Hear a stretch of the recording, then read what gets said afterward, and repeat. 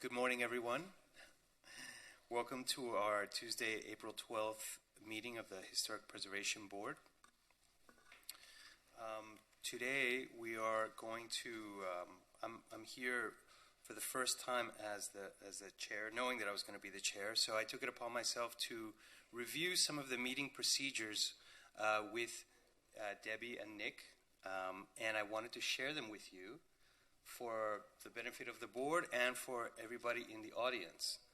I think some of our meetings have been getting a little bit chaotic lately, so I thought it would be a good time to review our process, all right? And I've narrowed it down to 10 steps. I'll be happy to share this with you later, and if we get a little sidetracked, I have my little reference guide here. So we're going to have first the staff will present the item and describe the staff recommendations. Next, the board will have an opportunity to ask questions to the staff, right? Then, number 3, the applicant will make their presentation within a limited time, and we're going to ask the applicants to sit back down rather than stay at the lectern. After the applicant makes a presentation in a limited amount of time, we're going to ask them to sit down. Then the board will have an opportunity to bring up questions for the applicant. We'll take all the questions at once. If we have questions, we'll put them all out there and then ask the applicant to come back to the lectern, address those questions, and sit back down. Okay? Then we'll open the public hearing. The staff will call the public in person and on Zoom. And we'll ask, because we've seen that many times we have many members of the public reiterating the same point that other members of the public have already made, we're going to ask that they refrain from doing that. You know, once a point has been made, we don't really need to hear more comment on that same point. Okay? And this is, to be sensitive, with everybody's time, with the board's time, with the applicant's time, with the city's time. There will at that point be an optional rebuttal by the applicant without reopening their presentation. If the applicant wants to address something that's been brought up, they can. And then we'll have board member comment. We'll each go one at a time in no particular order, except that I think the chair has been asked to go last. Okay? And at that point, we can do one of two things. We can have an optional straw poll, which would come with a motion, a second, and a discussion. Or there might be an optional amendment to the motion at that time, which will come with someone who moves it, a move to amend, a second, and a vote with a majority deciding on that amendment, if there's to be an amendment. And then we'll do a roll call. Yay or nay only at that point. I'm going to try to adhere to this for the benefit of everybody, for the benefit of the meeting going forward. And I only brought one copy, but if it's okay, I'm happy to make more copies or share with the other board members so they have it here for the next meeting anyway. And we'll do our best to keep things moving smoothly, okay? All right. With that, Debbie. Okay. Thank you, Mr. Chair.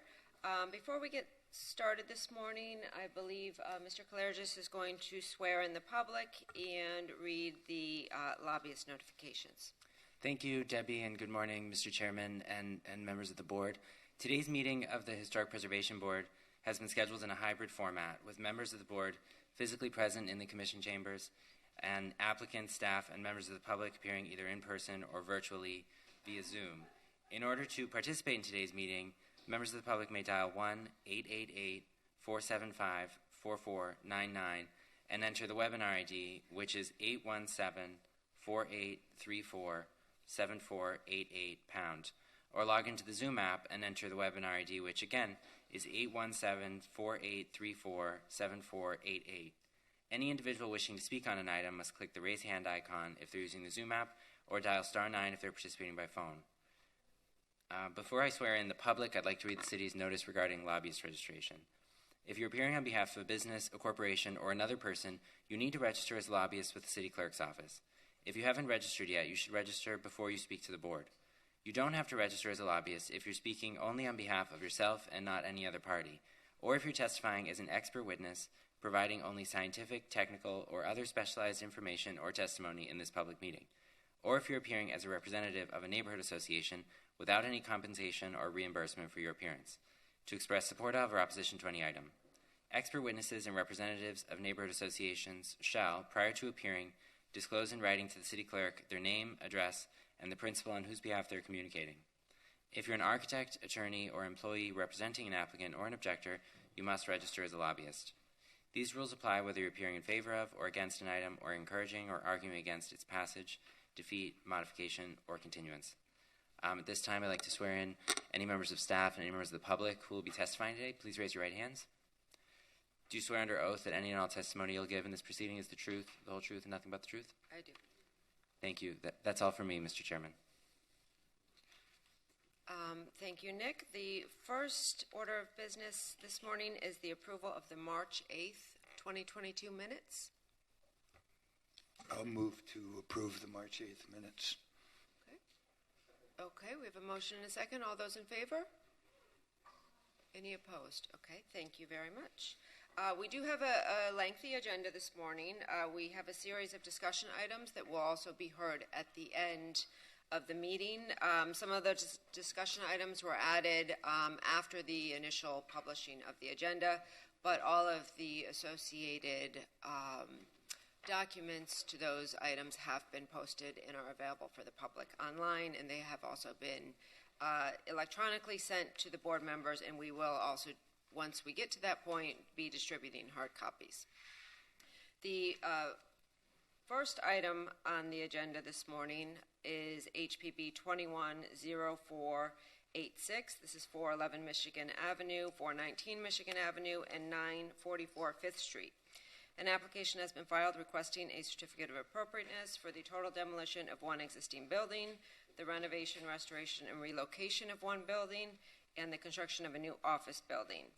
They are also requesting a variance to eliminate the open court requirement and one or more waivers. The subject property is comprised of two parcels. There is an existing vacant construction site on the northern parcel that fronts onto 5th Street, and there are two existing contributing buildings on the southern portion of the property. The applicant is proposing to retain one of those existing buildings on the southern portion. This was a Mediterranean Revival style structure constructed in 1934. It is modestly detailed and incorporates significant architectural features. As part of the application, the applicant is proposing to restore and relocate the building, which is currently in the center of the lot westward toward Michigan Avenue. Additionally, the applicant is proposing to elevate the building approximately 4 foot 1 inches to meet 9 NGVD, which is the required base flood elevation plus freeboard.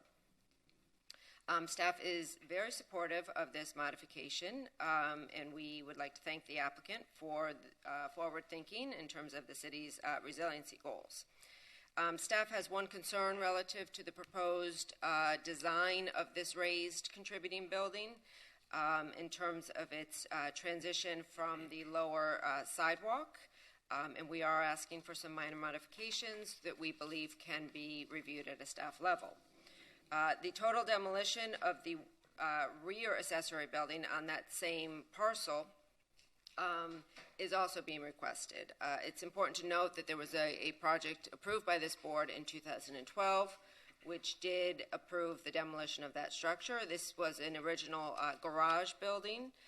We were not able to locate any original permit plans, but after evaluating the building, again, staff has no serious concerns regarding the demolition of this building, which has been altered and is only currently visible from the alley.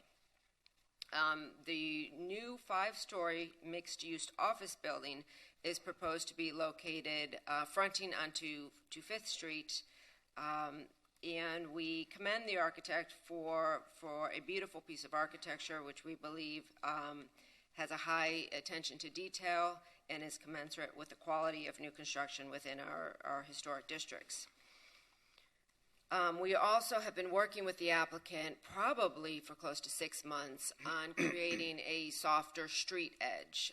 This was one of our primary concerns early on with the project because it is a large building. They are trying to use existing foundations that were constructed as part of a previous approval.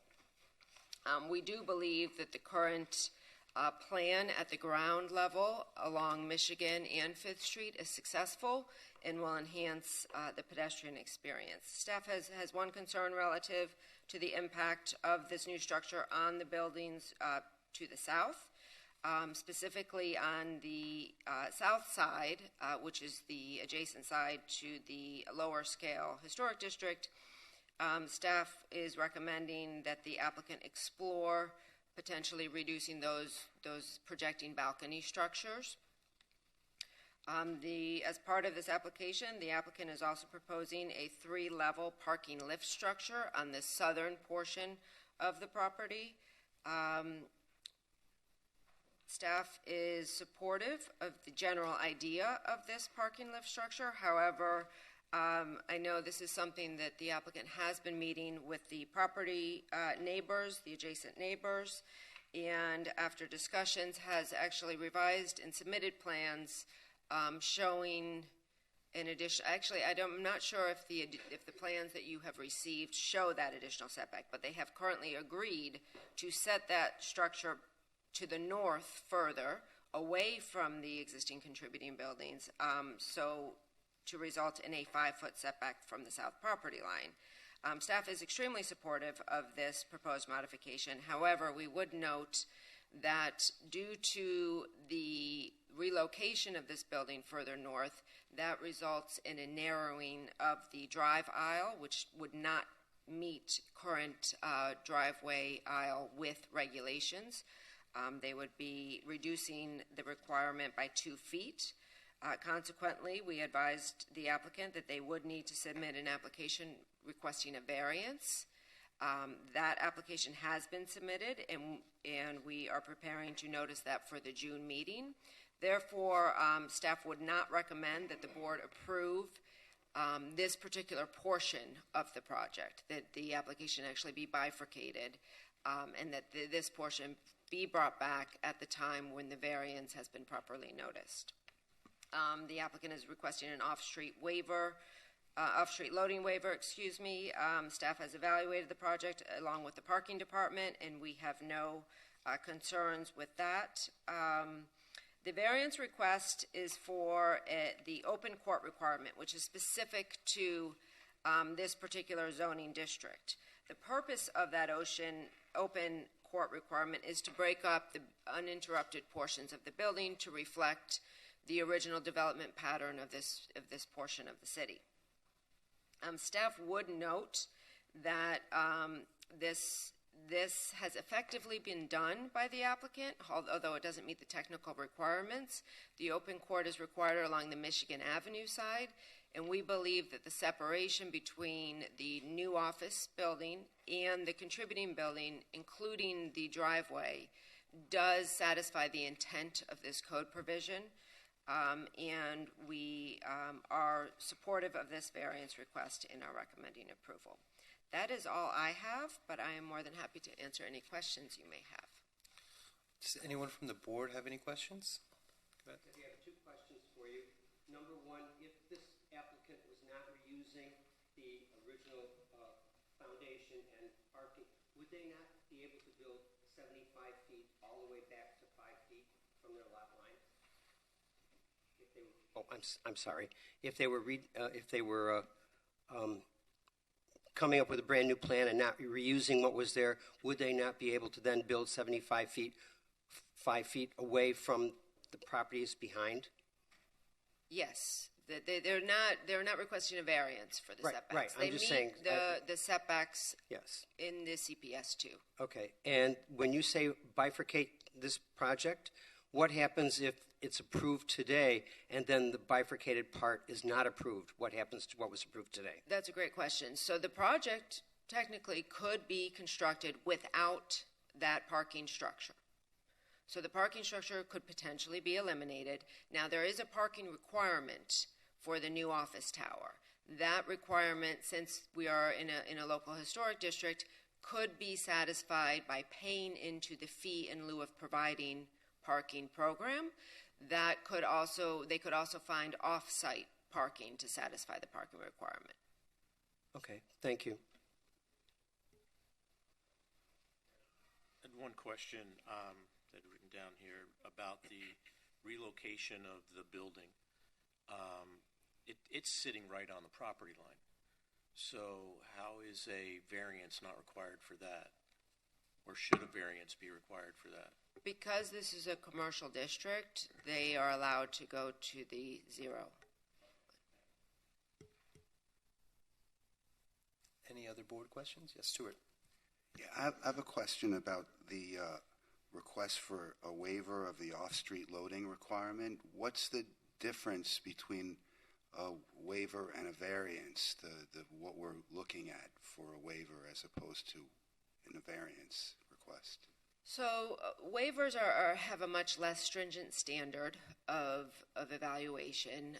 In this particular case, the board and staff, for the on-site loading waiver, makes sure that there is available on-street loading.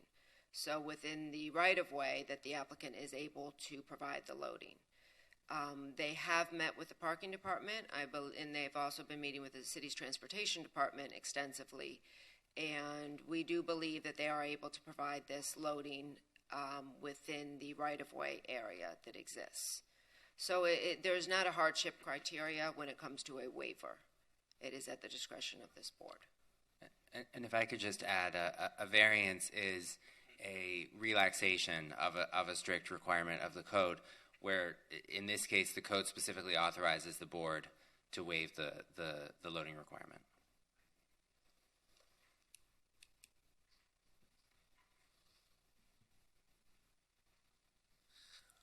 Okay, if there's no further questions, we'll ask the applicant to proceed with their presentation. How much time are we setting for these presentations?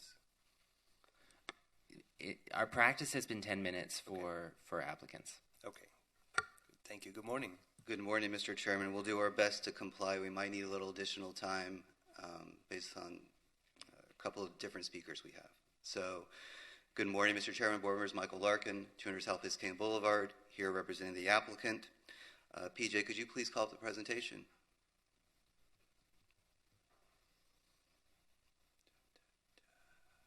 Thank you. Next slide.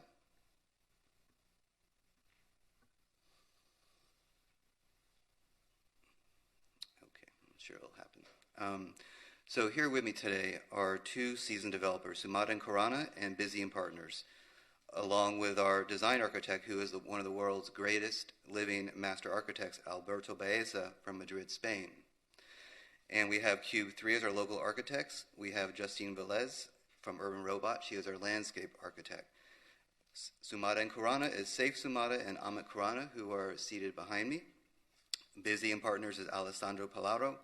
And independently and collectively, they have done great work in New York City and here in Miami Beach. Alessandro was responsible for bringing in Renzo Piano to do 87 Park at the very northern edge of our city.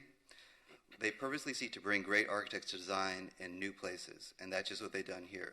Cube 3, you know them well, with Jonathan Cardello and my good friend Alan, who have been around the block numerous times and presented to this board on numerous occasions. I'm also being assisted by my partner at my law firm, Matthew Amster. So the property is located at the southeast corner of 5th Street and Michigan Avenue. It's in somewhat of a derelict state. About 75% of it has been developed and excavated for a subterranean parking garage. The remaining 25% houses this unique, really beautiful historic building in the southern third of the property. But the property is in desperate need of some TLC. It's certainly ready for redevelopment now. Staff is recommending approval of our project with a bifurcation. and they're also recommending in favor of the waiver of the loading zone and the open court variance. The Fifth Street corridor is not only a wide major transportation corridor, it's the gateway to our city lined with appropriately sized, taller buildings. As you enter our city from MacArthur Causeway, you see Bentley Bay on your left, you see the Icon on your right. You'll pretty soon see 500 Alton, which is 519 feet in height.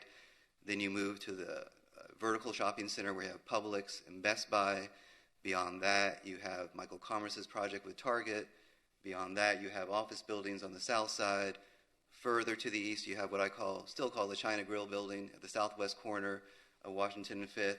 Northeast corner, you have an office building 50 feet in height. And then the building where one of my first projects, where Equinox is located now. So throughout this corridor, you have taller buildings, and our building has been pushed to the north of our property to meld with this existing fabric of buildings lining this corridor. This is for Class A office use, where it certainly is important with regard to the floor-to-ceiling heights. There is a scarcity of Class A office in the south of Fifth neighborhood. The City Commission has prioritized the redevelopment of properties in our city for Class A office to diversify the city's economy. We are also perfectly located on this transit corridor, especially when multimodal transit will arrive hopefully in the near future. There was a recent code amendment that affected this property and others. It's important to note, though, that this property already had the ability to go to 75 feet in height for hotel and residential uses. That ability is throughout this entire corridor from Lenox Avenue all the way to Collins. We simply added office as one of the permitted uses to go to 75 feet in height in about a 3-block span on the south side of the corridor toward the west. So when you talk about transition, though, we have our office building, which is pushed to the north. Then you have our driveway aisle, you have our parking structure, and the relocated historic building. This provides an appropriate transition zone between the more intense Fifth Street corridor and the lower intensity historic district to the south. You'll find this development pattern happens in multiple areas in our growing regional area where you have an intense commercial corridor, then behind it you have a band of townhomes, let's say, then you have single-family homes. So the same type of staggered transition zone is replicated here in a microcosm, but we have it, and we're very happy that we're able to have that type of buffer zone here. But by contrast, if you look at the WeWork building to our west and the office building immediately to our west, they're at the 50 feet in height all the way to 4th Street, and they present their backside to the historic district with their garages. We're not doing that. We fall much, well short of 4th Street, and we're being very respectful of our neighbors to the south. With regard to our outreach, we've made significant outreach to SOFNA. They're a very strong neighborhood group here, and we're not only in support of the legislation, but also in support of this particular project. We've met with MDPL and we presented our project to them. With regard to South Point Elementary School, when our code amendment was undergoing the legislative process, we went to the planning board, and certain members asked what type of public benefit were we giving back to the neighborhood. And our development team is used to doing that. They identify institutional uses in the surrounding neighborhood, and they form a partnership.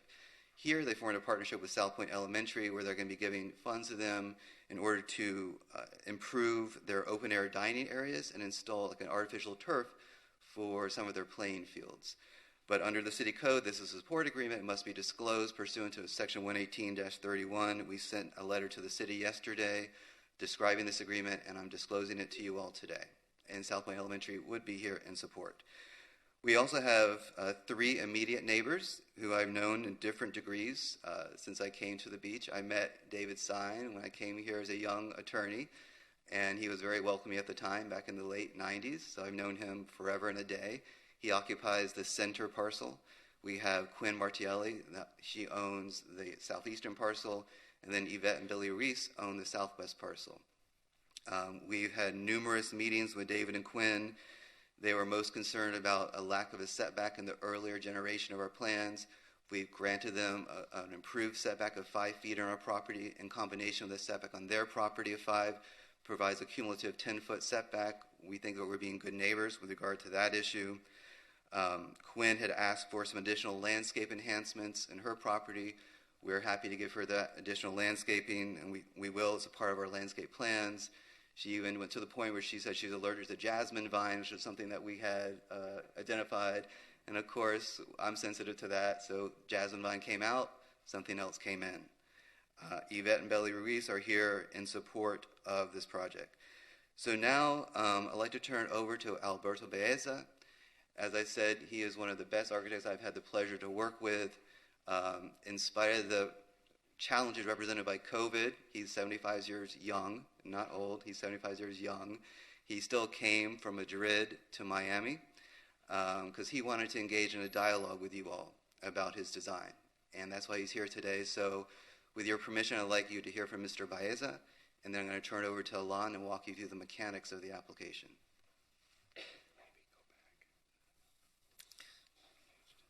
Oh, can we have the PowerPoint presentation up, please? Yes, there you are, Mr. Baeza.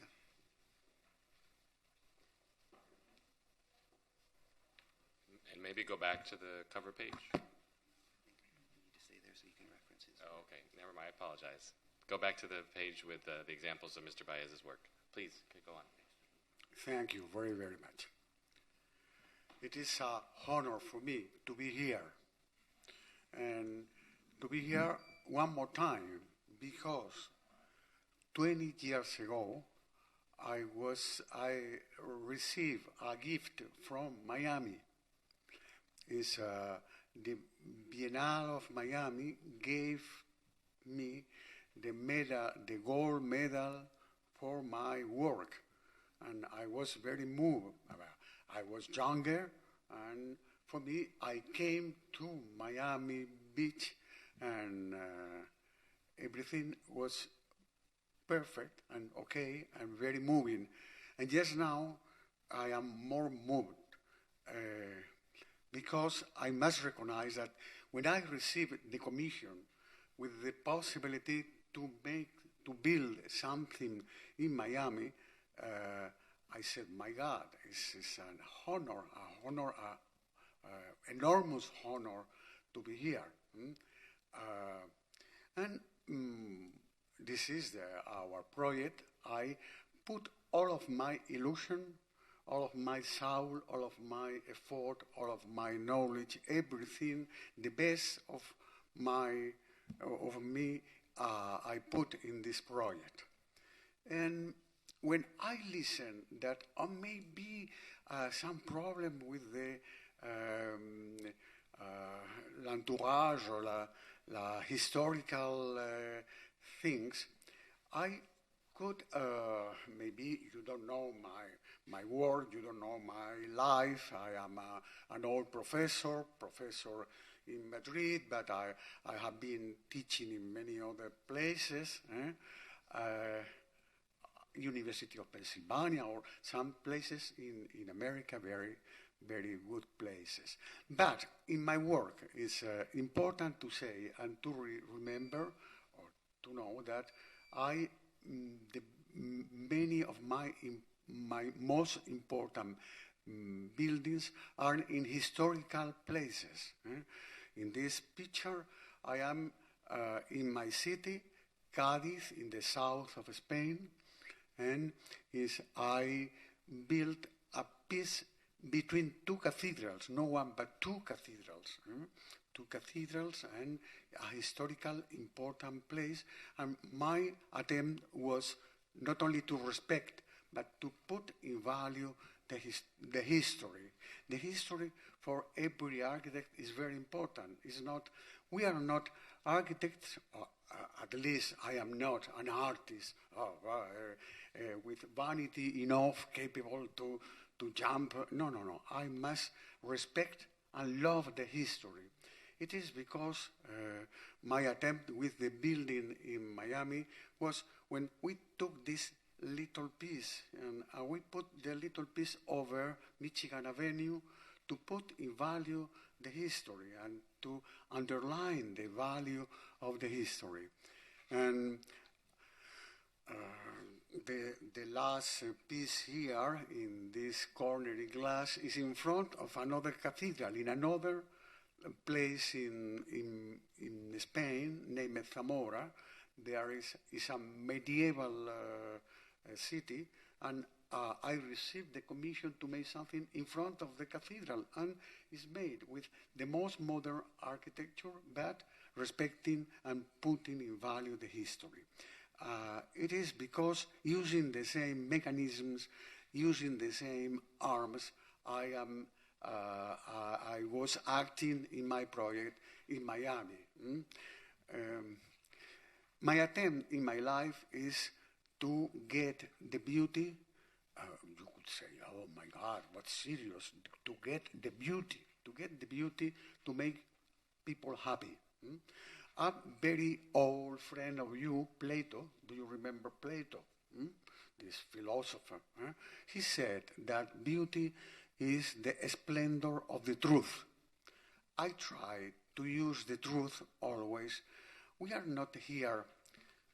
I am this morning with all of you very happy and quiet and serene because I am not trying to trick,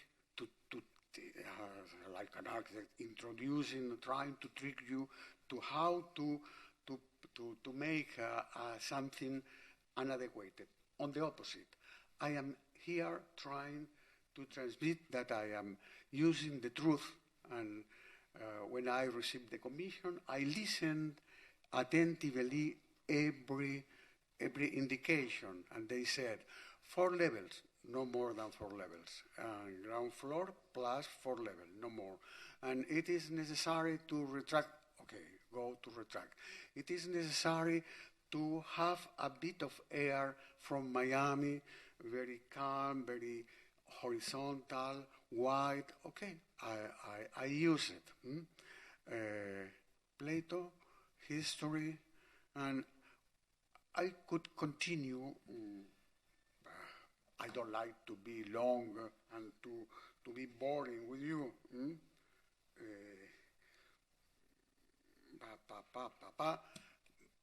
Maybe I could, in the same way that I am quoting Plato, I could quote Isaiah, the prophet. And Isaiah was waiting for God, and it was an enormous earthquake, and God wasn't there. It's in the Holy Scripture. And after an enormous rain, and God wasn't in the rain. God was at the end, and Isaiah listened the sound of a gentle whisper. And this is my attempt to make an architecture calm, serene, silent, very Miami, in such a way that I hope in a future, very close, Miami could be proud of our building. Our building should be a jewel for our city. Our Miami Beach could, I hope, I'm sure, will be proud of our building, because the building is not only by me, but by all of us. Thank you very, very much for everything and to listen to me. Thank you. Great. Thank you so much, Mr. Baeza. So just to beg your indulgence for 5 minutes while we go through the mechanics of the application, Alana's a master at doing it efficiently. So If we can go to the next slide, please. Forgive me, I'm not as charming as Alberto. One more slide, please. I think we all understand the location. Here's a great image. You know, what was an exciting challenge as all of us as collaborators, including city staff and neighbors, was the intricacies and complications and parts and pieces of this site. We have an existing foundation, historic structure, and really an urban condition that's very unique. So as urban designers and architects, next slide, please, we wanted to make sure we incorporate all these things. This is where the zoning sits in terms of setbacks. A very simple diagram. You can see the front is considered Michigan Avenue, the rear is considered the alley, north is 5th Street, and to the south we technically have a 0-foot setback. Next. We hired a historic consultant. They did a lot of diagrams. We obviously consulted that. We've documented the building. If you could just keep flying through these till we get to the ground floor. Obviously the site, the elements of the site, we've documented everything. This is showing you where The building currently sits as the dash line to the right. Our plan is to really, we took very seriously the importance of this structure. And what we wanted to do is not have it get lost within the site, but bring it out to Michigan Avenue, have it feature. If you think about it, this is an entrance into the Ocean Beach Historic District. Not only do we want to restore this building, raise it up to new future flood height, but also feature it. So this building's new use will become sort of a cafe juice, an amenity for the public. We plan to redo the landscaping in front, around, behind, along the side, and make it sort of a courtyard that can be used by the community and as a feature sort of jewel just as much as the new office building. Next slide, please. This is all the documentation. Next. We modeled it in 3D. We got every square inch of it. Next, please. Every facade. Next. The orange items are what are going to be removed in order to make sure the integrity of the structure can be restored. Next. And the elements that don't meet code. This is a great rendering because this is the new building featured if you're looking at from 5th down Michigan Avenue. You can see the new courtyard in front, the enhanced landscape. We really want to make this building feel lush and make it, again, amenity for the public. And here you see it raised up for future resiliency and flood proofing. We have a private drive that you see as a preview here. Inward, porous concrete pavers. Again, resiliency, flooding, always an issue here in South Beach. Next. And here's a night shot. What's really nice about this is you get to see the private drive, the space between the historic structure and our new building, and its relationship to the historic buildings to the south. We, on the second floor, we pulled the balcony back, and it's really almost framing that building on the pedestrian scale. What's nice also is there's a solid void relationship that's created by the plaza to the left of the historic structure, and then that's the void, and then the structure itself is the solid along with the buildings to the right. So if you can almost imagine, the second floor balcony forms this datum line that really encapsulates this pedestrian experience as you're going from 5th and scaling down towards 4th Street. Next. Here's the ground floor plan as it previously was. You can see the new historic structure bottom left of the page, and then our parking structure, which is really double height instead of the same scale of the historic structure. It has triple height stackers in it, mechanical stackers. And you can see the new office building sitting on top of the existing foundation. A lot of gymnastics went into play. Again, it's important for us, resiliency, adaptive reuse. The existing foundation was reused for this new project, having been designed for a previous one. Next slide. So with the new discussions with the neighbors, discussions with the city, you here can see the parking structure moved 5 feet away from the property line to the south. Remember, by right, it's 0. And then there's space between the structures, the existing structures to the south. That's also going to include enhanced landscaping. It's going to be a green wall on the east, south, and west, bougainvillea and green roof on the top of that parking structure, and a 5-foot buffer of greenery on the ground plane as well. You can see to the left will be beautiful landscaping done by Urban Robot. He's here today as well. And then the yellow highlighted is the existing structure that we're working with. Next. This is the variance for the drive. Once we move the parking structure 5 feet north, we are down to 20 feet. 22 feet is a requirement. Next. And then here you can see a rendering from the alleyway with the neighbor's property to the south, the existing conditions obviously to the left. To the right, you can see our parking structure. Again, making sure we're a landscape buffer. The setback required on the alley is 5 feet. We're 9 feet away. In addition to that, we're going to enhance green wall. Top of the building is bougainvillea, and then we did breeze block. We envisioned this as sort of a transitional piece of architecture between the new modern sleek building and the historic building. This kind of fell in between and grabbed some breeze block to contextualize the building as a member of a building of South Beach. Next. Here's another view just from the alley. You can see the spacing. We're also going to include some fencing for security, privacy, and then you can see the private drive to the right with the porous pavers. Next. This is the basement level, which is, again, being reused. Most of the parking will go here with double height stackers. Next. And this is a typical floor. What's really beautiful about this in the design is that you imagine the golden section, purity, logic, everything is balanced. It's a square volume. There's a interior courtyard that's open to the sky as well. The cores are balanced on the north and the south, and there's a 10-foot perimeter balcony around the entire structure. Again, not only did we reuse the existing foundation, but we made sure to push the building as far north as possible. So contextually along 5th Street it makes sense, and it gives a buffer from the properties to the south. The balcony edge sits 45 feet away from the property line to the south. The volume of the building is then inset 10 more feet to be about 55 feet away. There's a glass, almost a glass volume with these beautiful, elegant cantilevered slabs with refined metal detail on the edge that go around the building, make it feel light and breezy, and really a compliment to the city of Miami Beach. There's in terms of resiliency, there's passive energy options with doors being able to open. It's truly an office space for Miami Beach. We can open all the doors. We can have meeting spaces on the balcony. And this is a typical plan going all the way up. Next. This is the landscape plan of the roof. It's a private use rooftop. The X is where you can see the courtyard open to the sky down to the levels below. Next. Some materiality, the proportions, again, everything is thought of. It's not just going to be, your typical low-end materials. We're looking at white Thassos stone on the base, on the podium, and on the ground level as well. So just even the proportions of the stone match the proportions of the building in section, elevation, and floor plan. Purity, elegance, making sure the detailing is very specific and very beautifully done. Next. In elevations, next. You can see the balance of the building, very pure, very simple. Next. One other thing to mention in this section, this is through the private drive. You can see also we're planning for the future raising of the street, which is at 5.26. We're raising the street to 5.3, so in the future, and raising the sidewalks in front of our property on Michigan. So in the future, when the street is raised, we're going to be level there. We're planning ahead. We're making sure we're doing site improvements for the city as well for the sidewalk level. Next.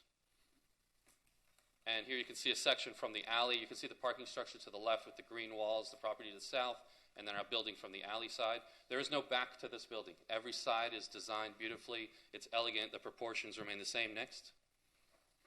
And here's the parking structure if we're cutting through the private drive looking south. Again, bringing back that South Beach feeling with the breeze block. Even the proportions and the frame and structure of the grid of the breeze block relates to the floor plan, the elevations, the sections. Purity, simplicity. Next.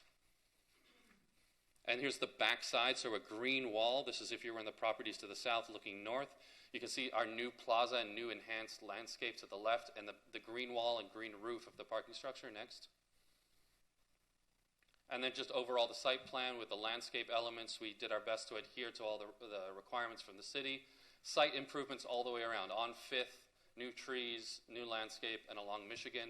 Michigan raising the sidewalk up to meet the future crown of road. Next. And this is the breezeway as discussed as meeting the open court requirements. So in the red, we have this courtyard, and then the rest in yellow is really terrace level on the north, alley space in the back, and then road and space around the building. Next. Here you can see just the relationship and highlighted in orange, and I'll let you guys take a closer look at this. This is just the dimensions from the other properties from the street, from the south, and then you can see the scale. As we mentioned, the properties to the west of us go all the way down to 4th. We're maintaining our height on the top 2/3 of our property along 5th to make sure that contextually makes sense as urban designers. Next. And I'll just end on this rendering. Again, you can see the beautiful proportions, the thinness of the slab, the lightness of the structure, the volume pulled in. So even though this building is to the property line to the north and to the property line to Michigan, on that corner, it's a beautiful urban condition. It gives lightness to the building. As we mentioned before, the podium also steps back in a terraced way with beautiful landscaping on there. So we see this building as not just a private building sitting on here, but that podium level becomes an urban piece of furniture almost for people to use, and it's a part of the city. Thank you very much. Thank you, Mr. Chairman, board members, for all your patience with our long presentation, and I would like to reserve some time for rebuttal. Thank you so much for your presentation. At this time, if any of the board members have questions for the applicant, maybe we can hear those, and then we'll give them a chance to respond to all of them at once. Any questions, Ray? My first question, My first question is, since this is going to be bifurcated and we're talking about 20 feet versus 22 feet. Is that one way or is that two way? One way. One way traffic. Correct. Okay. And for any of those that are interested more in seeing a completed Class A office space, the Starwood headquarters on Collins Avenue very much represents this type of construction and how it's with the open spaces outside for people to have meetings and stuff like that. And I think that this is a fabulous project, and I thank you for bringing a world-class project to a world-class city. So I'm going to jump in and just to distinguish this part of the meeting, this part of the presentation, this application, we'll just ask questions. We'll hold our comments till after the public comment. So does anybody else have any questions for the applicant at this time? We'll reserve time for our board comment later, but questions? Yeah, Stuart? I was wondering if you could describe to me so I could see better visually what the parking under the structure will be like, because I saw from the plans that the cars will get in and out by way of an elevator. Correct. Yes. Right? And so how will people get in and out, and what's it going to be like down there? So it's 100% valet, first off. So valet operators, everyone will pull into that private drive, drop off their car, and the valet operators will move the cars to those elevators by means of the alley or going around the block and entering into that garage. The access for that will be really for valet attendants only in that garage level. And the valets drivers will come in and will come out through the elevator too? They have access through stairs, elevators, two elevators, obviously the car elevators as well. And there's no other use under the building? There is a restroom and a shower down there. There's also some long-term bicycle storage as well.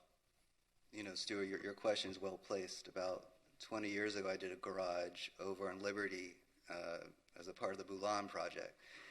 And I don't know how we got away with it, but there was a rope that the attendants used to go, and me and Phil Azan fought tooth and nail, and even in front of Bora, I think, and we ultimately got it approved. But then based upon a future amendment to the Florida Building Code, you no longer have, because the attendants will go up by a rope to the upper floors, and thankfully that's been eliminated. But I did get that. So it's a good question, and that's how they traversed up and down using the stairs. It's simpler. Laura, I saw you had a question? Yes, thank you so much for the presentation. I hope I'm allowed to say that. Compliments are allowed. I think resiliency and preservation is so important. Have you guys hired an engineer to assess the current building and just to make sure that's a viable option? We've met with obviously structural engineers we have that have been working on this project. We also have a special consultant that deals with moving the structure. So we're ensuring that the structure doesn't get damaged, the practices and principles outlined by that gentleman. I think it's been submitted as well as part of the package, very detailed on how we're going to go about moving that and preserving it. Yeah, I just want to ask a clarifying question. From what I was looking at in the report and all the materials presented, there's a discussion of there's two contributing buildings. From what I can tell, the one contributing building that's being asked to be demolished is being replaced with parking, and I didn't really hear any justification of why that contributing building needs to be demolished, what the justification of that building being demolished is in order to make the project feasible. So that structure it's been converted many times and sort of, adapted for many uses over the years, now being used as sort of a quasi-office when it was used. It's previously been approved to be demolished on a previous approval for this project as well. So, with also the historian that we hired, they came to the conclusion that the preservation of the main structure is really the most pure representation of that period of architecture, and that is the focus of preserving that piece. Where the other one has been just changed over time, the documentation may not be there for it to restore it properly. That doesn't really answer my question of if that contributing structure were retained, how would that affect the actual project? I think it would affect it a great deal. We're obviously trying to make sure we can move traffic off of the street, provide a private drive that can handle the loads of this office building and not affect the neighborhood in such a way that would be negatively affecting the traffic and the use, as well as making sure we respect the neighbors and have all the programmatic elements and be able to feature this historic building in a way that makes sense for the site. Does the existence of that contributing building hinder your capability of taking advantage of the FAR you're eligible to have for your project? It's such a small piece. I think it's under 500 square feet. Yeah, it's not an FAR grab. Yeah. It's more just endurance with internal traffic circulation, because the prior approvals didn't consider that. And you are putting a lot of traffic on the surrounding street network unless you incorporate a private drive. So with the private drive, we think that's being much more friendly to all of our neighbors. Thank you.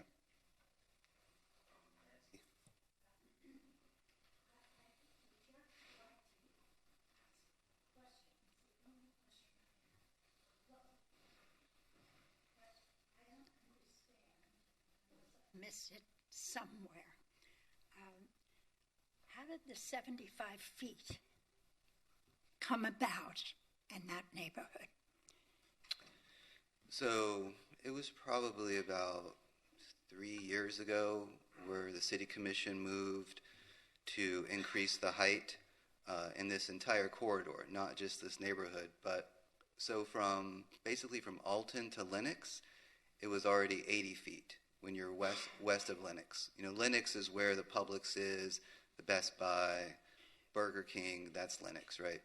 So eastward of Lenox, almost all the way to Collins, I think, about 3 years ago, the city commission determined that because of the width of this transportation corridor, it could accommodate additional height from 50 to 75 feet.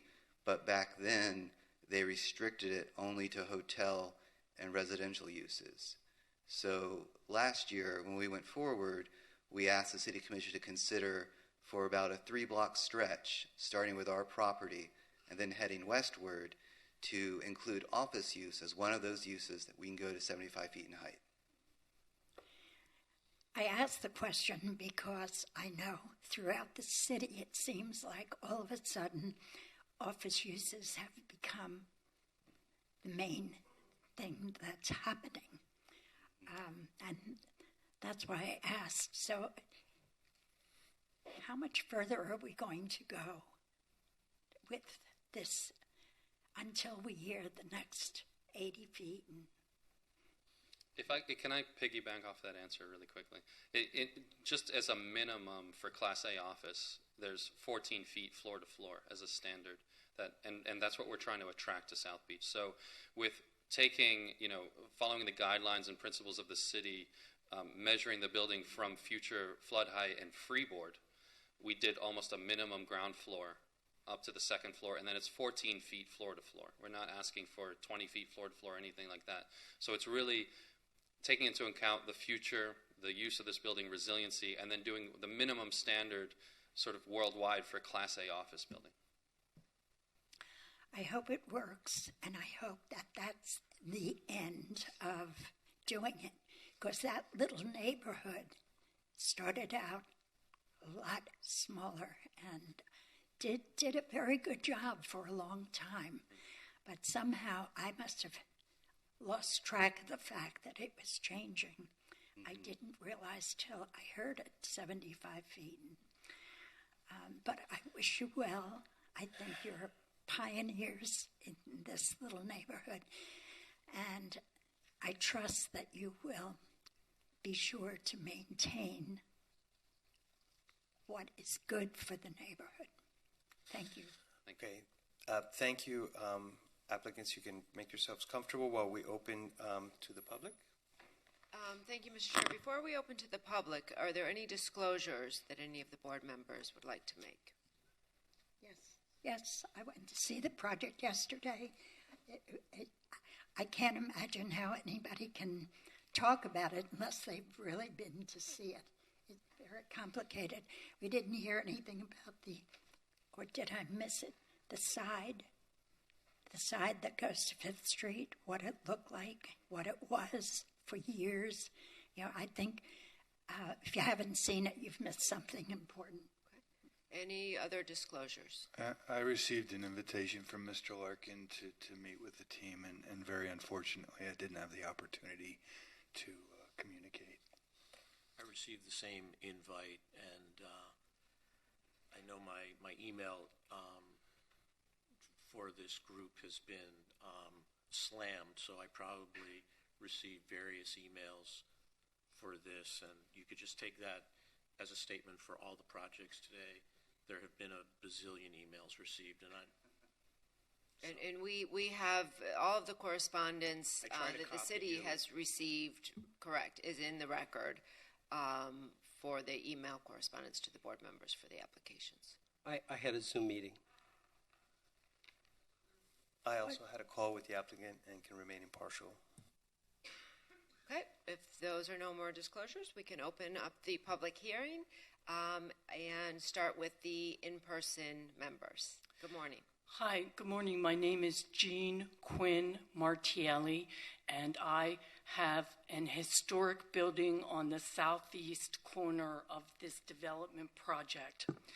Dear honorable board members, I want to begin by thanking everyone for upholding the 5-foot setback, which has been the 80-year precedent in the historic district. I'd also like to thank everyone for saving the unique 1934 historic structure. Let me begin by saying no one wants the 411 project to go forward more than the direct neighbors. We just want to get it right. It's a beautiful structure being proposed. Unfortunately, it is off scale for the site. The structures with which it is being compared on Fifth Street do not abut historic districts on the south. The developers have had a challenge because they wanted to fit their structure over an existing footprint. The structure as it is now proposed has been designed with a large atrium in the middle, which has caused the girth of the building to push up against all of its surroundings. It is the building's girth that is the problem, not the new height increase. The developers have pushed to maximize the size of the project in addition to benefiting from the height increase. For instance, the balconies are 10 feet and extend to the property line. If the balconies were smaller, it would look better. We get that everyone wants the new project to succeed, as the site was previously abandoned by the last developer. Still, some sensible limitations are required in order to have the landmark building on Fifth Street that everyone can admire. We would like the structure to be an enhancement from the point of view of the historic district located directly to the south. 4th Street has major foot traffic. People walk to the elementary school, etc. If the structure were made smaller, it would be more compatible with the historic neighborhood. Thank you, everyone, for your consideration.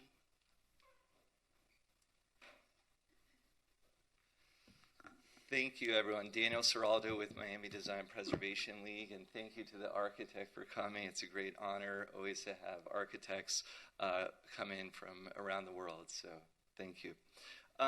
So I wanted to thank the neighbors. They are really involved in participation. I think a question was asked by one of the members about how did this happen, because I don't think it came to all of you originally, the height increase. Just so all of you know, when this happened on Alton Road, there was going to be a new Baptist Health urgent care and also the Bureau office building. The city actually worked with Historic Preservation, created a beautiful overlay. So, and I would urge anyone here in the public to look at the new Baptist, the new Bureau, and see how after about 3 stories, it's set back quite a bit on the upper floors. Unfortunately, because of this rush I guess it just went to the planning board. We weren't able to have that opportunity. So now, of course, we have neighbors that are rightfully, concerned of this building that, I think everyone thought the height would be higher, and that means it would be slimmer. But no, they put a whole atrium in the center, which doesn't count towards FAR at all. So imagine that. It's like a balloon that just pushes everything out to the neighbors and to the street. And so we don't believe it's compatible. We object to any of the variances. And, we hope if there's like 3 members here that agree that maybe it can come back with some additional study about the setback on the upper levels in the back. It could make a better project. The balconies could be deeper, beautiful views. But just to sort of kind of helicopter in this building that, looks like it doesn't really fit in, I think would be a disservice to this beautiful historic neighborhood. I know they want to save the foundation of the failed project, but that's not our fault. And so compatibility is number 1. Thank you.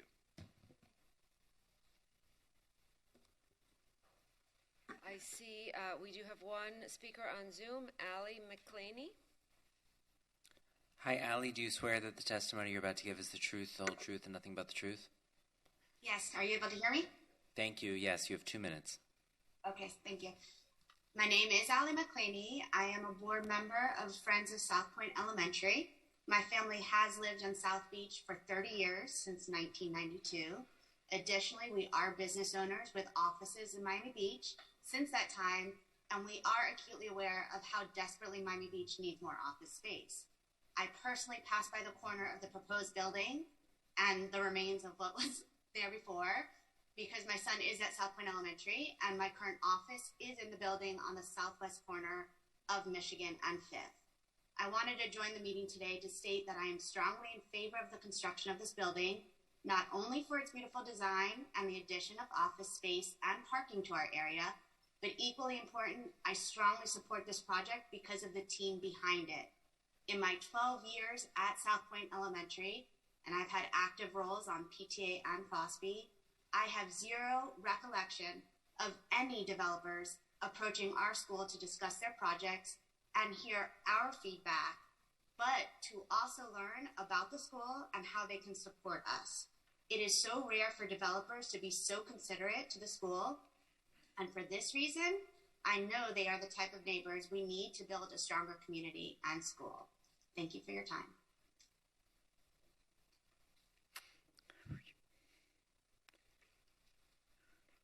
So short. Good morning, everybody.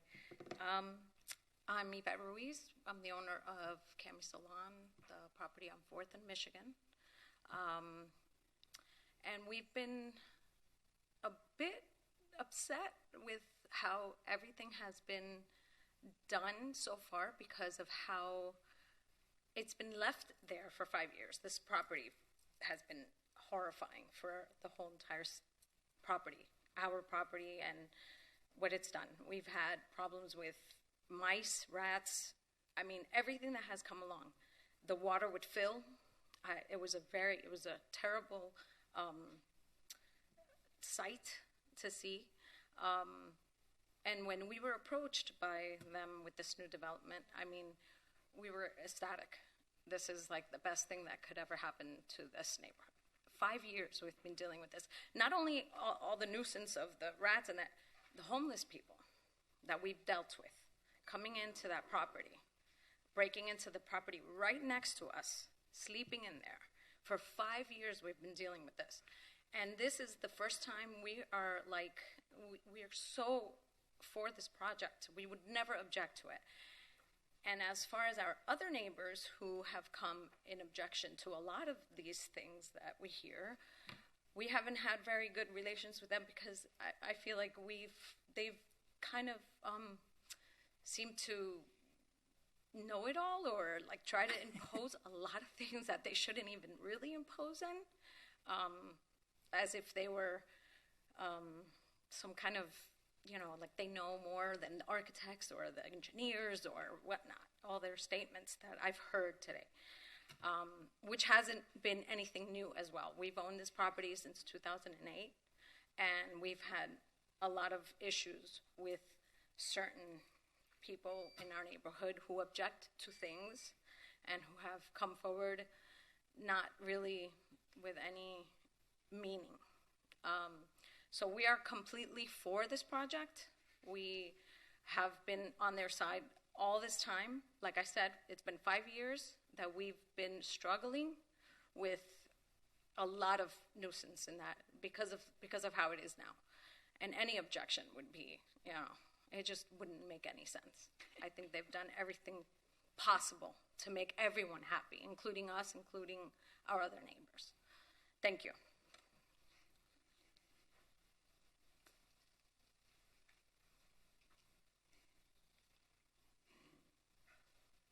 Good morning. My name is Laura Bala. I'm a resident in the South of Fifth neighborhood, and I'm here in support of this project because I feel that it is a tremendous addition to the community. I think that I have no doubt that it will be a beautiful structure, and I think it's inappropriate to object to its size or scale after all the work that's been put in by professionals and yourselves. But from a practical standpoint, it's going to be a world-class building and a Class A office space that will bring in a very high caliber of tenant, their employees. They will support local businesses and will, as the previous speaker just said, really improve that site. The site itself is dreadful. So I ask you to really consider the needs and the desires of the community as opposed to, with respect to my neighbors, I understand that everybody has their opinion, but I think that the vast majority of the residents in our area would far prefer to have this building to anything, to any alternative, to a hotel, so I respectfully request that you really consider this as a boom to the neighborhood rather than the blight that sits there now. Thank you.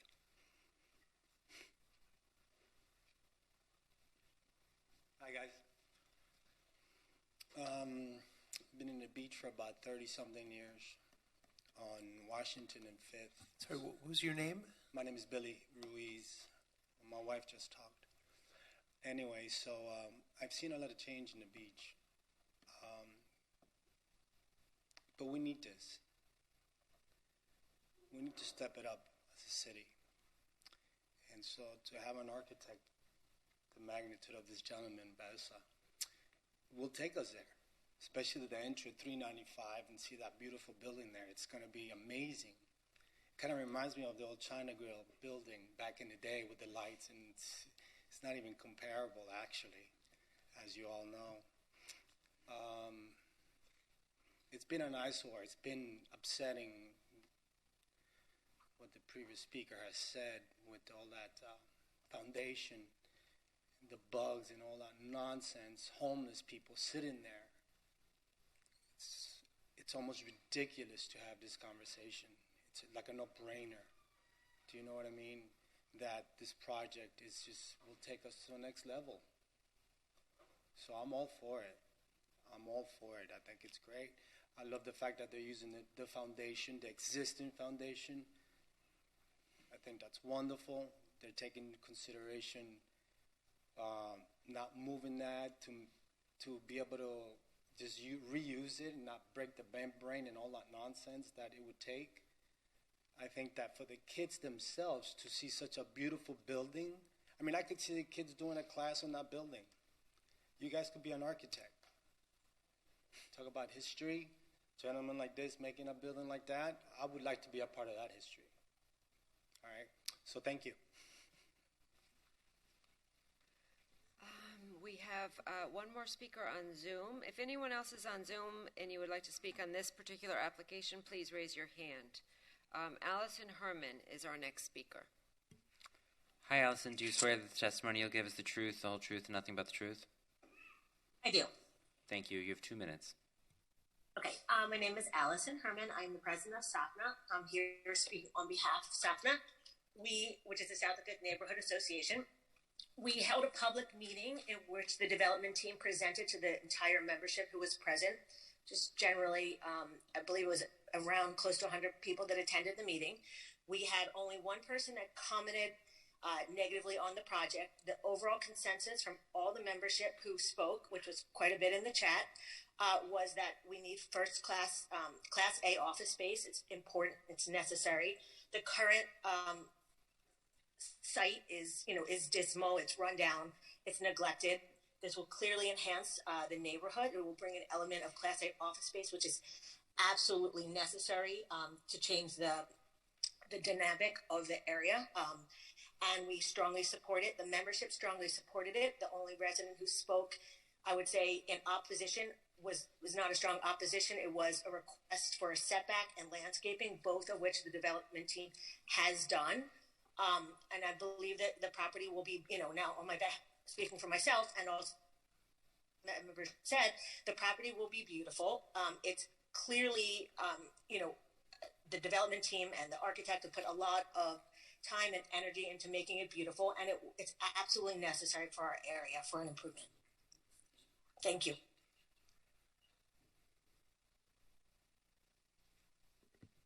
Hi, good morning, members of the Historic Preservation Board. Just to be clear, I believe that Allison was referring to me as Matthew Goltanoff.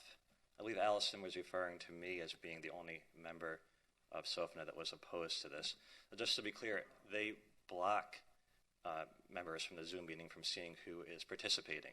So I think it's an unverifiable claim that there was 100 people there for this sparsely attended summertime Zoom meeting a year ago. But to the point, I'm also a South of Fifth neighbor resident, and I think the important thing to know is that no one in the neighborhood is opposed to this project per se. We all support the idea of Class A office space on 5th Street, south of 5th. But what we have an objection to is how this project is massive, the scale of the project, how it doesn't necessarily fit in with the context of the neighborhood.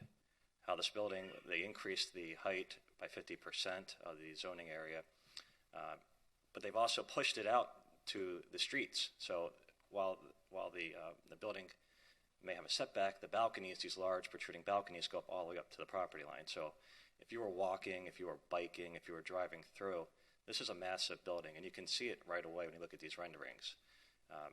So I think that's kind of the main concern amongst a lot of the neighbors here. It's not about the use of the space. It's not about whether or not this will be vacant. I think everyone wants to see this project move forward. They just want to see some care given to the context, given deference to the lower scale historic nature of the neighborhood immediately to the south. So that's what some of the folks that have spoken today are asking for, and that's it. For the professionals, the really experienced people on the board in front of me right now, to look at that as well, not just the shiny renderings or the really nice materials that look to be proposed. Right? It's a lot more than that. So that's what we ask that you look at. Thank you so much. Okay, are there any other members of the public that wish to speak at this time? Seeing none, Mr. Chair, you can close the public hearing. Yes, let's close the public hearing and move on to the applicant's rebuttal. And I'll just remind the applicant that this is a chance to respond to the comments that were made without necessarily going through the presentation once again. Sure. So I think the opinion of our immediate neighbor, Quinn, is the most important. I appreciate her remarks. I haven't known her for a long time, but I've known her for a short time, but I admire her tenacity, her charisma, her pluck. I think that she speaks well, and I just wanted to reinforce to her that staff has included conditions in this draft order that I think do address her concerns with regard to exploring reducing the balconies on the south elevation of our proposed office building. And I just want to also reinforce to you all that unlike our neighbors to the west, whether it's WeWork or the office building immediately west of us, those buildings approach 4th Street and by extension the historic district at the 50-foot mark. We are set back, the balconies are set back 45 feet from our south property line. And that doesn't even take into account the depth of our neighbors' properties because our south property line is not coextensive with 4th Street. we're actually set back 45 feet from our south property line. Then you have the depth of our neighbors' properties. Then you have 4th Street. And the actual building itself is set back an additional 10 feet from the balcony edge. So I don't think in any way it could be plausibly claimed that we're overwhelming the historic district when we're set so far to the north. A clear example of overwhelming could be our neighbors to the west, but we didn't take that approach. That's not the way the property is configured. I'd just like Alon to discuss the atrium and the balconies. Sure. Thank you, everyone. Thank you to the public as well for their comment. So essentially, those core elements that are existing as we've planned them. Sorry, not existing, but proposed. Those stair widths need to be in those locations in terms of egress capacity, in terms of the proximity and the length of the diagonal of the building. That atrium provides a mechanism to provide relief and use for and function for that building, open to air, and really that those cores are not going to be able to get any closer or shrink down or anything like that because of the proximity of the diagonal of the stairs. So just as a functional life safety aspect, not much would change there. And then really those balconies, as was mentioned, they're 45 feet away from the southern property line, plus another 5 feet for those properties to the south. So we're looking at 50 feet away from the properties. There was the medical building mentioned that they stepped back. So if I'm sure they didn't step back 50 feet away and then an additional 10 feet for the volume of the building. So we're 60 feet away in terms of the volumetric element of the building and really 50 feet away from the properties to the south. Great. So, great. Thank you very much for your time. Thank you. Do you want us to stay up here for any questions, or how does that work? No, I think we'll go on to board member comment. And so thank you. Sit down? Okay. Yeah, thank you. Okay, who would like to begin? Ray? As I said before, anybody that might have apprehensiveness about balconies going to the property lines, the first Class A office space building in Miami Beach is complete and open on Collins Avenue, just north of 23rd Street. It's the Starwood corporate headquarters, and those balconies go right to the property line on the upper floors. And with the openness of the balconies, you don't feel that you're hemmed in. It's not like the wall of a building. It's an openness of a balcony, and it has been commented by many people that have visited our neighborhood what a wonderful structure that is, and I'm positive that this structure would be every bit as good as that. And with a world-class architect, as I said, in a world-class city, I think we should embrace this and say thank you very much. Okay, Kirk? First, I want to commend the applicant and Mr. Baiza. Thank you for coming. It was, I think the new structure is a really beautiful and elegant design. I also feel like, as a board member, I feel like we have a rare opportunity here with all of the input from the applicant and from the public as well to create a win-win. I think it's a beautiful opportunity, and just to respond to some of the things I heard, I think I want to start out by saying that my big concern here is with the contributing structure, the accessory structure. I don't understand this. There's been a lot of changes since that initial proposal went to this board. I was not on the board at this time, I don't believe. And with the application, I'm perplexed that it's as if it's the accessory structure, which is listed as a contributing structure, is treated as a foregone conclusion, that it should just be demolished, where staff says in their report that it mirrors the main structure, and it does. You could see that. There's plenty of documentation within this proposal of the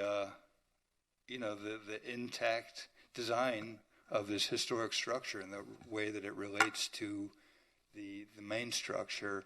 That also said, I think it was Mr. Ruiz that said, and many of the neighbors said, we need this. Let's keep in mind that this text amendment just happened in February, correct? The text amendment increasing the height. It sounds to me like it is going to happen. It will happen. It's a 50% increase in the height. And based on what I'm hearing from the public, it sounds to me like the contributing structures create a perfect opportunity to have a buffer and to eliminate that accessory use structure, which a couple of things to point out. We have the height increase, the text amendment. This property also has street frontage on 3 sides. There's a lot of opportunity there. And the way I see it, to replace a contributing structure, which there's been no argument that, I mean, there could be no argument. You could see the relevance and the relationship between the two structures in the proposal.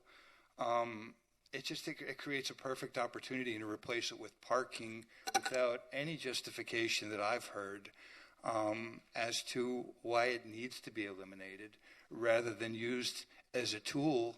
I think south of 5th, I say it every time we get a project, it's such an incredible neighborhood because of the diversity of structures and different periods and different architectural styles. And why do we want to erode that allure, particularly without a reason? It doesn't seem like there's a reason here. It seems like we have a great opportunity to incorporate that structure, to celebrate the 2 existing structures and to use them as a buffer from the commercial corridor of 5th Street and to make it fit in. I'm not the architect here. I'm not the architect on the board either. The atrium has been discussed. I don't know if there would be an opportunity to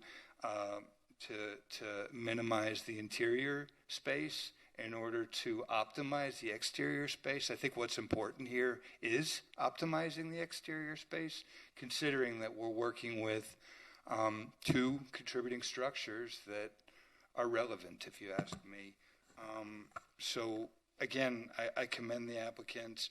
I think there's a tremendous opportunity to make some minor adjustments and do what everyone in this room, particularly the applicant and the representatives and architects, do best, and make it work. Make some adjustments, maintain those contributing structures, use them as tools, and make this project work and make it what, in my mind, there's no doubt, there's nothing standing in the way of this being a tremendously celebrated structure and a tremendous opportunity for historic preservation and new development to work together. I hadn't heard an argument of why that cannot be, and that would be my hope.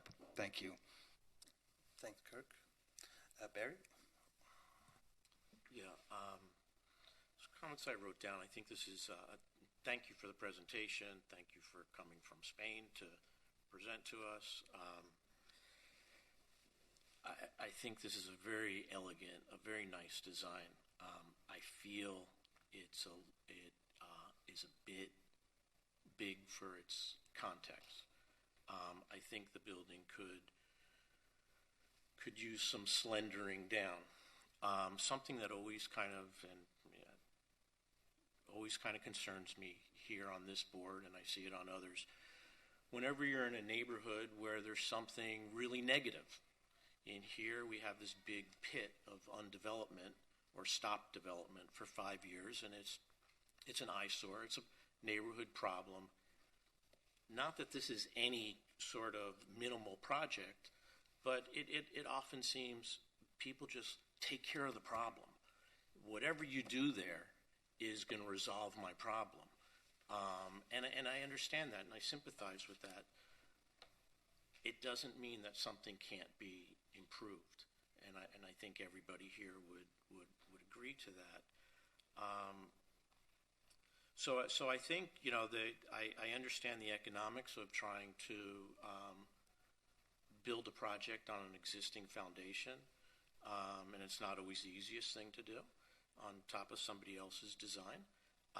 But I appreciate that. Maybe maybe you need to come back and look at this as not building 100% on that existing foundation and using what you can to make this building more compatible to its neighborhood and its immediate neighbors. I did have some concern. I think those are being lessened with the waiver of the loading. I did wonder, and you can answer it later, if there is somebody, if there's an operator in line for that juice bar. You answered my question about the property line. I would like to see this building narrowed. And I had a question also. I really appreciated the use of the breeze block in the car structure. But it seemed like that was, it wasn't used on the side facing the neighbors. Did I understand that correctly? So the elevation facing the neighbor is just a flat wall that you're then enhancing with vegetation. I think it could be a help, an improvement if there was some use of some openings there. And I loved that glass block. And I believe, and a statement here was made that I disagree with, that we need this building to have this high caliber tenant. I hear that high level a lot in thrown around in this city. I really believe that you're going to have your high caliber tenant with a more compatible building that is improved on this design that you have. And I would like to, as was said earlier, that if this contributing structure could remain, that's still a buffer. And I am a little, and I'm sorry if I'm rambling on, but I mentioned earlier about the zero property line for placing that building, that historic building there.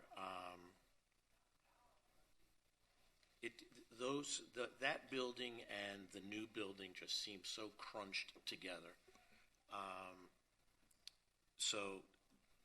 And maybe that's one of the reasons why I feel this needs to be narrowed in, slenderized. So I'll stop rambling. Laura? Thank you again so much. I really give my compliments to the design team, the development team.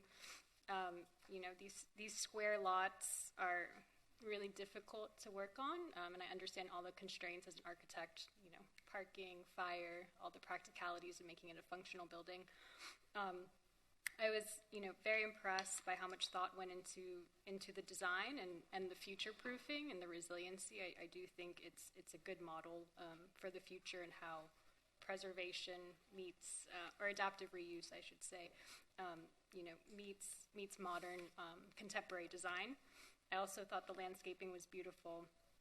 I do agree with my colleagues on the contributing structure in the rear. I believe it was an accessory kind of garage structure, which is a pretty prominent typology, especially in that neighborhood. I don't know if any discussion was made of how that could potentially be reused, maybe even reuse it as a garage structure. I understand you're very limited on space at that southern boundary, but that would be my only real concern if that could be reincorporated somehow. I think you've done a fantastic job relocating the more prominent contributing structure, so I do believe that potentially there could be some sort of solution there. There's just, in the context of Miami Beach, there's been a lot of discussion on contributing, non-contributing, and I think making that extra effort would definitely go a long way. And yeah, I mean, that's really my only comment. Thank you again. Nancy? Yes. I have a lot to say, but I have to tell you, my beginnings, I I had a memory here today when I heard from the PTA ladies. I was one of them, and I know what it felt like. We had the same problems back then, and the PTA always came forward and did the right thing. It is amazing to me that I've heard so much criticism already, and we haven't even gotten down to the rest of the group. I think it's a fabulous project.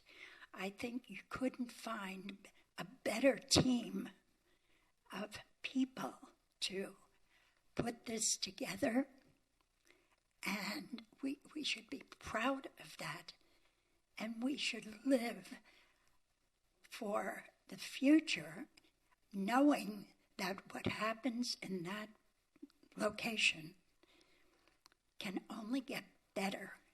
They're at the beginning, and they certainly have put together a wonderful first foot.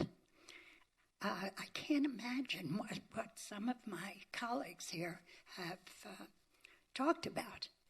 It was hard for me to understand where all of that came from. I thought the project was beautiful when we first started talking about it. And I was so encouraged. I thought maybe this is one time when we're all going to sit here and all 7 of us were going to sit and applaud it. But I guess that'll never happen. But thank you, PTA ladies, for coming. You had a very important role in this to make it happen. And I look forward to seeing it when it's finished. And congratulations to the team. You couldn't have done better. Thank you. Stuart. Okay, thank you, Chair, and Commissioner Liebman, and board member, Nancy. and Nancy, and Ray. I mean, I would echo what you would say, that it's a fantastic project. And it was a great presentation, and it's got a lot of community support, but we're the Historic Preservation Board. We're not here just to say we like the project or it has a great amount of public support, or as you pointed out, that there's a problem that we want to fix. We need to follow the policies of historic preservation of the city and the laws of historic preservation of the city, and I'd be happy to vote for something like this that does uphold the historic preservation policies of the city and the laws.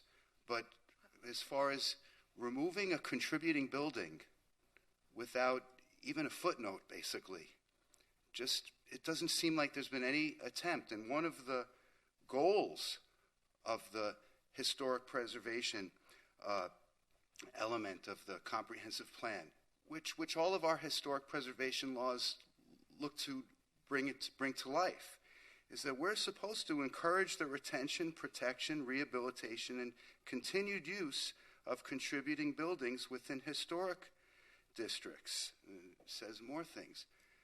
So for me, that's a threshold question, is why is this project not seeking a way to preserve a contributing structure and work that into the design? I feel it's a real privilege that I'm able to give my opinion about things like massing and compatibility, because my background is in law and science and not in design. But looking at that particular photograph of the building next to the building that's been moved up, the new building looms over it.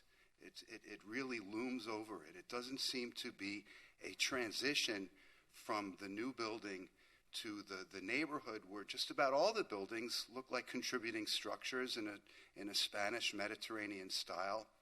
So it looms, and it's not compatible. It doesn't have to mimic the style of the neighborhood, the whole block. I'm talking about that block that it sits on. it just doesn't seem compatible with the style and the way it's masked and that it looms over it. And as far as that, we're considering a waiver of the open plaza requirement, that driveway serves the same purpose of an open plaza. I think we need to hear more about that, because I think that we haven't been really educated on what the purpose of an open plaza is. We've heard as far as to break up massing, but I think it also provides a space for people. The open plazas provide spaces for people to use and enjoy. And this particular driveway does not serve the purpose of an open plaza, as I understand what an open plaza is for. And it's not, I think, for a board member for us to substitute our judgment and preferences for what's in the law. I might think, who cares about the open plaza? But the law says it's supposed to be there, and so they're seeking a variance. They're seeking a variance. And a variance means is that we're supposed to do something that the law doesn't otherwise allow. And so the law on variances, it's not only what's been presented to us that in the, I forget what part it was in the charter or something, where it says that there's a practical difficulty. That people come up and a hardship and a practical difficulty, therefore will you give us a variance. That's broadly when we're able to consider a variance, when there's a practical difficulty or hardship. But then we have to look at the criteria in the code for variance applications. In section 118-353D, it says, in order to authorize any variance from the terms of these land development regulations, the applicable board shall find that. It doesn't say shall consider, it says shall find. And we have not been given the information, the facts, the evidence that we need to make the findings that the criteria that we need to find, there are 8 of them in this section, and I brought copies if anybody wants to read along with me. And I think that's the fatal part of this project. It's not that it's not good enough, or not that it doesn't satisfy the needs for office space, but that you got to look at the law and what the law allows. And if you're going to need a variance in order to get your project approved, you need to make sure that the project satisfies the criteria, that the law allows a board to give a variance. And the first one, well, the fourth one, actually, I'll jump to the fourth one, because that was in other applications, and I would commend the applicant in this case, because at least in this application, they did analyze the 8 criteria. They did. In other variance applications, it seems that maybe people think we give it away so easily, and we don't really take it seriously. But I'm not going to do that, and I'm explaining why. Because also, as a historic preservation board, the law is a historic document. We're respecting the work and time and effort that prior commissions and boards have put in, and they went there and they set the law. And if we're going to give a variance, it ought to satisfy the criteria for variances. One part that I thought was totally missing was the 4th criteria, where it says literal interpretation of the provisions of these land development regulations will deprive the applicant of rights commonly enjoyed by other properties in the same zoning district under the terms of these land development, and would work unnecessary and undue hardships. Now, in the 2 paragraphs following that, it doesn't talk about rights commonly enjoyed by other people. So how would I know that they're being deprived of rights enjoyed by other people if they're not telling us what those rights enjoyed by other properties in the neighborhood are enjoying, that they won't be able to without a variance? The requirements for a variance are very detailed and probably on purpose not easy to satisfy, because variances, I think, should be given out sparingly. and not just because you like a project or because there are problems on the site or because the neighbors think it's great. I would love to approve everything that comes before our board if they follow the law. And in this case, are there special circumstances that are peculiar to this land that are not applicable to other lands? The first condition. Will this granting not confer on the applicant any special privilege that's denied to other land or buildings in same zoning districts? It does seem like it's giving them a special privilege if they don't have to have an open plaza, and others would. So for the reasons why removing a contributing building without apparent an attempt to do it, because the variants aren't satisfied, I can't approve it. But as far as, my feeling is that it would be better if there was a smoother transition from this building to the historic structures in the neighborhood, and if there was some relation to the historic design, but I'm not a designer, and I'll defer to my colleagues on the board on your opinions about style. Those are all my comments. Thanks. Thank you, Stuart. Thank you again to the applicant for coming from so far away to present this beautiful project. I do appreciate the sensitivity with which the existing structure is being proposed to be relocated and elevated and incorporated into the design. I also appreciate the fact that that building and the parking structure, or possibly the retention of the existing one-story structure, serve as a buffer. And I appreciate the fact that the south edge of the building is at a distance from the southern property line. I think it's curious that the front of the building is considered Michigan. That to me is a technicality. The front is really on 5th Street.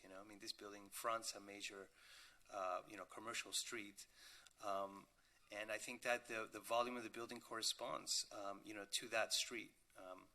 I appreciate the public's input here, both in favor of the project and with the concerns of scale. I personally think that the scale is managed rather well by having the intermediate structure between the new building and the existing building to the south.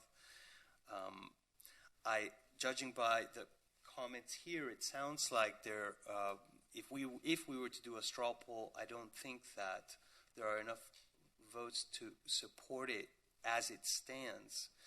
And so I wonder, one, if the building was to get a little bit thinner, for example, the separate variance that was proposed for the 2-foot drive width. I don't know if in the design, if it's possible to absorb, but not 2 feet out of the atrium. Maybe it makes the proportion of the atrium closer to the golden rectangle I heard you guys mention. I don't know. I don't know what it would do to the project to retain that existing one-story structure that a number of the board members have brought up. It sounds like it would cause an issue with your circulation, so I wonder if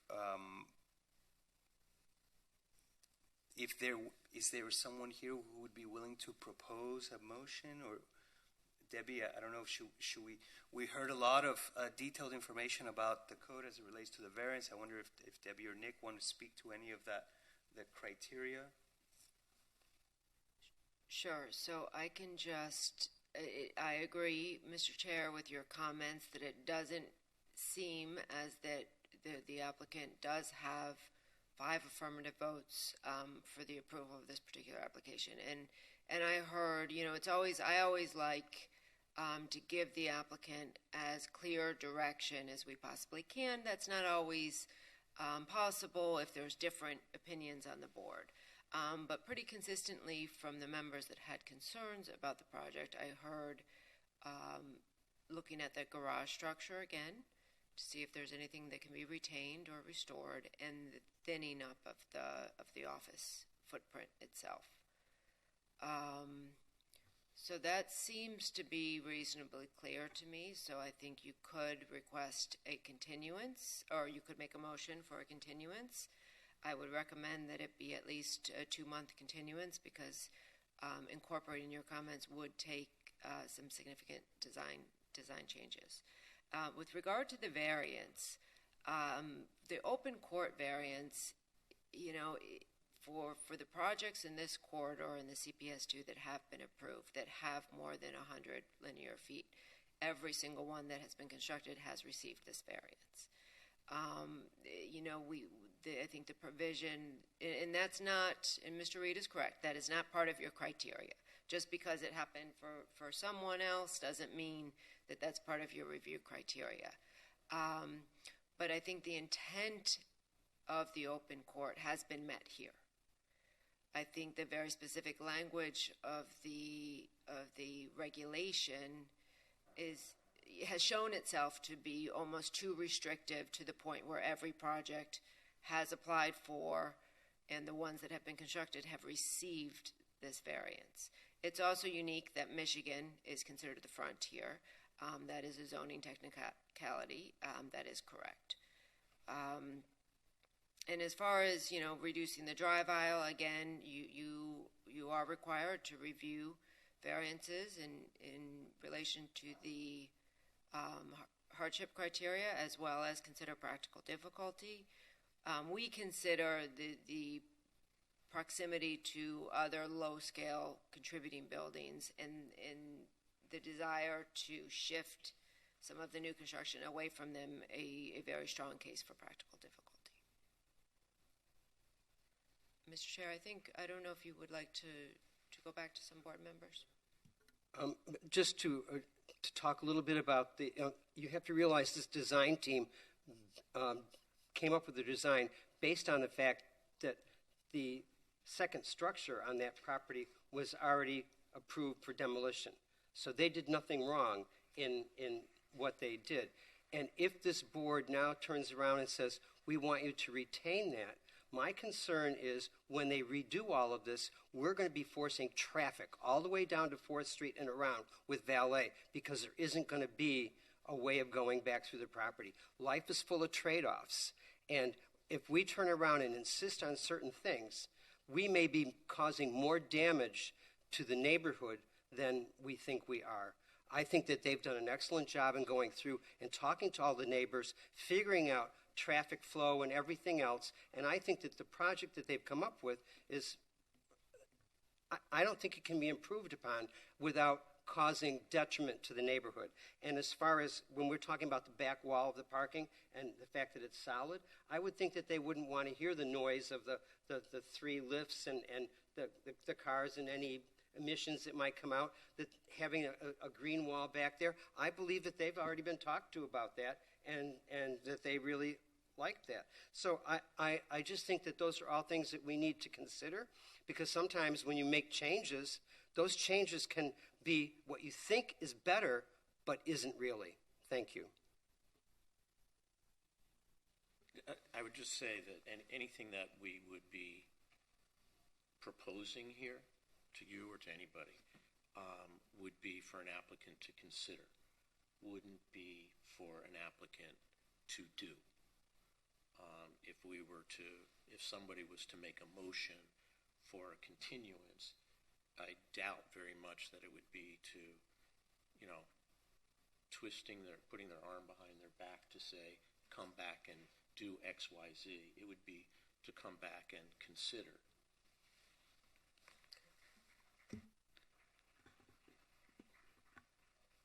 Just one more question.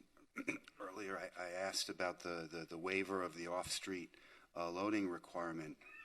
And it says in the staff report that the HPB may waive the requirements for off-street loading spaces containing a contributing structure, provided that a detailed plan delineating on-street loading is approved by the parking department. But in this case, we were told, and it says in the report, the applicant has preliminary met with the parking department. So I think it's like putting the cart before the horse, at least the way it's written. here. If we may waive, provided that a detailed plan is approved, but they're still in discussions, then I don't think that we're ready to be able to grant a waiver. And the parking department will approve their final plan at the construction documents at the building permit stage, and we would not authorize the planning department approval until that was done. Typically, what happens is the parking department meets with applicants, approves an initial concept of the plan. They do survey all of the current on-street loading spaces, but it's not until permitting that the parking department will actually approve that waiver. It's part of the building permit process. So then it's a conditional waiver. Correct. If they approve. But it seems to me that in a way that it's sort of But I think the condition in the order, I think, requires that it's waived once they provide that at permitting. But then doesn't the parking department view it not only purely on the merits, but also, hey, the HPB board said it would be okay. So not from my experience.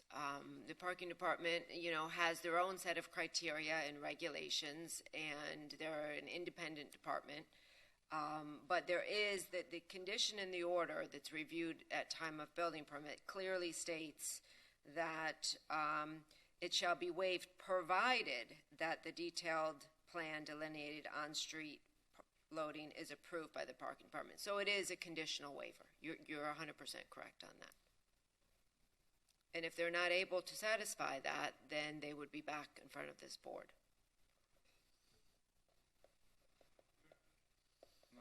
I wanted to comment just on one thing that Ray said, which I respect, but I also want to point out that when this project was previously approved, including the demolition of the contributing structure, the text amendment didn't exist. So taking pieces of an approval, it just doesn't seem fair to me.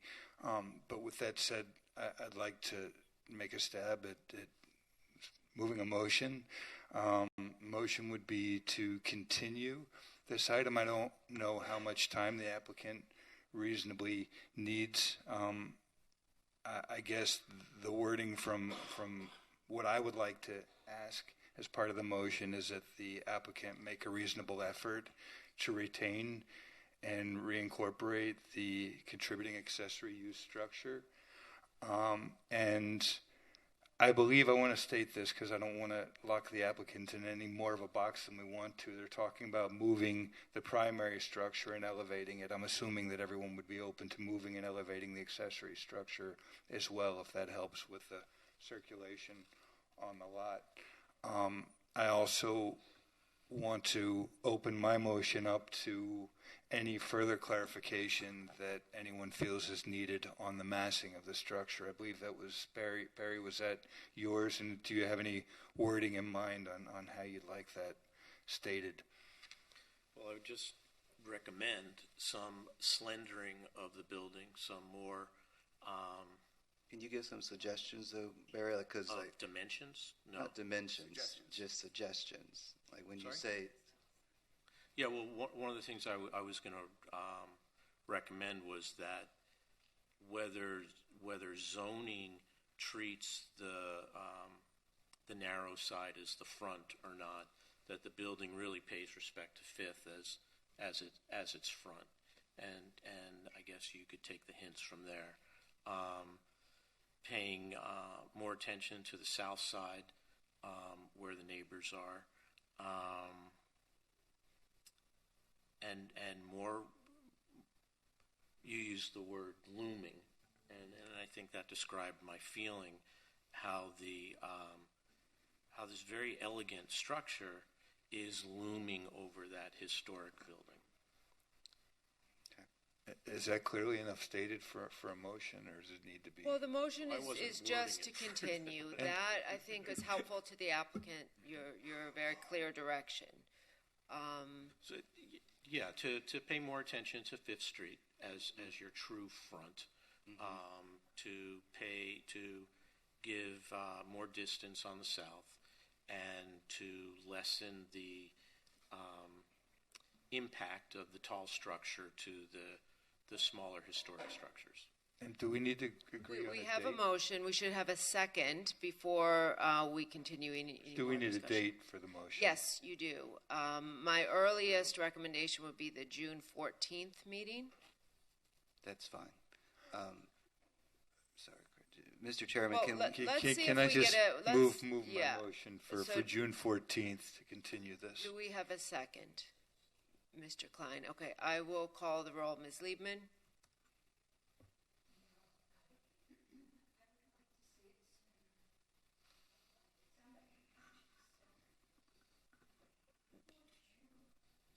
Well, the applicant is not going to have enough time to redesign the project. Well, could we hear from the applicant how they feel Sure. about what? Maybe they have questions about what's going on here? Well, that would be reopening the public hearing. And Well, if Just I'll briefly. move that we do it. That we open the public hearing We'll allow to a hear. brief statement. Yes, please. Thank you. My name is Saif Sumeda. I'm one of the developers, and thank you so much for your time. I've been listening to the commentary, and I want to, highlight that the site we're dealing with an existing foundation, and otherwise this would be extremely difficult for us to slim the building, this concept of slimming the building whereby we have an existing foundation that we're trying to work with. It's technically very difficult. And we've gone to a great expense to move the historic building and move it all the way to the top, to the front of Michigan and raise it. And we're trying to be very thoughtful in the manner that we're doing this. And the conditions that being discussed here are going to be backbreaking for us, and it's going to make it impossible for us to move forward with this project. And I'd like you guys to please consider that we're spent a lot of money and put a lot of thought into bringing a great architect here and doing something really thoughtful and meaningful. And the thoughts that being contemplated here are going to make it. It's not something that's going to allow us to move forward, and so when the concept of continuance it's going to really, it's not going to be possible. As far as the second building, the historic building, I'd like you to see what it looks like, and we have photos of it. It's a small garage building that before was considered not of any value, and was determined that it should be removed. It would be extremely expensive for us to try to preserve that small building and move it. We've already, going to spend tremendous amount of money in moving the first, the historic building. But now to do that for that small building is just putting tremendous amount of, you're imposing a tremendous amount of difficulty upon us. And I respectfully request that you reconsider and understand that we're putting a lot of effort here. Thank you, sir. And I would recommend before we go to a vote, maybe we do this as a straw vote so we can see where we are. You're welcome And to if do that. and if anybody wants to make any adjustments to the language, we can. Is that okay? Is that okay with the maker of the motion? Okay.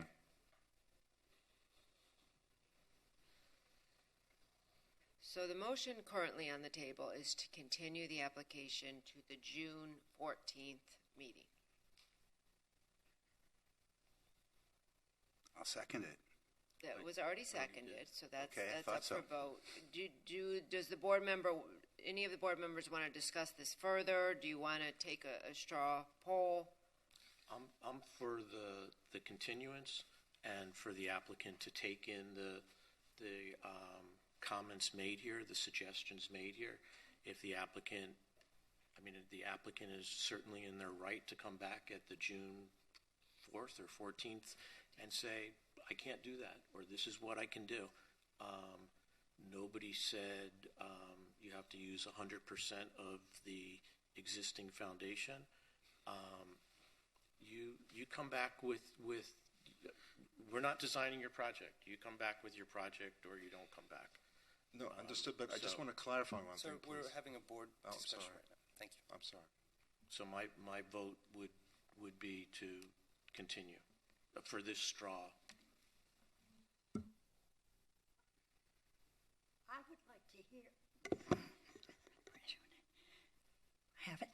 I would like to hear back from you about this.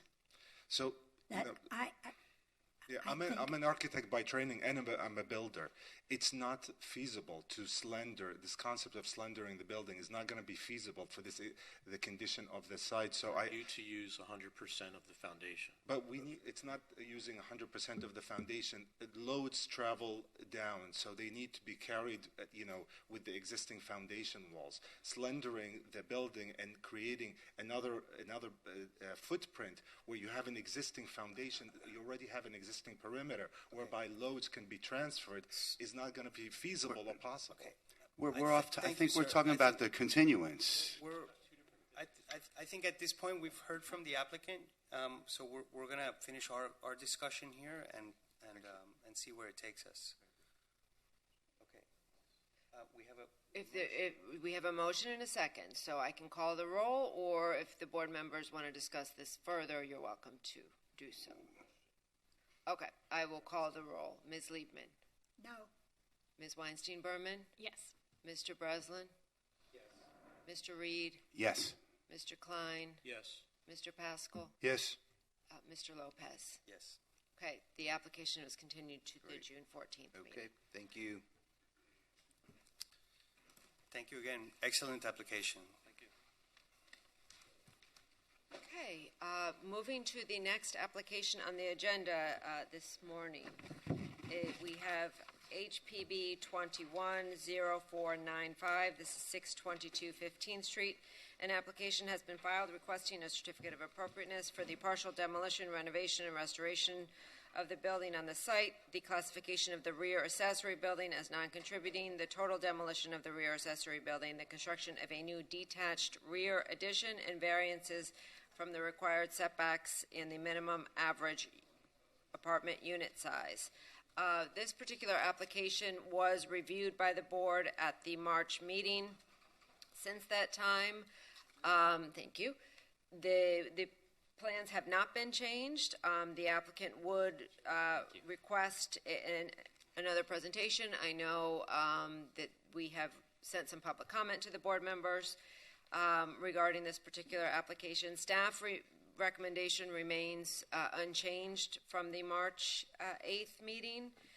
We are supportive of the project. We are supportive of the variances. I am more than happy to go into very specific detail with regard to our recommendation and the variances, but since it is unchanged from the previous month, last month, I will only do so if the board members would request that.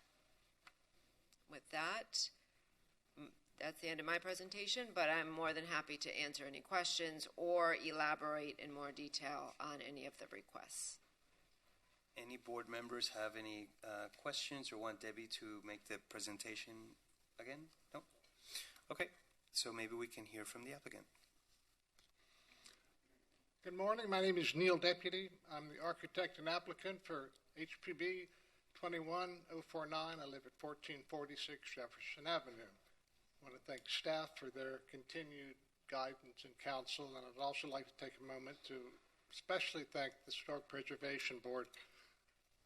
I know what a responsibility it is. I know what the time commitment and resource commitment is to take a chair, and I just want to thank you for your community service, regardless of today's outcome.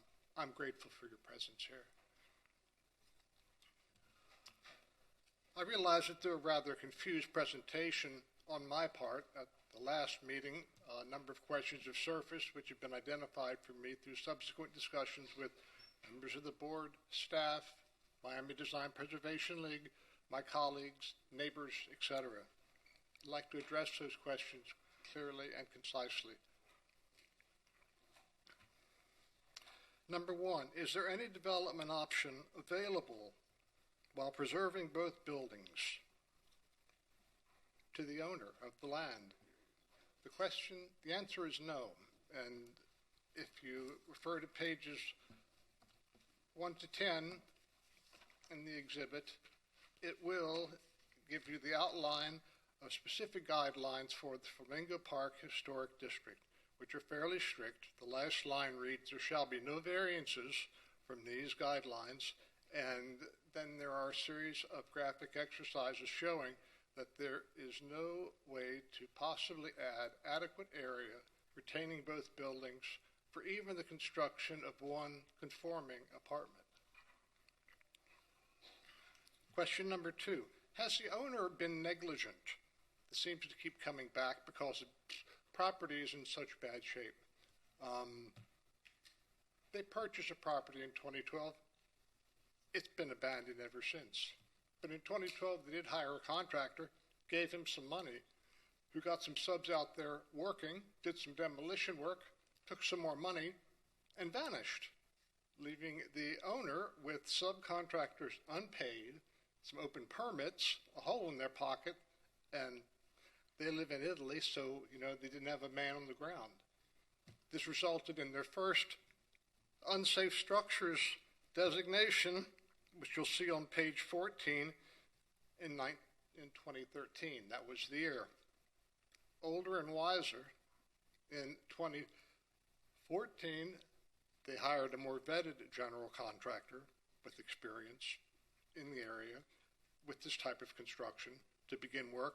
He did, performed well, was moving along quite nicely, clearing violations, getting some work done to stabilize the buildings, etc. However, he abruptly took ill and was immediately unable to continue working on the building. That's bad luck. But again, it left them with open permits, no general contractor, and work left incomplete. If permits are open for more than 6 months, as you know, you get another unsafe structures violation. That was 2016. Undaunted, in 2017, they rehired the project manager from the previous project to take over as their man on the ground who they knew and respected. He said he could get a general contractor. Unfortunately, that general contractor was in Orlando, knew very little about Miami Beach construction processes, and said he talked to a code compliance guy who said no permits were needed to clear these things, just get to work and get busy. But yes, for code compliance, you don't need permits, but for clearing building violations, you absolutely do need permits. So more work was done without permits, resulting in their third unsafe structures violation in 2019. In 2019, Italy pretty much shut down, as you're probably aware. So, have the owners been negligent? Did they make mistakes? Yes. Did they have some bad luck? Yes. But they've been diligent every year since they purchased this property in trying to get it back up to snuff, trying to get it restored, trying to take care of it. They just haven't been able to do that, in large part through no fault of their own. Question number 3, are the buildings in poor condition? The answer is yes. I include a building conditions report on page 13. This is performed by me. I'm a licensed Florida architect. I do a lot of 40-year building recertifications. I can tell you in no uncertain terms that the buildings are in poor condition. I include some additional violations and citations in this packet that, although counterintuitive, indicate the level of decay. Code compliance has cited them for collapsed ceilings, extensive mold on the interior, which means that your roof has failed. They have poorly fitting, poorly sealed windows. The walls are taking on water. They have no protection to the crawl spaces so that water comes up to attack the floor structures. They have spalling in progress. Leaves and things fall on the roof. It's a flat roof, clogs the gutter, water collects, further damage is done. The garage building sits directly on the ground and is even more susceptible to flooding and taking on water, and further damage continues without any remedial action in I don't know how many years. But yes, the buildings are in poor shape. Question 4, is there an economically viable development scenario retaining both structures? The answer is no, simply because of the limited size of the site. It's only 60 by 100, the limited number of uses that are available in the RM1 districts, and the extremely low density of what currently exists on the site. And the final question, if these are all so, why in the world would these guys want to continue with this project? It's a good question. And I think the only answer is it's kind of become a labor of love, and in part because it's the right thing to do. They are vested in the city of Miami Beach. They own other properties here. They would like to see this taken care of. So what's this project really about, I guess, is the question. For me, as the architect, this has ultimately become a rescue and preservation effort for the main building on the site and revitalizing the site. It's the missing tooth on the entire block. As a preservationist, as an architect, as a neighbor, and as someone who feels like they're a community-minded individual, I had hoped to find a way to preserve both buildings, but I cannot. It's a sad realization, and I never thought I would be standing here petitioning for the destruction of an historic contributing building, but life is funny, and here I am today, and I just have really mixed feelings about it, and I'm sorry. When I realized that there was no way, my next step was to identify what could be done on the site and to identify the audiences that needed to be heard with respect to this project, both public and private interests that would need to be addressed for this to be successful. These audiences included clients, city staff, the Historic Preservation Board, Miami Design Preservation League, the neighbors, the neighborhood, end users, the municipal code, maybe even me. I also felt I had a duty to the site and the buildings because they mean something to me. I have a duty to the public domain of the street. I have a duty to the block itself that this building occupies. I have a duty to the historical neighborhood, the wider community of the city, including not only residents, but also visitors. In my opinion, these are all important entities that need to be heard, acknowledged, and understood so that a measured decision by city leadership, that's you guys, can be made that benefits the most people, the most audience, most specific needs and groups in the most advantageous way possible. For me, this is what community is all about. I was raised in a different time and place, I know, but I believe in service before self. I believe in doing to others as you'd like them to do unto you. I believe in the fact that the sum is greater than the whole is greater than the sum of the parts. Sorry, I'm a little thirsty. Or the community is stronger than any one particular individual in it. I'm almost done. I appreciate your patience.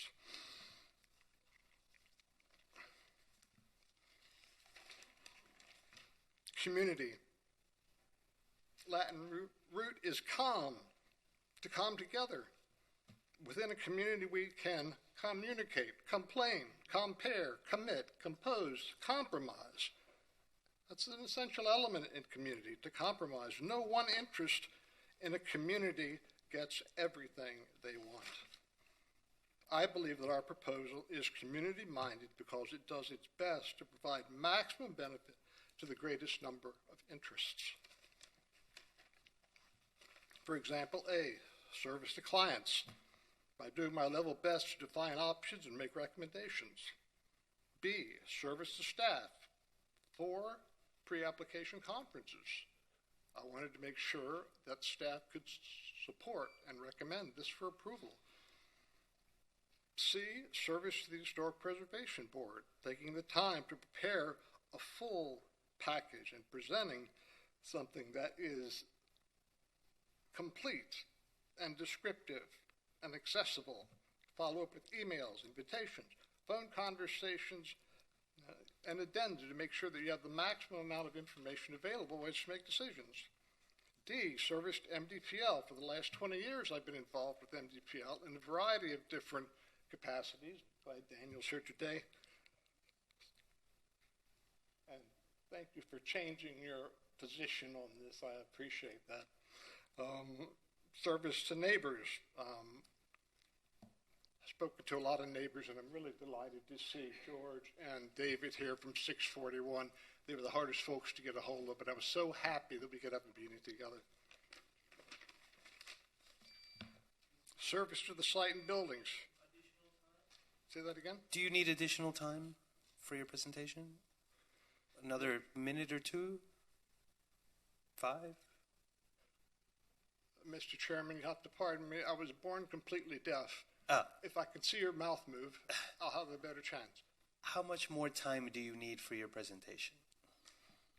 I need 2 minutes, please. Okay, can we grant him 2? Thank you. F, service to the site and buildings. This is a rescue operation. I cannot save both, but I can save one. Provide new infrastructure, landscape, etc. Service to the public domain of the street, reducing the curb cut for additional scooter parking, provided on-site parking for automobiles, bicycle parking, etc. H, service to the historic neighborhood. We did considerable research in microfilm and discovered that the entire front of this building was never constructed. The whole arcaded front, entry porch, entry, porte cochere, and then we're proffering to rebuild that, which is kind of a 100-year bridge, which is kind of interesting, at least for me.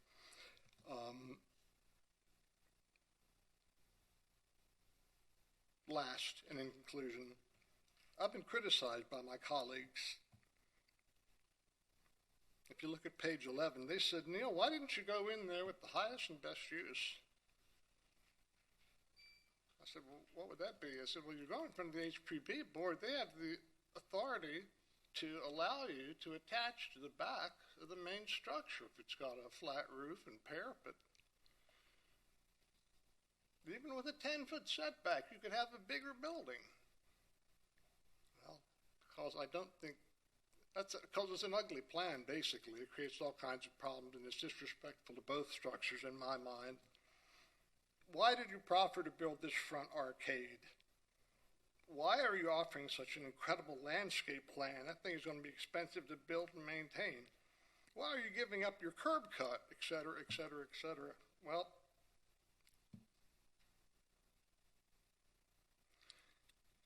they said you need to keep some bargaining chips in your pocket in case they ask you to come back with something else. But I disagree. I'm giving you all that I can, and I'm giving you the best that I can. And if it's good enough, that's wonderful. If it's not, I certainly respect your decision. And again, my thanks for the opportunity to be here today. Thank you. Thank you, Mr. Deputy. I'm going to ask the board if we have any questions. Maybe we can get them all out at once and then give him a chance to respond to all of them rather than going kind of one by one. Ray? The new building that you propose for the back of the site, how tall is that compared to the condominium behind? We're gonna get Ray. We're gonna get all the questions out and then let him respond. Well, I was just asking. I didn't expect him to answer right then. Okay. That was my. South 941 Espanola. It's the same height. Mr. Deputy, we're gonna let everybody get their questions You don't answer out. the question. You just keep it to answer it afterward. Just make a note of the question. I can only hear one at a time, and I'm so sorry. Okay. Any other questions? Okay.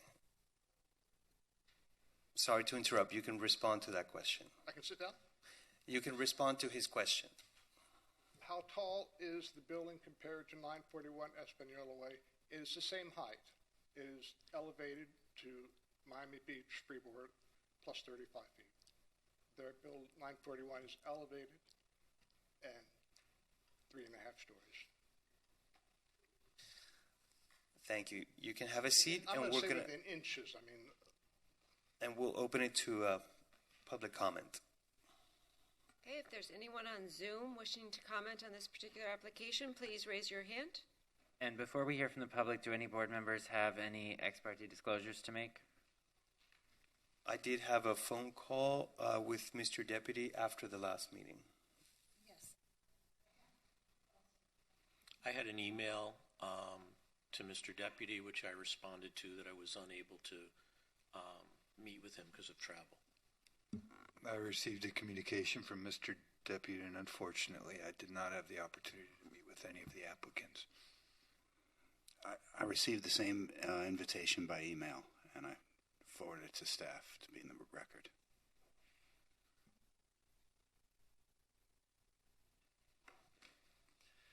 Okay, thank you, Daniel Serraldo with the Miami Design Preservation League. First, I wanted to thank the architect, Neil Deputy, for really showing his passion for this project.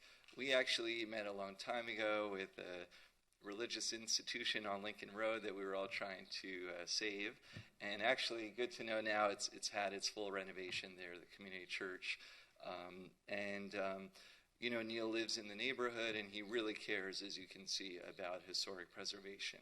So we also, just like with the other situation where there were neighbors that wanted to learn more, we facilitated a meeting with Neil and adjacent neighbors. I think it was last week. I don't know, all the days are blending together lately. But we had a really good meeting with the neighbors of the Espanola Way condominium, and learn about some of their concerns as well. And also just the fact that the overall zoning is very difficult with this site. You know, you can't really add on to the site without like a big 10-foot setback, and you could almost look at all the options, and it's really tricky to build anything because of the overlay. But we do still, given now also hearing from the neighbors that we hadn't heard from before, and I think you'll hear from them too, and maybe they emailed you, but we still do maintain the position of we believe the contributing building in the back does merit some sort of study to see if it could be rehabilitated. And there's that concern about the variance of a new building going so close to the adjacent neighbors. We love the proposal for the historic building in the front, bringing back the arcade. We love some of the materiality of the new structure, how it relates to barrel tile with the terracotta elements of the new design. But just overall, we maintain our prior position with a slight change. And now we know the owners, like 15 seconds. Okay, thanks. We know the owners, previously our position said that we hoped the owners could make it work, but since meeting with Neil, it was clear that probably it wouldn't work with what we were asking for. And so we did remove that part, that we thought it could work for the current owners. We're not sure now, given all the challenges, but you know, we're hopeful for a positive outcome for the property. Thank you. Thank you. Are there any other members in chambers wishing to comment?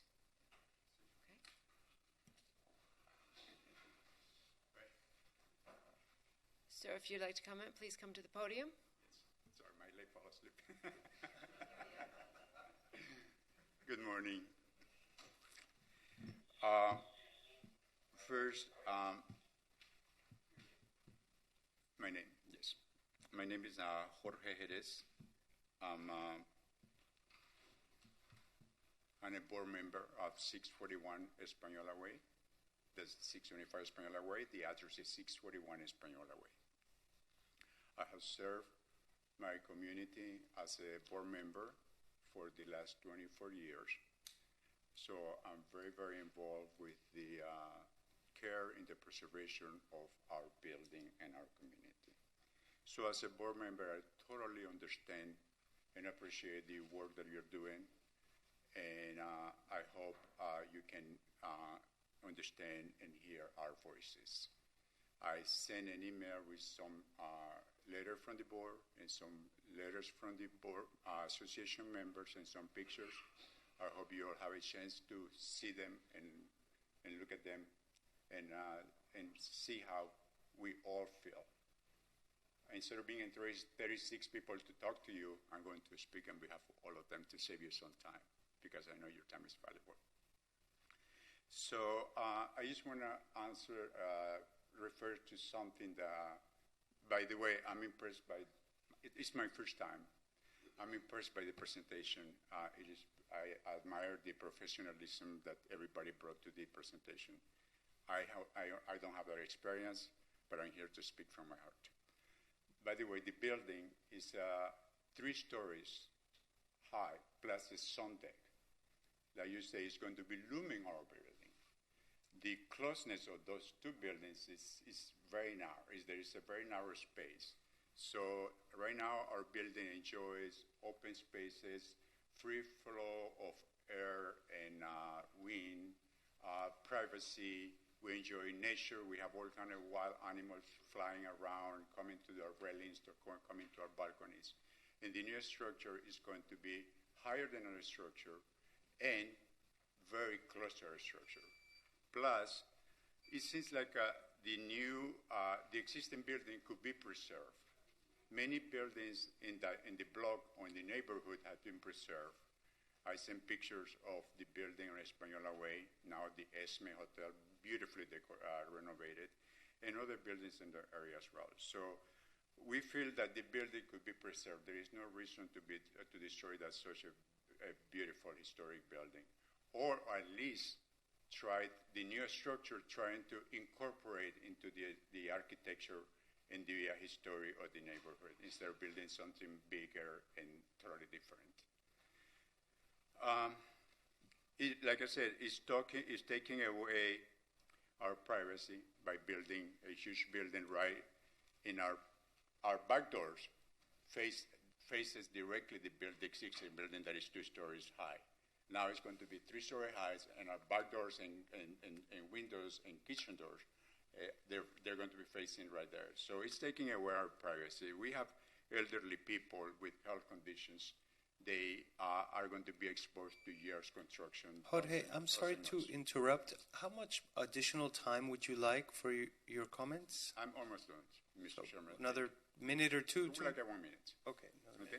Thank you. So, like I said, it's going to be affecting the lighting, the air circulation, the years construction, and not to mention that the style and the size of the proposed building it hasn't been taken into consideration the architectures, the combined architecture of the neighborhood. And for that reason, respectfully, we are asking you to please consider our position and do not approve the proposed project. Thank you.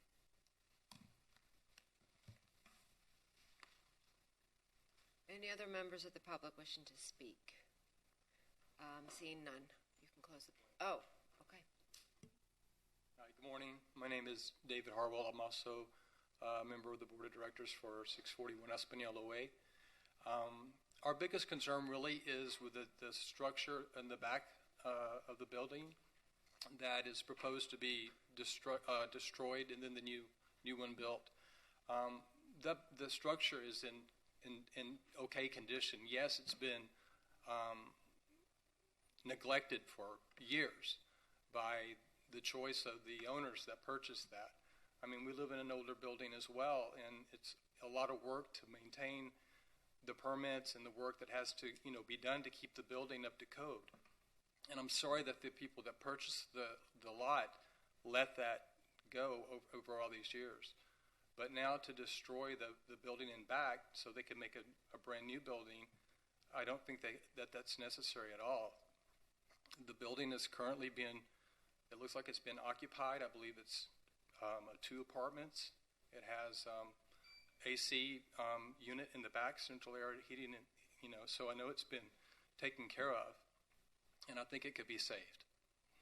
So that's all I have to say. Thank you. Okay, seeing no other public comment, you can close the public hearing.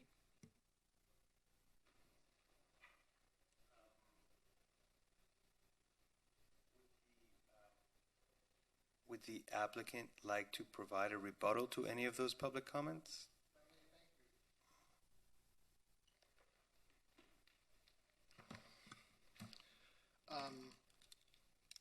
I want to thank MDPL for hosting a meeting between the 941 Condo Association, myself, and MDPL at their offices on the 31st of March.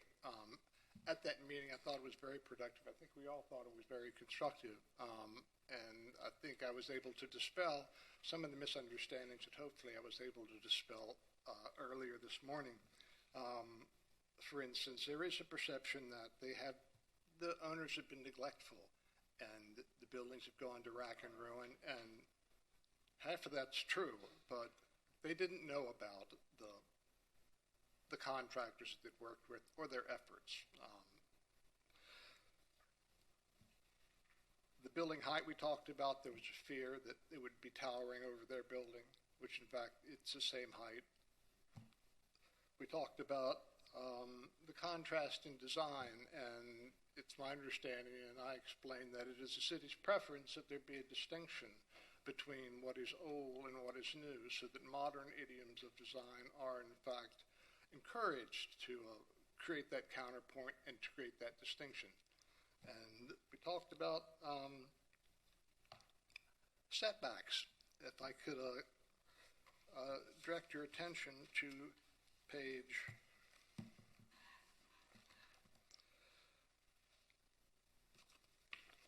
26 and 27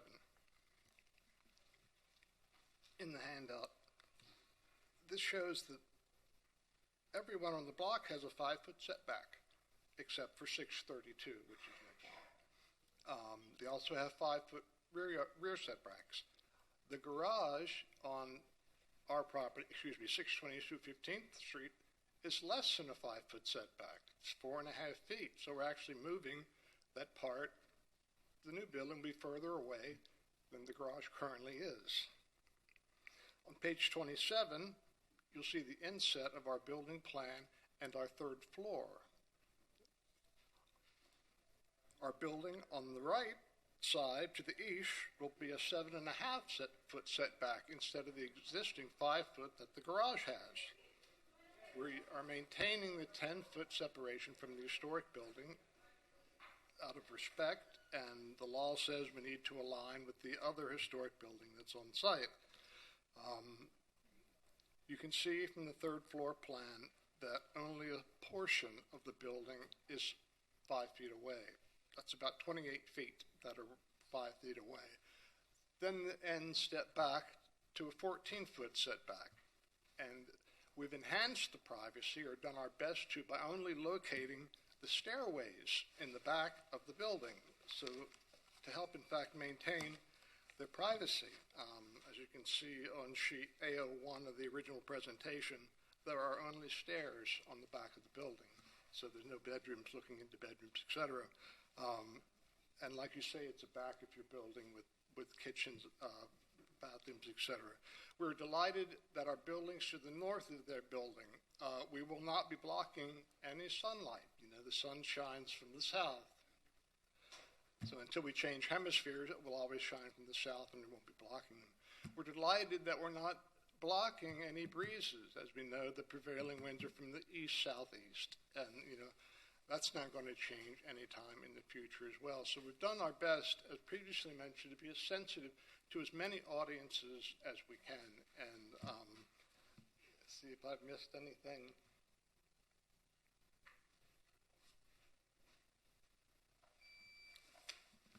Okay, if you have thank any you. questions, I could go on for a long time, but I'm Thank going you. to stop. Thank you for your rebuttal. Okay, we're going to open it to board member comment. Who would like to start us off? I'm happy to. Thank you, Mr. Deputy, for the presentation.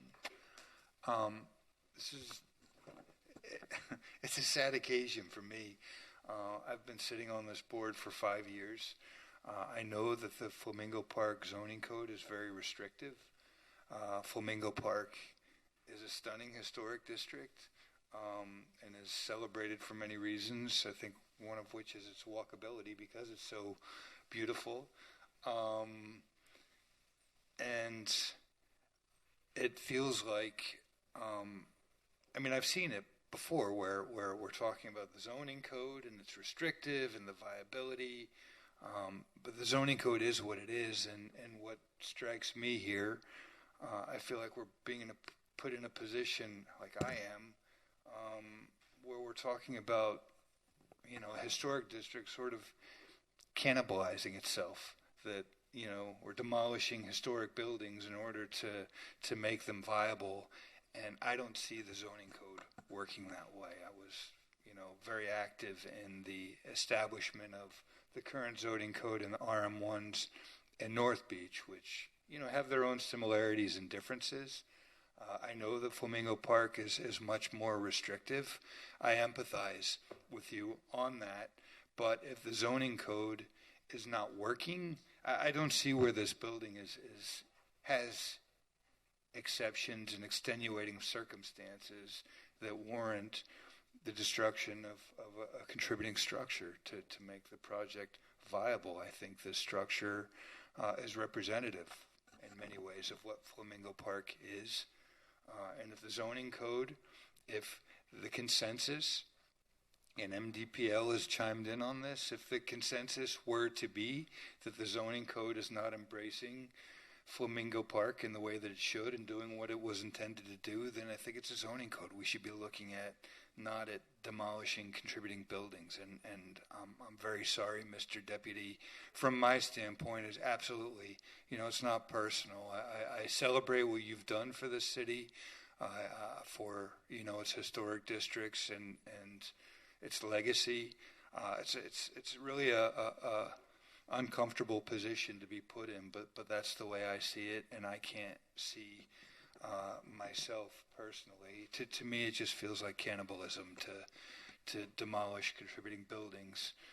If that's the way it's looking for such an amazing historic district of Flamingo Park, if that's the way forward, I don't agree with that. And one further comment, we also have the Alan Shulman plan, which was all about Flamingo Park, and I just also bring up the fact that there were a lot of suggestions, topics of discussion that were referenced by Alan Shulman in that resiliency plan that have not really gone forward to zoning codes. So if there's an opportunity, maybe that's the discussion that this needs to segue into, is a talk about the overall viability and well-being of Flamingo Park. I don't feel like the answer for me is to start demolishing contributing buildings.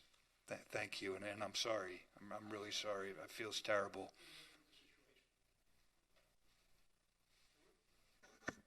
Thank you, Rick. So,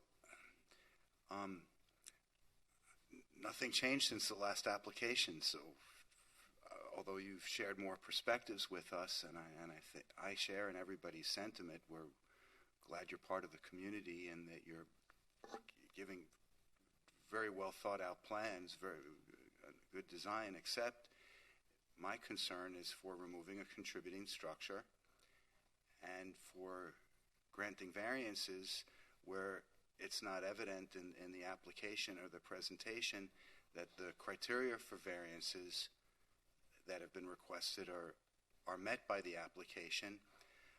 But even more so today, we have before us section 142-1554 of the city code. It's about the Flamingo Park District in particular, and I have it because Mr. Deputy has provided it to us as part of the conversation. And for these rules that apply particularly to Flamingo Park, subpart G says only those portions of a contributing building that were not part of the original structure on site or that have not acquired any type of architectural significance as determined by staff or the Historic Preservation Board may be proposed to be demolished. And at the bottom, in subpart M of that section, it says no variances from these provisions shall be granted. So it looks to me there can be no variance from this requirement of the law in the Flamingo Park District that you can only propose to demolish portions of a contributing building that were not part of the original structure. But this application proposes to demolish that rear structure in its entirety. and we'll ask for us to reclassify it. True, but I personally, I see that building from the street on 15th Street. When you look back, it's an attractive building. It fits the style with the building closer to the street. It tells a story of the history of the neighborhood. So I don't think it should be declassified. And the way the code is written, only the portions that were not part of the original of that can be proposed to be demolished. So it's not consistent or available under the law as it's written.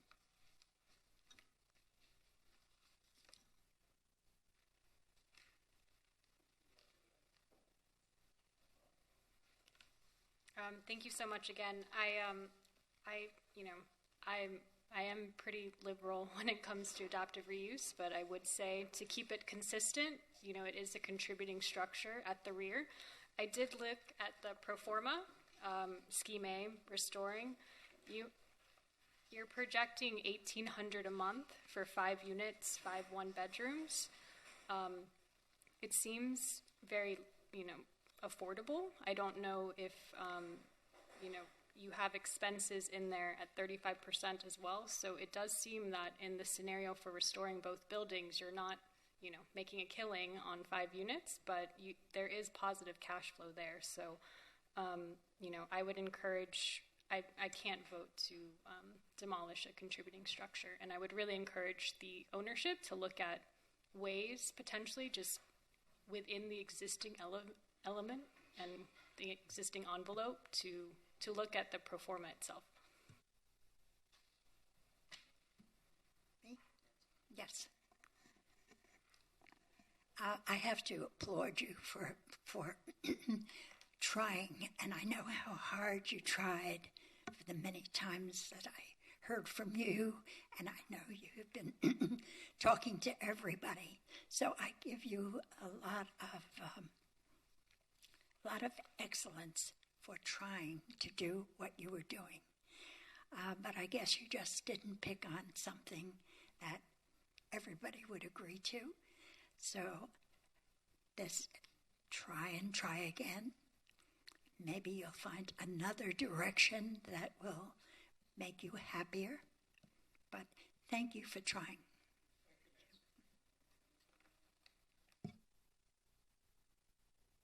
Yeah, I don't want to belabor it. I did expect one thing, just a clarification. At the beginning, you introduced yourself as the architect and the applicant. You're really the architect and the presenter, right? You're not the applicant. I'm the applicant and the architect. But it's not your okay, you're not the property owner. They're in Italy, but I'm the representative. Okay, but you're not. I just wanted to make sure that you were not the property owner. That just confused me. I did expect from your last time here to come with explanations of the variance, requests that were hit on the last time you were here by Mr. Reed, and I didn't see that. So it's difficult. I don't think that the rear building, if the historic structure was taken down, I don't think the proposal of the rear building is looming over the neighbors, but I don't see a reason to not make it work with the building that's there.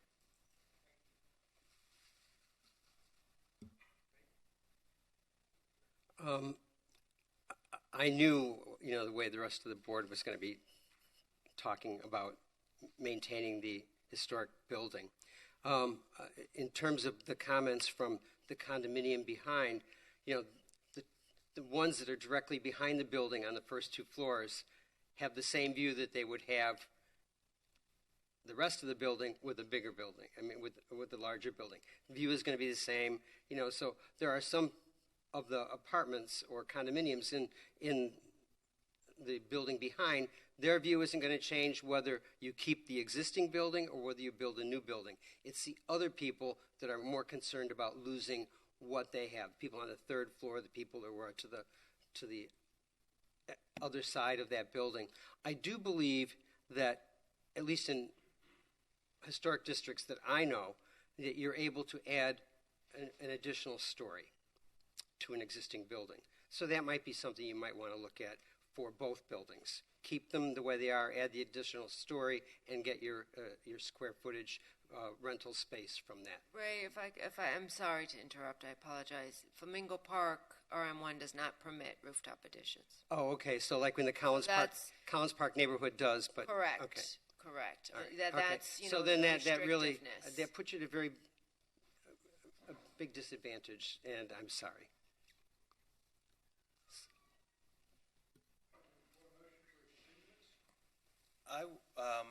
Just to chime in, I really appreciate your effort here in your presentation, and I believe in being flexible, and I think that with preservation comes trade-offs, and I believe that the construction of the Port Cocher, giving new life to this property, making it truly habitable and a healthy, viable place. I think that we've approved many trade-offs before, and I don't see this any different. In fact, with smaller projects like this, I think I would offer more flexibility to a sensible, responsible applicant who wants to do the right thing in terms of enhancing and continuing the character of the historic district. It looks like you don't have the votes today, so if there were a continuance, would someone like to offer some language, some direction as to how we might continue? Let me ask a straw poll here. How many are totally against the demolition of this back building? Because if that's the case, there's not much that he can do. And it seemed to me like there were more than, I would vote for the project the way it is, and I think Nancy might, you might, but that's only 3 votes. I think that most everybody they want to preserve the back building the way it is, and in the straw poll, that's what we really need to know.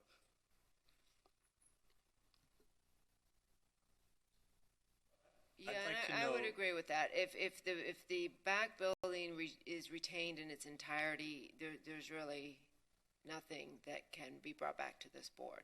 Rooftop additions are not permitted.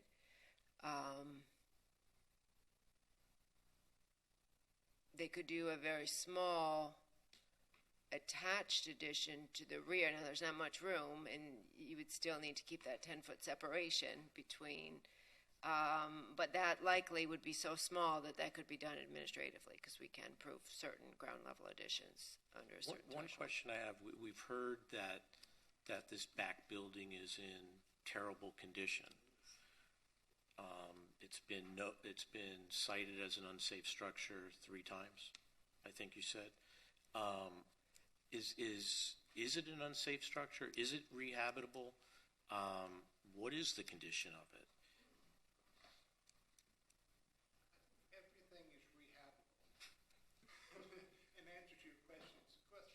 Mr. Deputy, would you like to answer at the microphone? Yeah. I ain't afraid of no mic.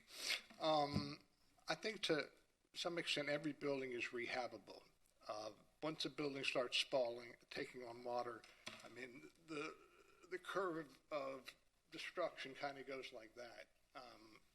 Where we are on that curve, it's difficult to say, but when the city starts citing it for taking on water, mildew all through the exterior indicates that the entire building is moist, the roofs are failed, it's taking up groundwater, there's penetrations through the walls, the windows are horrible, the homeless leave doors and windows open, so it's a sponge and it's taking on water, and yes, it is rehabable, but at what point does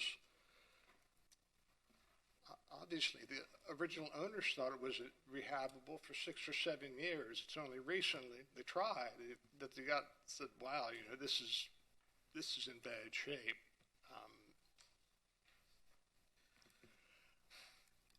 Thank you.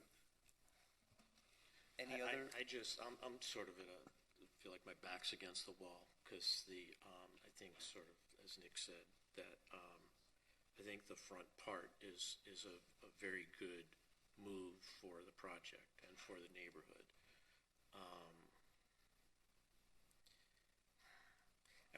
At what point does this become demolition by neglect? Not that the owner's not accusing the owner of that. You know, when if you don't do anything to the building, you don't do anything to the front, is what I'm hearing, right? And I'm not generally one for trade-offs. I may be leaning that way. One other question I have is some of the concerns seem to be about the third floor. Would this project be just as viable to you if the back addition or building had one story taken off of it? I'm sorry, Mr. Breslin. I couldn't see your face. I couldn't hear you. Oh, okay. The back building that you've proposed is 3 stories. Yes. What if this board approved it at 2 stories? Well, 2-story doesn't help us. It doesn't. It makes it bigger. You have more square footage than you could have with the existing building. Don't say you're not getting anything. We don't have any more apartments. I mean, how do you can't add to that building? Okay. You're saying take that building, add down, and put up. I was just trying to get maybe this board to all come together for something for you, but it seems to me you don't want to bend on anything. I'm trying to understand. You're saying take down the garage and put back a new 2-story structure? Yeah, but to the footprint that you've asked for, yes. So it's bigger than the structure that you're taking down. Would you support demolishing the garage if we put back? Well, we're trying to get together here to get enough votes to give you something. That. I mean, I truly do. And the thing, I went and looked at that building. I mean, it looks to me like it's in very bad condition. It did look to me like somebody was living there, which I certainly wouldn't. It has a staircase that was added at some point in time that just, trajects out and down, which, so to me, that's certainly not original. But, you need to get the votes here for something, and continuing it didn't make a difference to you. You came back with the exact same proposal. I would love to go back to the owners and say, hey, we have a proposal, let's examine this. I mean, at this point, it's like, all right. It's they're going to we're bending over backwards. Thank you. That's all I needed to know. I want to interject. I wanted to ask maybe if staff could provide some guidance here, because currently I'm not seeing the point of continuing. We don't have consensus on what we're continuing to. I think, I feel terrible just to deny it. I'm not sure what the choices are here, though. I mean, what happens if we do nothing? If you do nothing, the application is denied. And well, I mean, ceremoniously, I feel terrible, Mr. Deputy. I don't really want to put a motion forward just to deny it. I think you're at a bad position, but I can't support it. So I think that's where I'm falling. I have a question for Debbie. If they were to retain the existing structure and add next to it, so you can see what I'm suggesting here. If it was to keep it and add it, it would be in conflict with another regulation. Correct. So would there be flexibility around that regulation? No variances are permitted. So you can, in certain circumstances, and this would qualify, put a ground level addition attached to the rear of a contributing building. So. And that's a side. Correct. So what are we to have here? If this doesn't go forward, we're going to have 2 historic buildings that are considered contributing. They're going to continue to decay. There's no viable business for them. I mean, what's going to happen if nothing happens? What's going to happen? At this time, I have no other option to present you or to the owner. I mean, it's, what does any future investment in the building look like if you can't, add the structure in the back? Like financially, what is going to happen to this property? It's not going to get any new investment. It's going to decay. Eventually, the building in the rear is going to get be in worse condition. Eventually, the county will issue a demolition order, I imagine, once it's gotten to the point where it's a danger to the public health, safety, and welfare. If the buildings fall like that, if it falls into the street, Why wouldn't code compliance step in and enact demolition by neglect? That doesn't make any sense. And what kind of a statement are we making about historic buildings in our city to say that? From my experience, and I don't believe that just because a property cannot be added onto, that it shouldn't be properly maintained and repaired. So that is something that is required, both from a code compliance standpoint as well as a building code standpoint. However, from my experience, without a significant investment in a return on that investment, we will likely see the minimum repairs being done. Hopefully, we will see if there are structural issues or other issues with moisture and mold, that those would be repaired and the building would be maintained in its current condition. But it would be the minimum repair. So from my perspective, the longer term, maybe not next year, maybe not in 5 years, but the longer term viability is what would concern me if there's not a significant investment. These 1920s buildings take a serious amount of investment, and typically property owners are not willing to do that unless they're going to see some type of reasonable return on their investment. So my hope, that there doesn't appear to be consensus on this application, is that the property owner would maintain the property and repair any critical issues that the building may have. May I comment? I just had a question. I mean, again, going back to the zoning code, are you saying that the code does not incentivize maintaining 20s buildings? It seems like a problem. The Flamingo Park regulations have been very successful. The Flamingo Park regulations have been crafted to allow for 3-story additions at the rear of the property. That is the primary tool for the redevelopment of properties in Flamingo Park, to put an addition at the rear of the property. That's why the regulations are so incredibly specific. That's also why one of the reasons why they're not, they don't permit rooftop additions.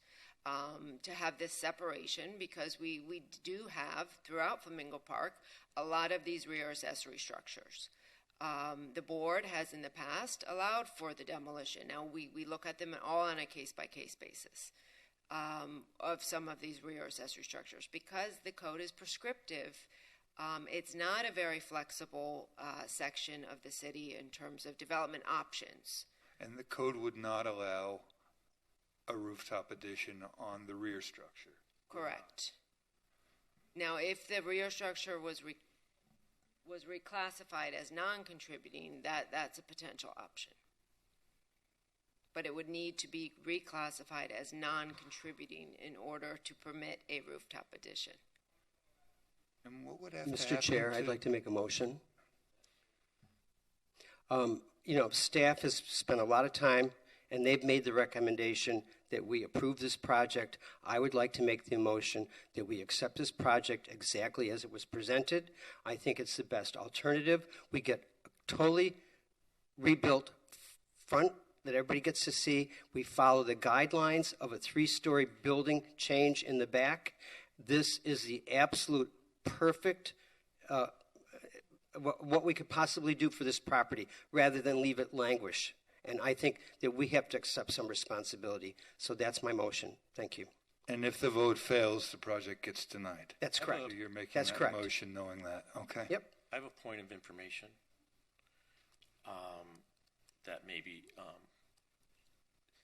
if we what Debris just alluded to, just said, if we declassified the building, then the building could be restored and an addition put on that building that would be compatible and sensitive, possibly even the addition set back towards the front a little bit to give more clearance to the rear yard. Is that a possibility? We're happy Because to I make- really yes. want to see the front We're happy to building. make modifications, at the board's discretion. I mean, let us know what we can do. Laura, you had pointed out the first pro forma, a rental pro forma, which would generate about $75,000 a year. But that's on a $4 million investment. So the payback with interest and inflation is somewhere on the order of 60 to 70 years. So that's not really a... Yeah, I know that money plays a big part in life Well- and business, but and unfortunately at this... I should just be quiet. No. Please, I should be quiet. I'm sorry. On Scheme A, so it says your total project cost, $3 million. And then I'm just confused because on Scheme C, which is applicant's proposal for site redevelopment and condo sales, which is, I'm assuming, the 3-story addition in the back, new Yes, building. Exactly. Your net The buildings income is as they are. $15,000, so it's less. They lose If- about $500,000, I think, if they renovate what's there into condos and sell them. You have an expense of $3.8 million and then an income of $3.8, resulting in a net income of $15,000 with the condo sale in the redevelopment. So this shows me that Scheme A, restoring the existing, is the most actually viable financial option. So I don't know if there were, inconsistencies in the pro forma, but this is what Say that again, Laura. I'm so sorry. Oh, no, it's fine. So on Scheme A that you have here, you have, this is restore both buildings, and you have a project cost of $3 million and a net income of $72,000. Yes.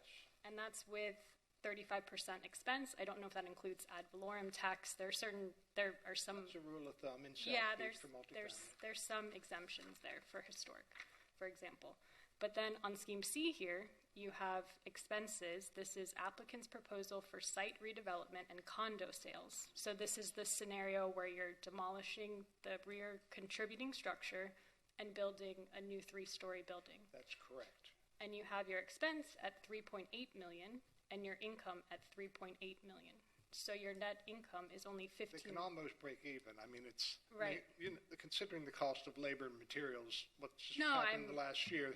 No, they're not I'm aware. Any money, I'm but aware. they're willing. But they're willing. but my point is, this shows. I don't know. Again, I'm not sure if there were errors in the pro forma, but this shows to me that Scheme A is actually the most financially viable, and it.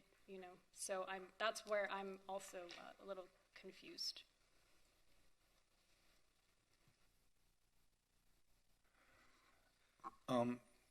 Debbie, just to go back to what you said, so are we incentivizing the demolition of the accessory structures? And if so, shouldn't we ask for land use to evaluate what, we don't, why would we incentivize demolition I think that it's structures? perfectly valid for this board to, as a separate item, to delve deep into the Flamingo Park regulations and see if you have any recommendations. Just And to then we can look, move because what you just said was, and it Well, was the a rear- gut response, which the- I'm sure is true, that in many cases, those accessory dwellings are being demolished. And the conclusion I draw from that is we're incentivizing demolition.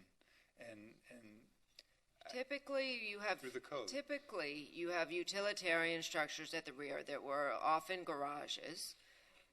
That presents a totally, different challenge. For the most part, staff's recommendation hasn't been extreme with regard to the preservation of those rear structures. A lot of them, I'm not saying that's the case here, are not visible.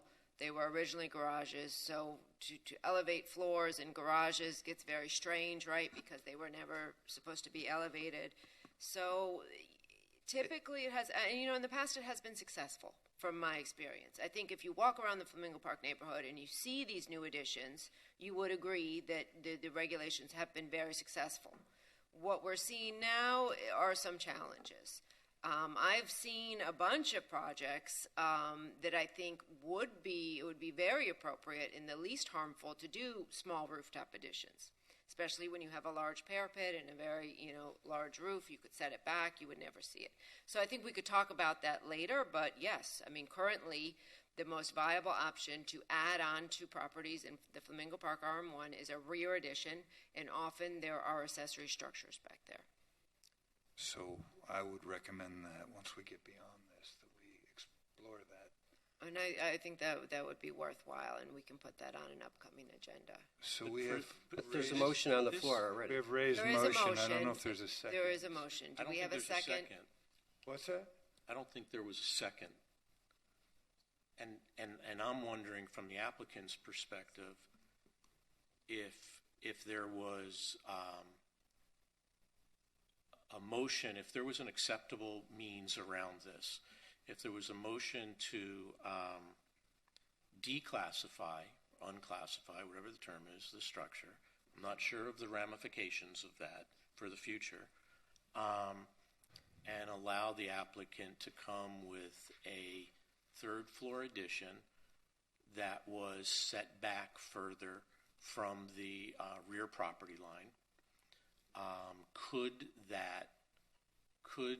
Could you do something with that? Yes, sir. So then my question to staff is, and to the board, what the ramifications of the decertification, uncertifying? It would not change the review procedure for anything in terms of demolition. It would always require coming to this board, and you would review it in accordance with your demolition criteria, regardless of the classification of the building. In this case, it would permit the applicant to request a one-story rooftop addition. I would make that motion if the other motion is dead. I would make that motion. Did you second it, Nancy? Nancy, can you speak on the mic? Sorry.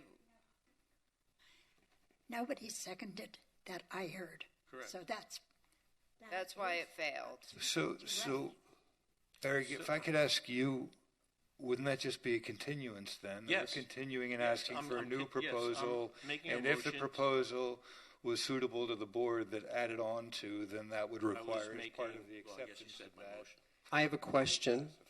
How long would it take to declassify a building? I mean, what's the procedure? It's a reclassification, and that's part of this application. So if this application were continued to the June meeting, and Mr. Deputy brought back the same application for reclassification as well as a proposal for a rooftop addition or third story on the existing building, that could all be heard at one meeting.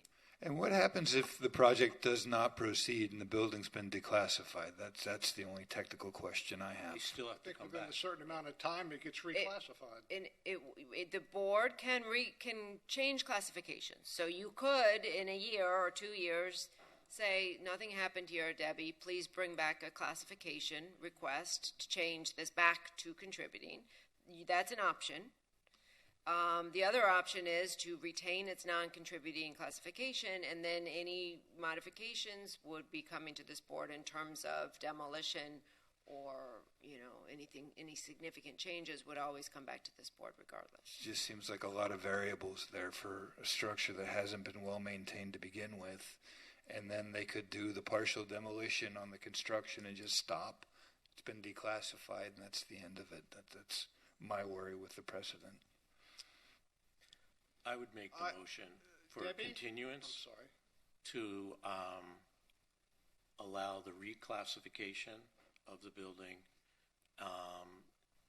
allow the applicant to come back with the building either restored or with a two-story addition that would be, one-story addition that would be set back further from the rear property line. And if I could, I don't know if the motion would carry any weight, if we could include in there for the consideration that if nothing happens to this project in 2.5 to 3 years, that the reclassification is null. I don't think you can have an automatic.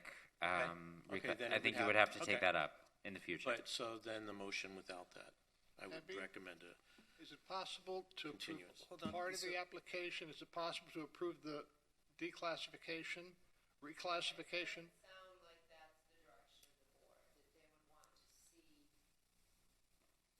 the reclassification request and possibly a rooftop addition request at the same meeting. But Rooftop not additions just are the allowed in roof, Flamingo Park. So or a ground level addition too would also be allowed. Not just the rooftop, but if it was declassified, they could do ground level additions as well. Right, but remember, there's two buildings on the site, so they would still have to stay away 10 feet from the existing front building. So that might be trickier, given the zoning regulations. Okay, so am I clear that the first motion that Ray put forth, it wasn't seconded, so that failed. So Mr. we have a Klein's new motion. motion. To continue to the June 14th meeting and give direction to the applicant to bring back the reclassification request and revise the design of the addition to keep the existing two-story building and possibly add a third floor onto that. And if a third floor is added, that it's further set back from the rear. That's the direction. That wouldn't be part of the motion, but that would be the direction you're giving. Okay, do we have a second for that motion? All right. I will. Okay, we have a motion and a second. Let me call the roll. Ms. Weinstein-Berman? No. Mr. Reed? No. Mr. Pascal? No. Mr. Breslin? Ms. Liebman? Yes.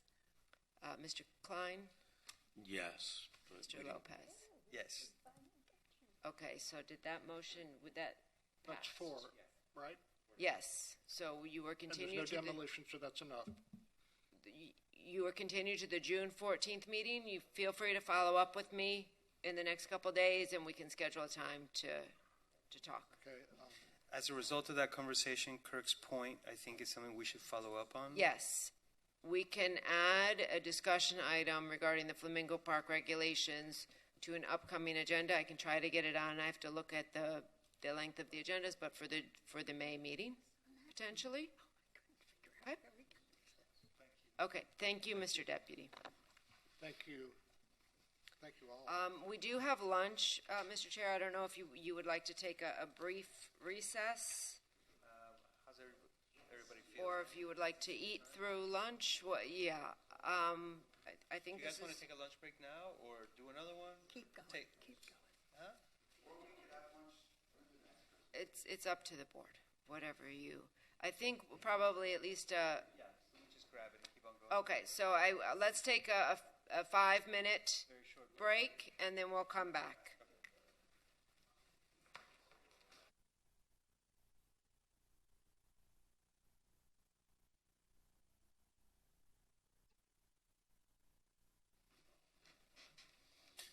Okay, welcome back, everyone.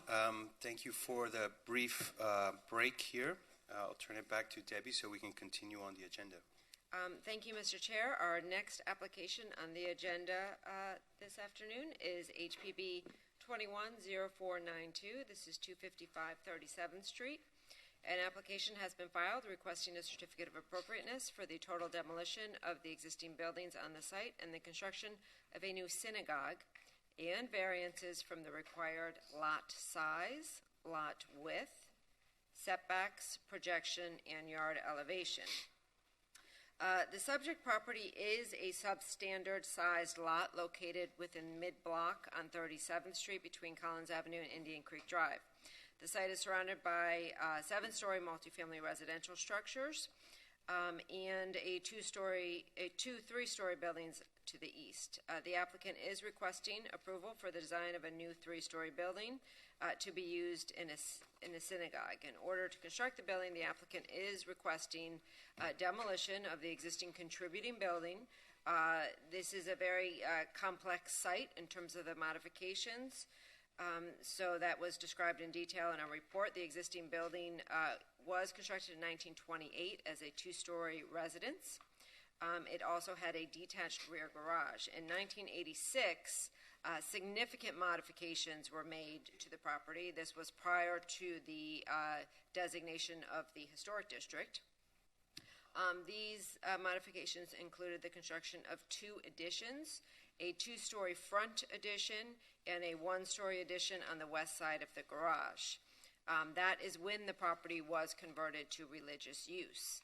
After looking at the documentation that we were able to find, as well as the existing conditions of the property, including the interior of the property, the 1928 design is unrecognizable, except for a portion of the chimney that remains.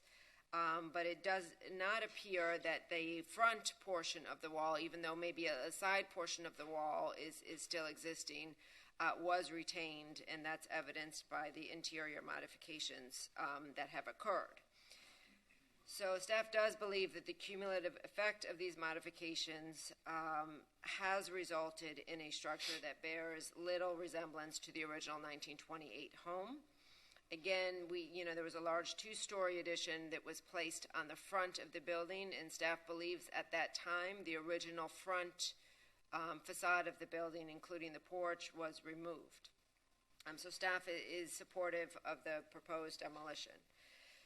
The applicant is proposing to construct a three-story new building on the site. This will be for a synagogue. The building is proposed to consist of men's and women temple spaces on the first level, living quarters on the second and third levels, and a partially below-grade ritual bath.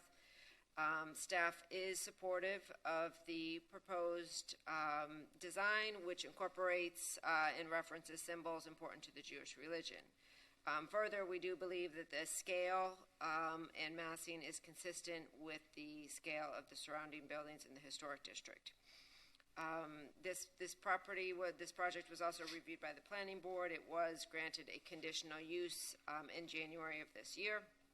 Now, the variances are somewhat complicated. The first two are the most straightforward in terms of why they are requesting the variance. As I stated previously, we're dealing with a substandard lot. The lot area does not meet the minimum 7,000 square feet. The lot width does not meet the minimum required lot width of 50 feet. The subject property, according to our research, is the existing platted lot in 1916. So they haven't subdivided the lot to make it substandard. When it was platted at a smaller size than it was what is required by today's code. So the first two variances, we believe, satisfy the very strict hardship criteria and are recommending approval. The variances 3 through 6, 3 through 5 deal with the building setbacks. Analyzing the proposal for the setbacks, staff does believe that there are hardship and practical difficulties. The first reason for the reduced setbacks is the lower height of the building. There is a maximum allowable height within this district of 75 feet. The applicant is specifically requesting a shorter building, a three-story building, so that they do not have to use elevators. There are provisions in the Jewish religion that restrict the use of these types of mechanical devices, and that would be required in a taller building. So by reducing the height of the building, that is also requiring them to have a larger footprint, which does encroach into the setbacks. Also, staff believes that the three-story building is more consistent with the certificate of appropriateness criteria for the reduced height, and that is also creating a practical difficulty. The sixth variance is I believe there's the seventh variance with regard to the yard elevation. Staff does believe there are unique conditions of this particular property. The code states that the minimum yard elevation shall be 6.56 NGVD with exceptions. Staff would note that this is an undersized lot with an approximate 7-foot change in elevation between the existing sidewalk and the proposed first floor of the building. So the existing sidewalk is at 3.65 NGVD. and the the proposed finished floor is 10.65 NGBD. That results in very little room on the site to transition in these minimal setback areas to the minimum required yard elevation. Therefore, staff does believe that these are special conditions that warrant the granting of the variance and is recommending approval. And if you have any questions, I would be more than happy to answer them.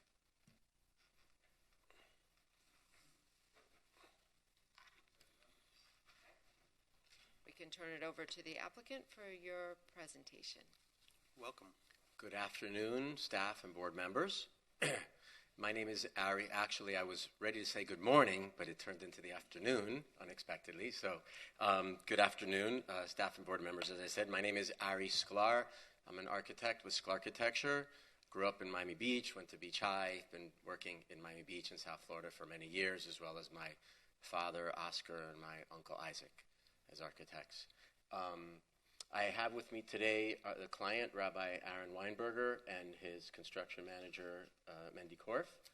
I have a presentation for you, if it could be put on the board. Thank you so much. As Debbie mentioned, we are presenting to you this project. That there's an existing two-story building on the site. You can see the top photo on the cover page here. It says the photo's dated from 1997 when there was no building to the west. To the left of it, it's under construction, you could see. Now that's a 75-foot tall, 7-8-story building. And that building, from what the photo below is the drawing of the new synagogue that we're presenting. This project, we've been working on it for some time with staff, with the client. We have studied it. We have studied different options, how we could use the existing building, if we could make additions, what we could do, and we went through a number of iterations, and finally we went through a couple of iterations of new buildings, and we're presenting the project that you have in front of you. Next slide, or next picture, if you could. These are the zoning data that's required. As Debbie mentioned, we're requesting some variances. There are very unique conditions to this site. It is a smaller than usual site. The minimum property width is 50 feet. This site is only 40 feet wide. So we're already dealing with a substandard lot, existing non-conforming. If you can go to and it highlights all the details. These are photos of the existing structure. And is it possible for them to zoom in to the drawing on the bottom right corner? I don't know if I may have it on another. Let me see if I have another. No? Okay. You could see through the glass, huh? Okay. Better than I can. All right. Well, I think we're going to get there. Actually, no. With that drawing on the bottom right is a site plan of the existing conditions. The building is presently, I'll tell you, has a 0 setback on the rear, which is the north. You can see. So the way it functions now is the front building is the synagogue. It has like 3 or 4 apartments upstairs. And the back building is the ritual bath or the mikvah. Okay? And it's separated. As you can see, there's a separation. There are a number of different levels. Nothing is the same height. It's very difficult to use going inside and outside. So besides the rear setback being on the property line, a portion of that existing building on the east, which maybe at one time was the garage of the original 2-story structure, we're not sure, is on the east property line as well. So there's no setback there. The rest of the structures, if I get my numbers here, 1 second. The rest of the structure is presently on the front is 4.5-foot setback, and we're proposing to increase it to 5'9". The east setback, the rest of the building on the east is 7.29. We're proposing to increase it to 7.5. The west setback is presently 4.65, and we're proposing to increase that to 5. And the rear setback is 0, and we're proposing to maintain that 0 setback for this virtually the same height that is existing now. So if you can go to the next slide, please. These are some photos of the existing conditions of the interior. As you can see, there's all kind of different elevations. There's steps inside. There's different heights of ceilings. Lots of things that have been that make it difficult to use the space for the function that is, especially for the function that is needed of a synagogue. I forgot to mention that this is an ultra-Orthodox congregation. They do not drive, they walk, and they also bicycle to the facility. Next slide, please. Yes, nobody drives there. They all live, so some of the members live in the area and some of the members visit from out of town, okay? And they have apartments in the area and they walk or they ride their bike when they attend the synagogue. We researched as much as we could, and other than microfilm from like the 80s, this is the oldest of anything that we found. It shows that this building was there before anything else was on the block, and how it was set back from the property, and there was nothing else there. It was a two-story, some kind of two-story boarding house, and potentially a garage in the back. We're not really sure. That was the most that we could find. We recently were just made aware of this morning. The Miami Design Preservation League found a photo of what they believe to be the front. We're not sure if it really was the front, but we weren't able to find anything else other than that. Next slide, please. And so in front of you is what I might say the good old days when my father and uncle were practicing here, and I started to learn a little bit about architecture and getting permits in the city. There was no Historic Preservation Board. It was just the Zoning Board of Adjustment. And if you read through it there, it shows that in 1986, this property was given an approval to be a synagogue with 96 members, a variance for 16 parking spaces. It's 1 parking space per 6 members, I believe it was, and they were approved for 96 members, so 16 parking spaces were given a variance, and they were given a variance for the setbacks that were there, and they could use it as a synagogue. And then there's some microfilm drawings down below that show some of the work they did then. Next slide, please. And there are some pictures above showing the additions that they did, and the microfilm showing the gray portion is in the center drawing is what was added. And again, in the drawings that we have, there's no representation of anything of the front facade, whatever was there before. And we have no idea how it looked or what was there. Next slide, please. And if you see here, this is an aerial of the site, highlighted in green, and you'll notice that it's kind of sandwiched in between a whole bunch of other apartment buildings. So this synagogue serves the area that it's in for those members, for those people that have the affiliation for Orthodox Jews, and it serves that community, and you see it's really nestled in there, and there's no room to go one way or another. We've got what we've got, and as I mentioned, we're sandwiched on a building to the west 75 feet, to the east 50 or 60 feet, and across the street also there's 50 or 60 feet. Next slide, please. These are proposed drawings of how the facility is being used, similar to the way it is now. We are connecting. Essentially, we were trying to connect the front and the back buildings, but again, because the conditions are such that they are, it was very difficult. And for easy transition and functionability of the property, we proposed this new building along with working with staff.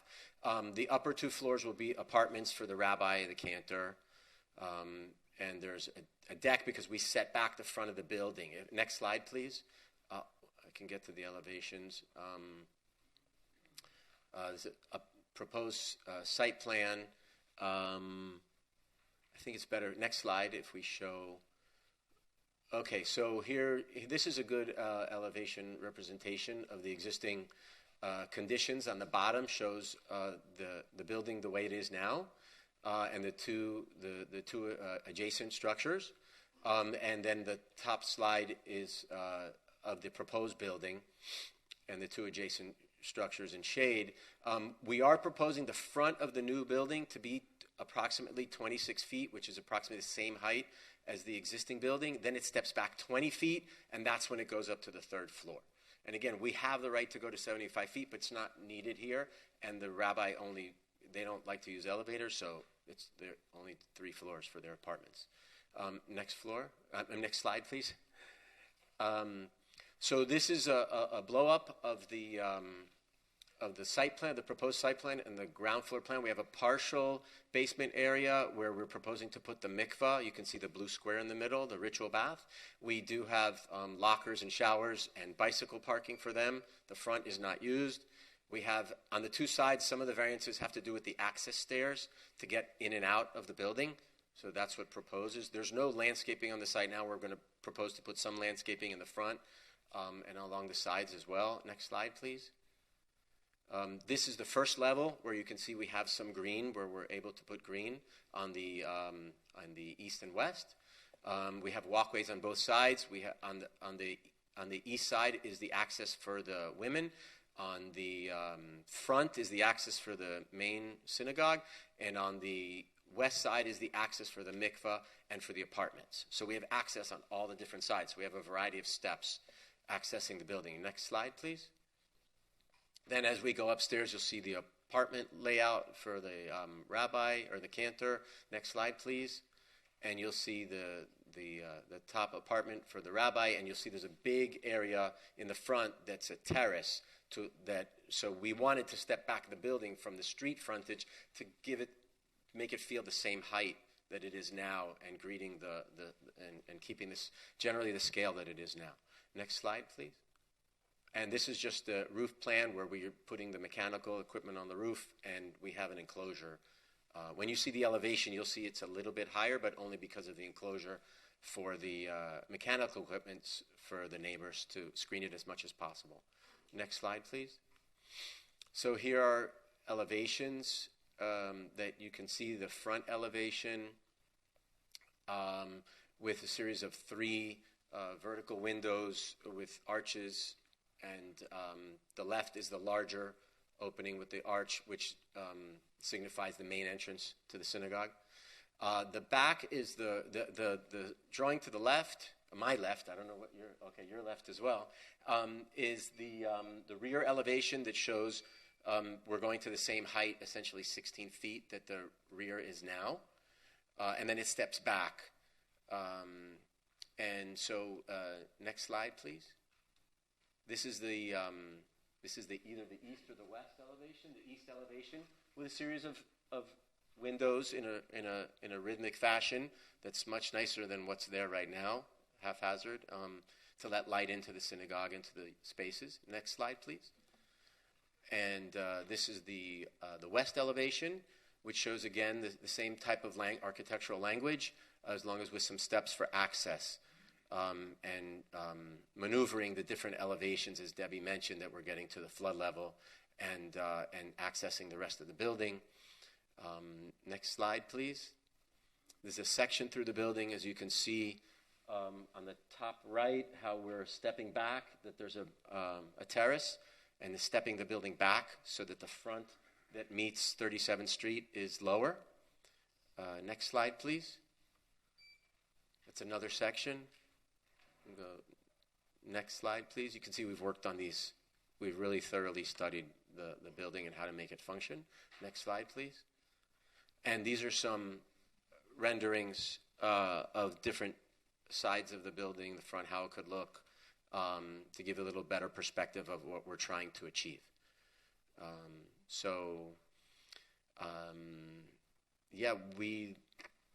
We look forward to your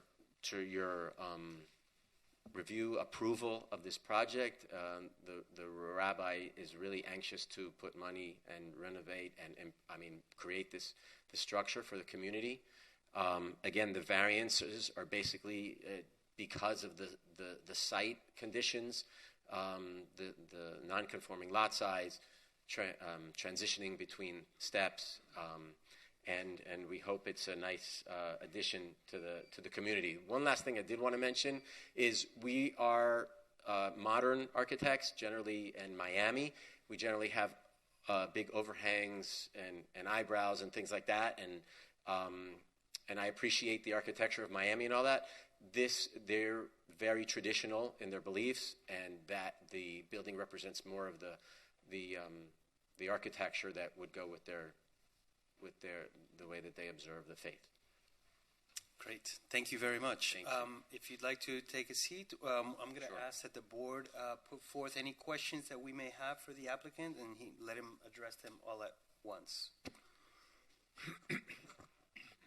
I wondered about the first floor finish elevation of 10, whatever.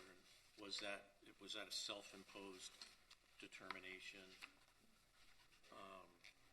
There were a couple interior items, but I'll save those for my comments. Okay. Any other questions? Am I correct in seeing that to get to the bicycle room, you have to go through the mikvah? Same entrance. Yes. Same entrance, yes. It's the lockers. Yeah, so the you have to lockers walk in the through the bathroom. lockers to get to the bike storage. Okay. Any other questions, Kirk? I wanted to ask for a little more clarification regarding the historic documentation, the photo that MDPL sent forward, staff, what their knowledge has been of that. There's also a question about what of the existing historic material remains inside. I don't know if anybody knows that. That's, I guess, my question. Okay, if you'd like to address those questions. I think, Kirk, just for staff, I saw the photograph late last night, which was very interesting, and I wish we had seen it earlier, because we did, do our own extensive research.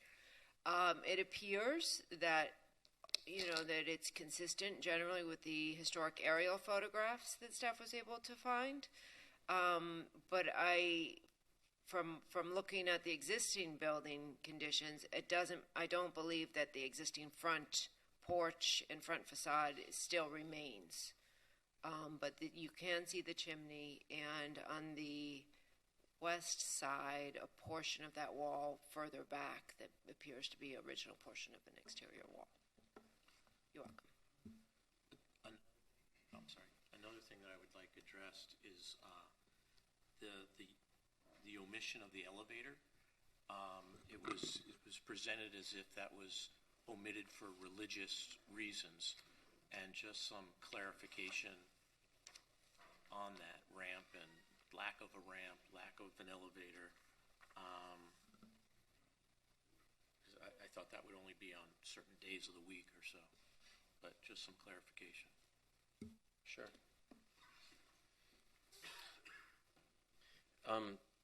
Any more questions? I made a note of the questions. Perfect. No, please go ahead. Maybe we do have one more. Yeah, sure. As I'm reviewing the criteria that the board needs to find in order to grant a variance, one in particular I'm wondering about, number 5, it says the variance granted is the minimum variance that will make possible the reasonable use of the land, building, or structure. And understand that you're seeking several variances. Can you explain how those are the minimum that would make the reasonable use of the land?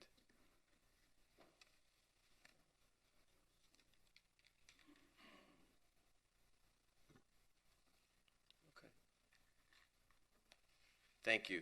So in going, starting with the first question, first floor elevation, Barry, I believe our minimum elevation here, it's FEMA +1, which either has to be 8 or 9.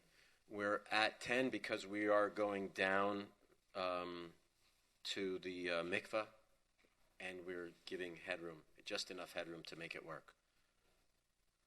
Okay, that's how that came about. Second question, bike storage.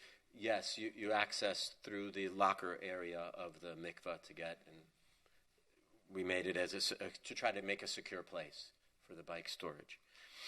Regarding the photo from MDPL, again, we researched what we could, microfilm, aerials, whatever we found. We didn't see that before. It's interesting how Daniel found it. It's great. Again, there's nothing of that existing in all the microfilm that we found. We had no idea. But interestingly enough, if you can go back to the cover page or one of the elevations, we propose, and if you look in your package, the original, if that's really the original picture, which we're not really sure, it kind of looks like a corner or not. The picture that Daniel produced has 3 arches on the right, and then you won't find it in there because it's in the package, but that's good. So it has 3 arches on the right, which are shorter, and a tall tower element with it's in my phone, but it's similar to it's a little bit similar to how we have it structured, where we have 3 arches on the right and a tower entry feature on the left. So if I would have seen that, we might have helped that to reinforce how we created the design, but coincidentally, in that case, it's somewhat similar. Again, there was nothing representative of that we could find. I looked inside to see. I happen to be on the Historic Preservation Board for the City of Hollywood. I have a meeting at 3 o'clock where I sit where you sit. So, and I'm a modernist, but I believe in preserving good historic architecture. I couldn't find anything here that would show that we needed to preserve.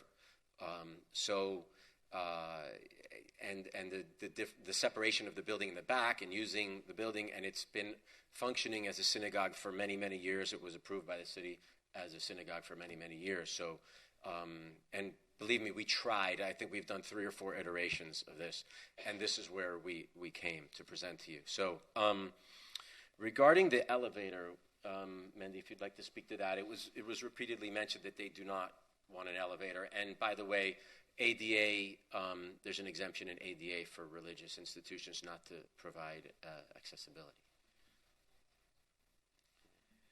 In respects to the elevator, sorry, my name is Menachem Korf. Barry, you're correct. During the weekdays, technically, they would be allowed to use an elevator, but on a Sabbath or a holiday, they don't use an elevator. Ultra-Orthodox people do not use an elevator on the Sabbath either. There are some organizations that do have elevators and use them, but the ultra-Orthodox following does not permit using the elevator. So that's why an elevator is not being used in this property. On any day? No, I said Sabbath and the holidays. On the weekdays, you can technically use an elevator. But for the Sabbath and holiday, which is the primary use of this building, is not. They have a small congregation services during the weekdays, but the main time is during the Sabbath. Thank you.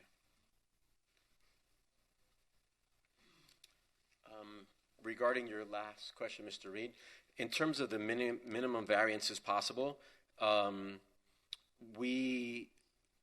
for the variances proposed, typically on small lots like this, the setbacks have been 5 feet on the sides. We're actually proposing 7.5 on the sides. I think we have 7.5 on one. Maybe we're doing 5 on another. And we're increasing the setbacks that are there. If it gets too small, you can't use remember, we're starting with 40 feet already. So, and the building presently has less than 5 on each side. So we are going with 5 feet on one side, which is larger than what it is, 7.5 on the other, and we felt that was the minimum that would make it function. The front is 5'9", but that's to the because we have to transition the steps. Again, it has to do with the lot size and the function of the structure. We felt that was the minimum that we could do, and the existing building in the back is at 10 feet, and behind it they have a parking garage from the adjacent building. On the side is a parking garage as well that's like 2 stories, so it's not affecting anything else that's there. So we felt in the presentation that in putting it together, the package, it was the minimum that could make the building function with all the needs for the synagogue.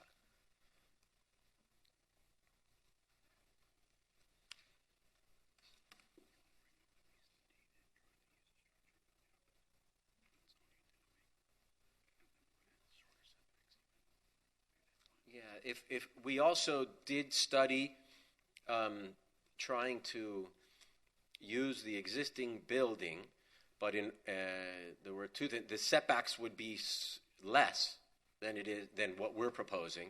If we left the walls where they were, the setbacks would be closer to 4 feet than 5 and 7.5.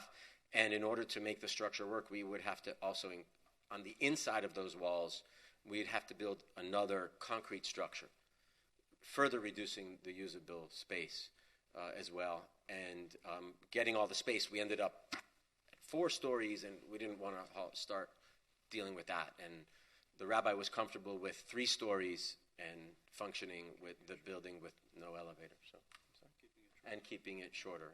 As I mentioned, the front is 2 stories, and then we set back before it goes up. Okay, thank you for addressing those questions. I guess we can open into public hearing at this time. Would anybody from the public like to make a comment? And before we hear from the public, do any board members have any ex parte disclosures to make?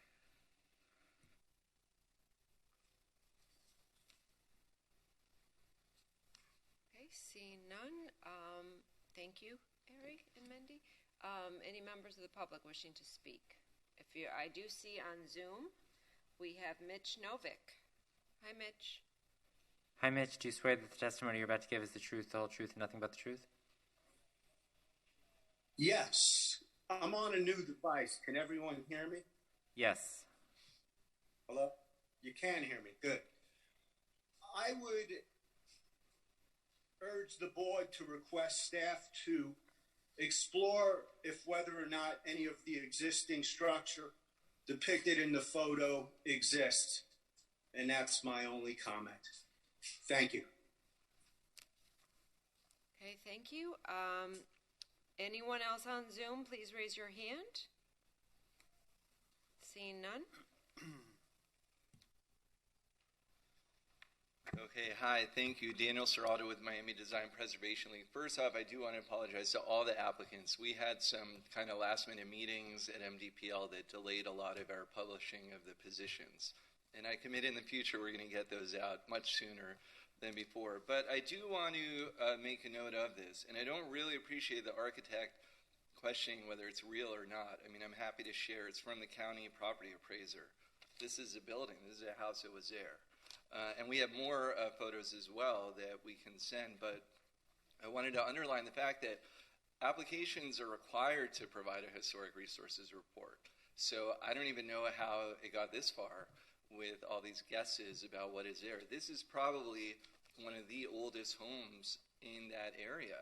And I'm going to pass it out to all of you, but also for the public watching, it's on our blog at mdpl.org. But, you know, this is like the original Collins area, Collins waterfront. And looking at that aerial, there was only like 2 homes on that whole block. And so I would urge that maybe before rushing to approve this, that there actually be some documentation. Who built this property? What was their story? I mean, it's a contributing building in the historic district. And the other thing is that it could be a great example of adaptive reuse. The synagogue already is showing a great example of using a historic building as a synagogue currently. And possibly with some of this new information, they could take a look at also, if you look on the aerial, you could see where the new part of the building was added. So I just think it deserves a little more attention, and I don't know why an application would be incomplete. And I promise we don't send fake photos around, and we're happy to share all of that. So I'll pass that out to all of you, and thank you for your consideration.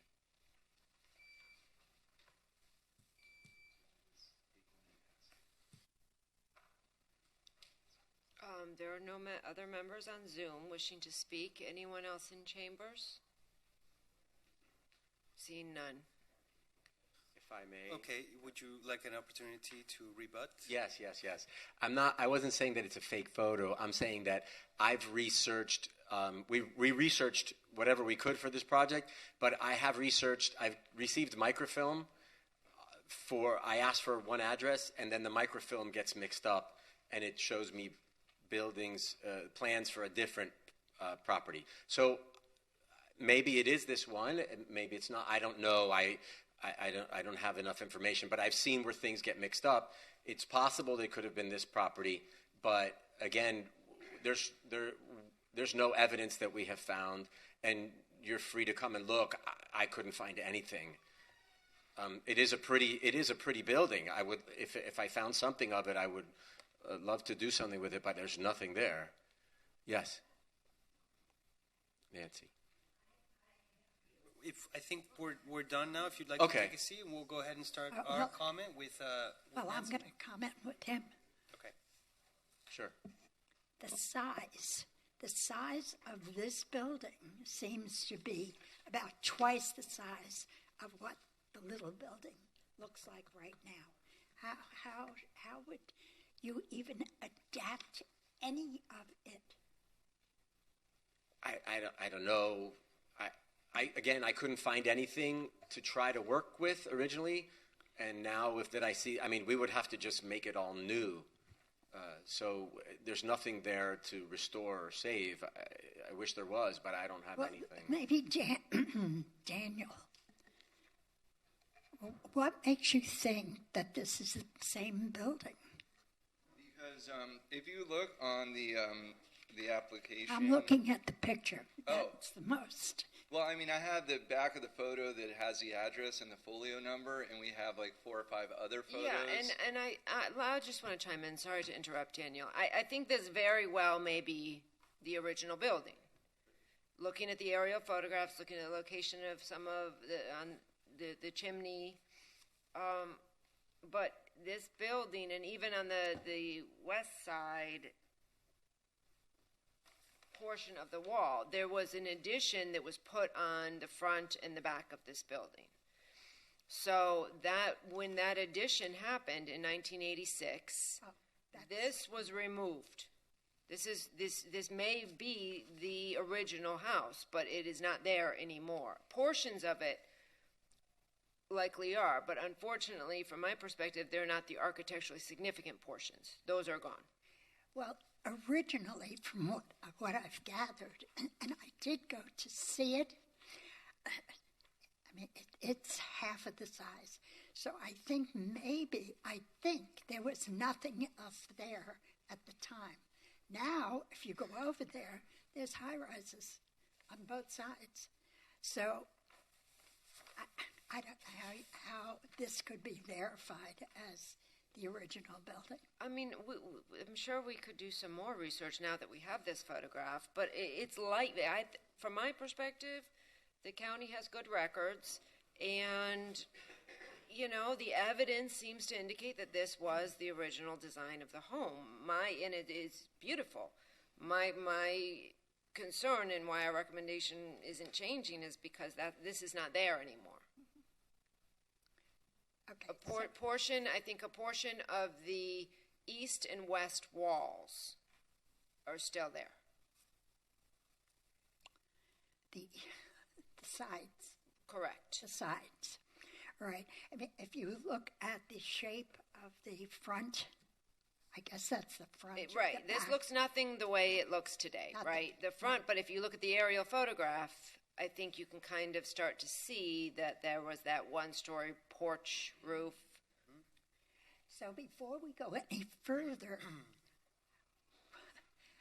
how do you judge it? Are we going to Well, judge it's not it? there. We judge it as an incredible piece of architecture that is one of the earliest structures in this district. But the reality of it is almost none of it remains in terms of its primary architectural features. Okay, so we're going forward, not backwards. We can talk. The board can talk amongst itself about what the decisions are going to be made, but I think that'll be interesting because I don't think we should sit here and think that we're going to replicate anything from there. It just doesn't seem logical. That's all I have to say. No, and that's a valid opinion, Nancy. Yes, absolutely. Thank you, Nancy. Ray? Okay, in looking at this photograph, it's very easy to see that the lean-to addition and the double-story entrance has been ripped off, and a new building was put on to sort of match it. You can see it on the roof line of the picture that is provided on the front page of the presentation. You can see where the roof line changes there. So this is totally gone. That addition was put on the front. It's like many things, in the city of Miami Beach, there was addition and addition. If you go back to way back, the Connie Gordon building, it was a single-family home, had 4 different additions put on it by 4 different architects, and this board immediately said, okay, there's no reason to save that building because it's not what it was. And I think it's the same thing here. What was originally there is no longer. It's totally gone. And what little bit is there, I actually walked that whole site around into the back, and there's a lot of termite damage on the outside. I don't know what it would be on the inside. But then when you look at these pictures of the interior, there's nothing on the interior that at all says anything old, anything historic. So I certainly would go along with building something brand new that this neighborhood could be proud of.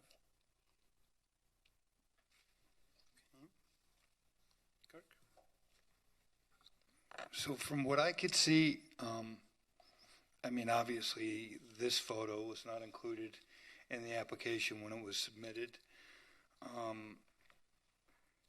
To me, based on the photos we're seeing in this photo, it looks like it was added to, not ripped off. I feel like I'm seeing on page A0.2 this arch here. There appears to be something there, an arch that's covered over somehow. It doesn't feel to me like it's been fully explored. I would say, based on that mid-beach area, and based on what has been presented, it's a rarity. It's a rarity in that neighborhood, a 1920s building. At the same time, there's the practical question. I have no issues with the addition, the massing that the applicant is asking for. I think there's a practical question where you have one street access and an undersized lot, and even if you did try to retain a portion of the front facade, or how do you build behind it? How do you even gain access to build? But at the same time, there's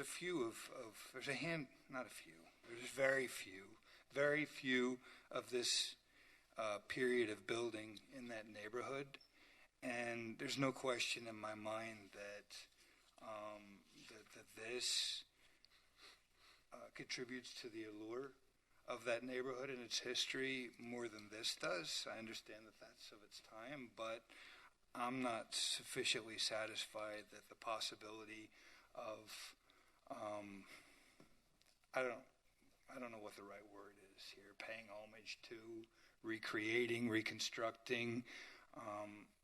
It's just I don't feel like this contributes to the neighborhood in the same way historically as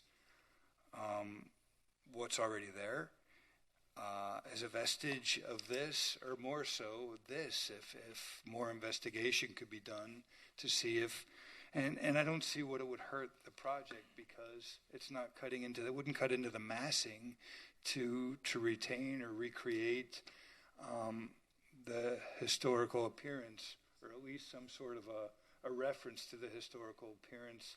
I don't see how that would detract from the usable space that the applicant's able to get out of it. So what I'd like to see is a little bit more investigation of what was. Are you gonna attack me again, Nancy? I'm not criticizing. I hate the word criticizing, by the way, because I think this is a great application, and I'm supportive of it in many ways. I just, as is my right as a board member, to ask for a little bit more. I've listened to a lot of your comments. Many times I agreed, but I think this is a stretch. First of all, I think if you wanted to replicate that house, you'd have to probably spread the... Excuse me. Chair, can I interrupt for 1 second?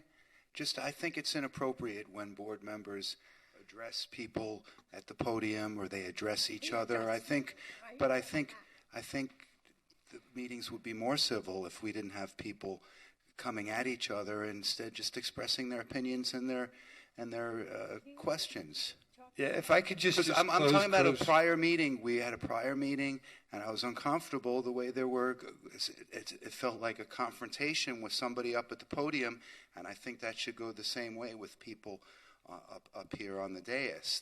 And I think that's part of the rules that operate our board, that we're not supposed to address each other or people. That's right. And Kirk had the floor, so we should let him finish, and then we'll go on. I'm sorry, because when he addressed me, I thought that was it. Okay. I'm supportive of the project. It's kind of a curveball that there's some historical matter that's being thrown into the conversation. Just to recap, I'm not trying to stifle the project. I just think it makes sense in light of current discovery to maybe do a little bit more exploration of if there might be a possibility of incorporating a portion of that, or at least taking it into consideration. Thank you.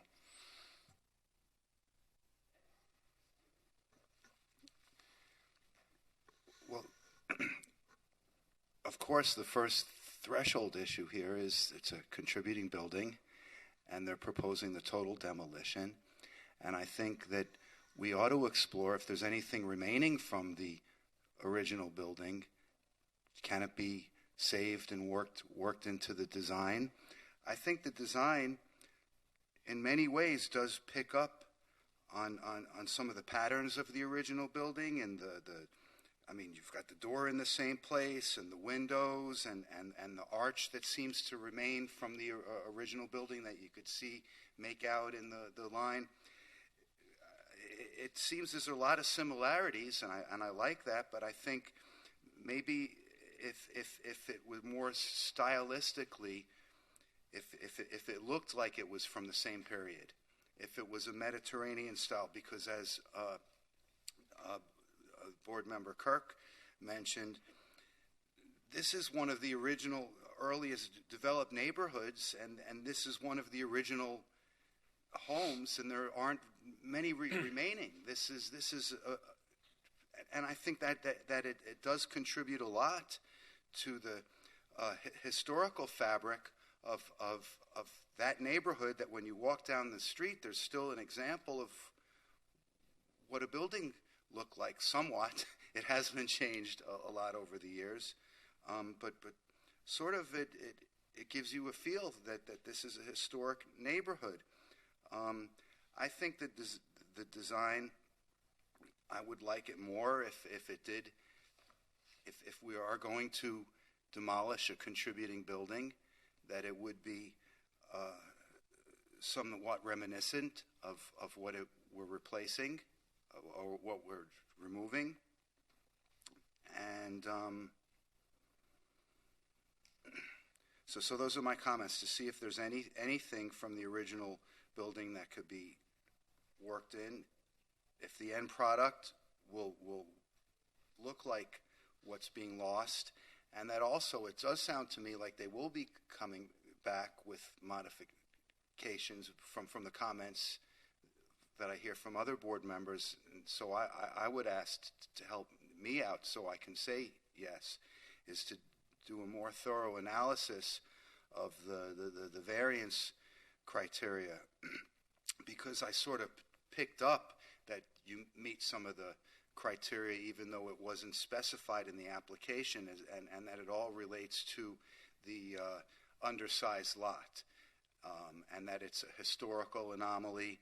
And I see here you're requesting 5 different variances from the front setback, from the rear setback, but also about an access stair and an east side setback, and then a setback from the walkway. I think that we should be specific how each of the criteria that in order for us to grant a variance are satisfied.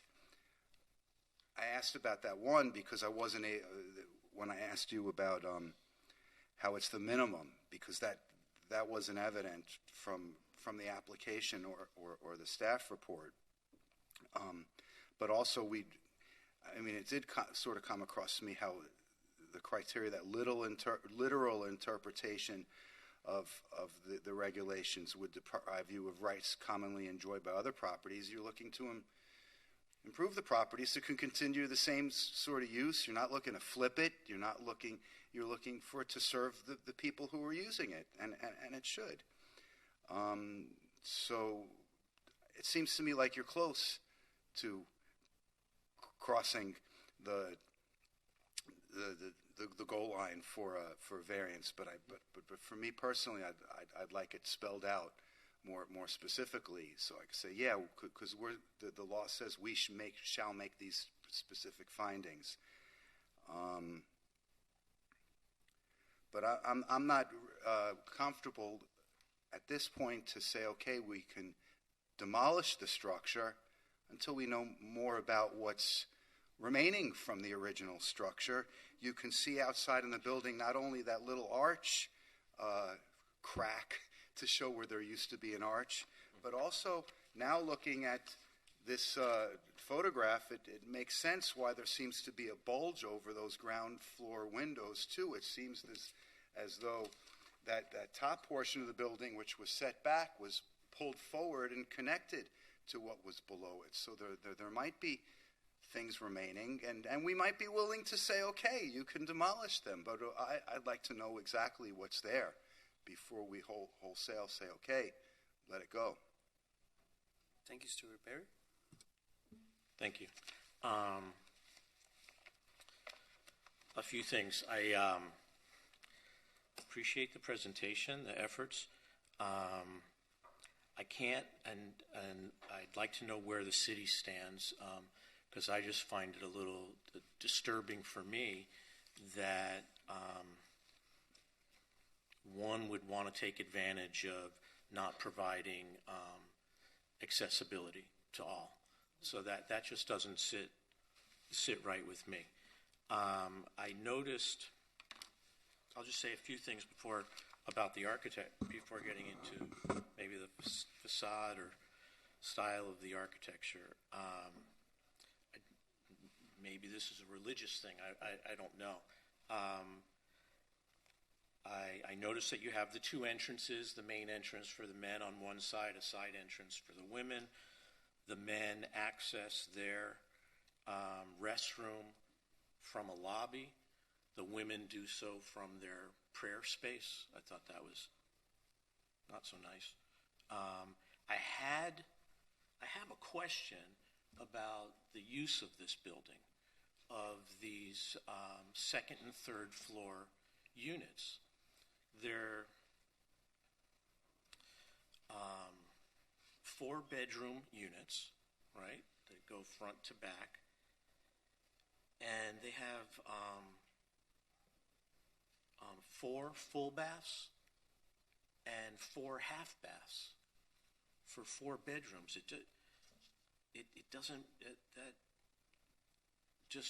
Something just seems off with that. And I'm not sure what the logic is. Maybe that's another religious thing. I don't know.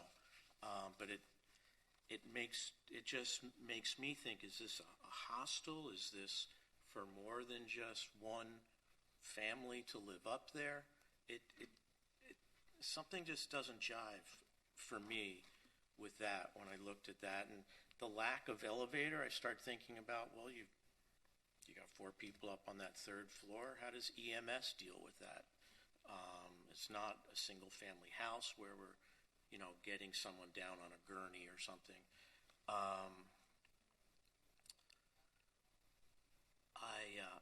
It is a tiny lot and platted that way. The other thing I'd like to say, because it's been mentioned 2 or 3 times, what I meant to mention, but I don't want to interject on people. People are mentioning this arch in the front. That seems to be from a canopy that was removed. The canopy is there on the front page, and it's removed there, and you can see kind of the clamps there. So I don't think that's reminiscent of that image. It's not to say that that image is not the building. I believe it to be. So that 4-bedroom, 8-bathroom kind of thing throws me off.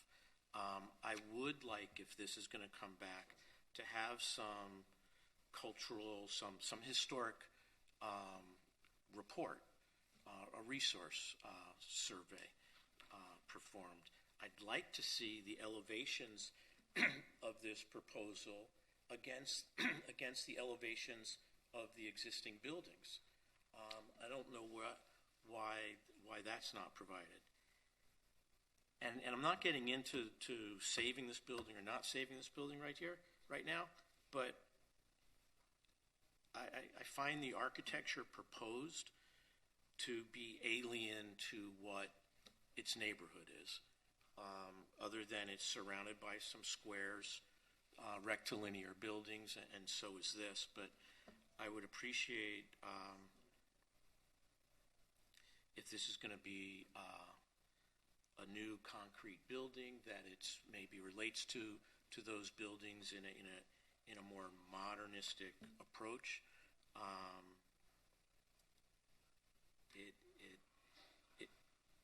I think it needs to be one or the other. It needs to maintain its original historic identity, or a new identity that still relates to the neighborhood, and that I don't see here. I wrote down potty parody, but I don't know if that is also a religious exemption. So that's it. Mm-hmm. Is this building that's being discussed, this building, is that the original building, or was it something else before it became the synagogue? Yeah, from what I understand, before mid-1970s or 1980, it was, I guess it was an apartment building. When it was first constructed, it was some kind of a rooming house, which, for lack of a better word, is a hotel at that time. So that's all that we have in terms of that information. But it's been a synagogue since you've had it. It's, as I said, yeah, it's been a synagogue since the 70s or the early 80s, from what I know. Okay. Laura, would you like to go next? Thank you so much for the presentation. I think you did a really good job on a tiny lot, 4,000 square feet of it. I actually like the architecture. I would agree with my colleagues on the historic resources report. It's very clear this building is not there anymore. And, preservation is based on integrity meaning physical fabric. So, but until we have that documentation, we can't really comment. I do think you pick up a lot on the, maybe subconsciously, since you hadn't seen this photo, on the asymmetry, for example, of the Mediterranean revival, but perhaps taking a closer look now that, we have this documentation on the, maybe playing with the volume, speaking to the original fabric, but I would say having a historic resources report is it'll just help us until the documentation gets there.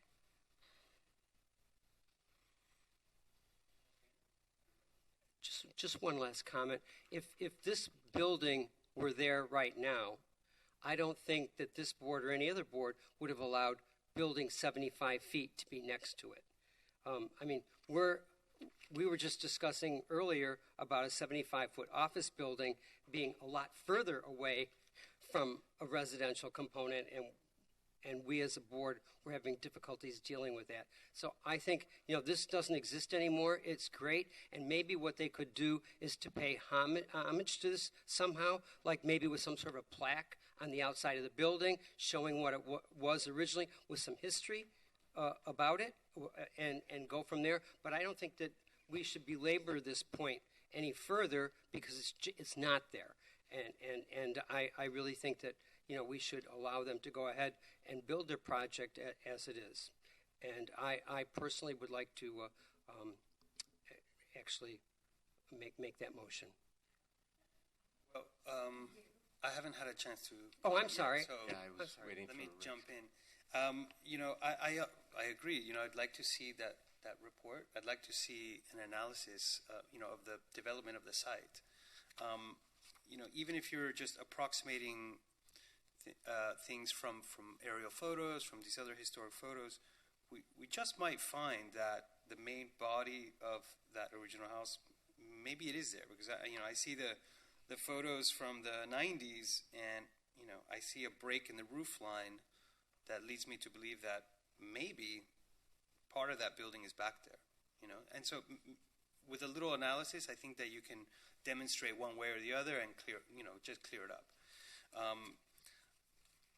On the question of the character of the architecture, I'm really interested in this because, as you say, you're a modern architect, but you're operating in this other mode because the client wants to engage in this kind of traditional architecture. And I think that, traditional architecture, requires a kind of, in-depth knowledge or awareness of the tradition, and like what is the tradition that you're modeling.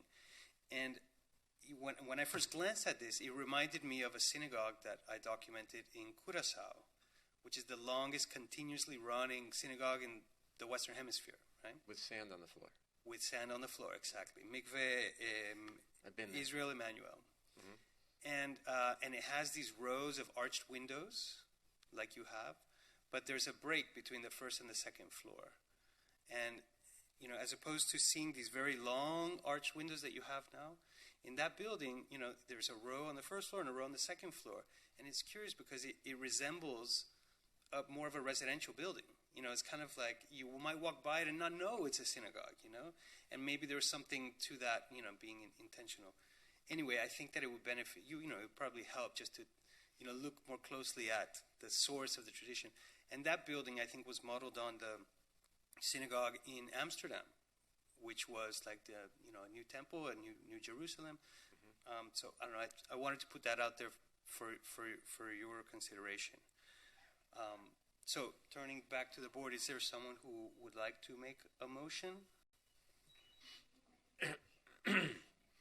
If I just can because I missed it. Give a point of clarification. The feeling that you're really looking more for a continuation to another meeting to give them time to discuss whether there's any part of this building still there. Well, I mean, I've been taking notes on everyone's comments, and it's come up a number of times from you guys, the interest in seeing some historical report, some further analysis.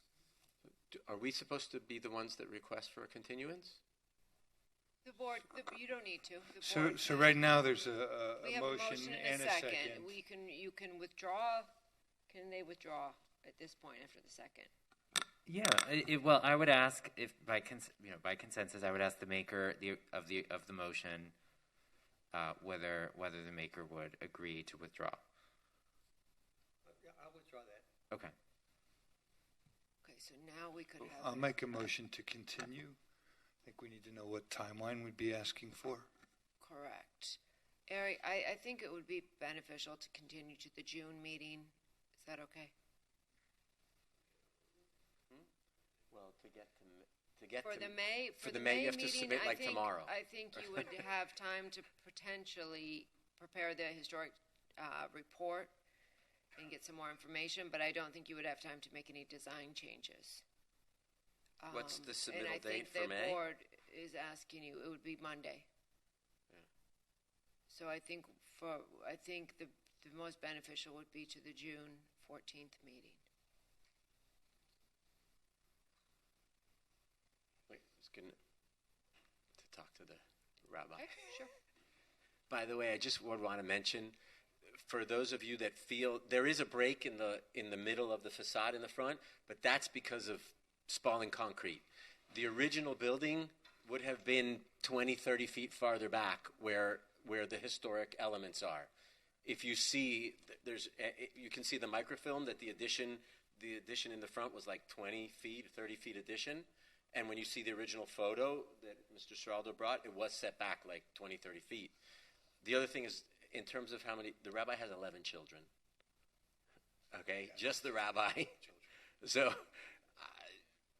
I can't tell him how many bedrooms he wants. He has 11 children.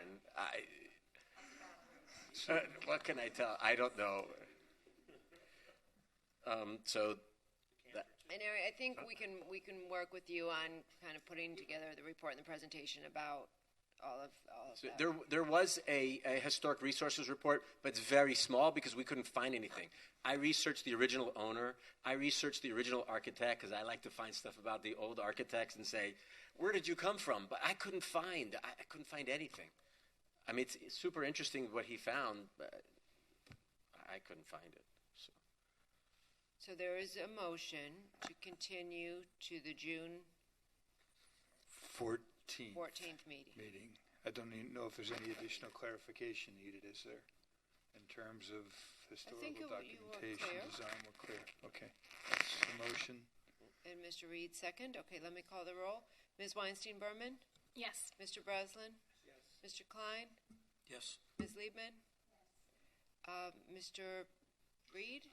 Yes. Mr. Pascal? Yes. Mr. Lopez? Yes. Okay, continue to the June 14th meeting. Feel free to reach out to me and we can set up a time to All right. talk. Thank you. Thank you. Thank you for your application. And is it possible to set up a meeting for everybody to meet at the You location? can or contact you can't do that? the board members individually to set up a meeting. I think it would be worthwhile to go to the site, whether or not that you can refuse to talk to the applicant, but to see the site and to walk around, I think that is helpful in this particular case. Maybe even to go inside. I was just curious how that Yes, works. All right. individually reach out to them. Thank you. Okay, the next application is HPB 22-0. Put my glasses on, I'm getting old.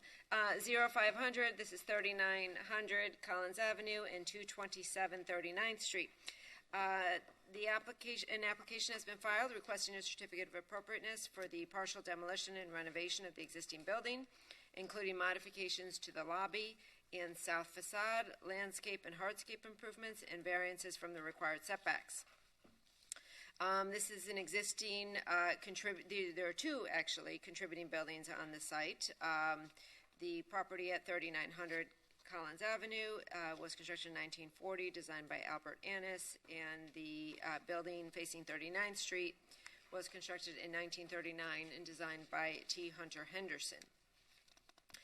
What's before you today is a relatively modest renovation project with very limited intervention.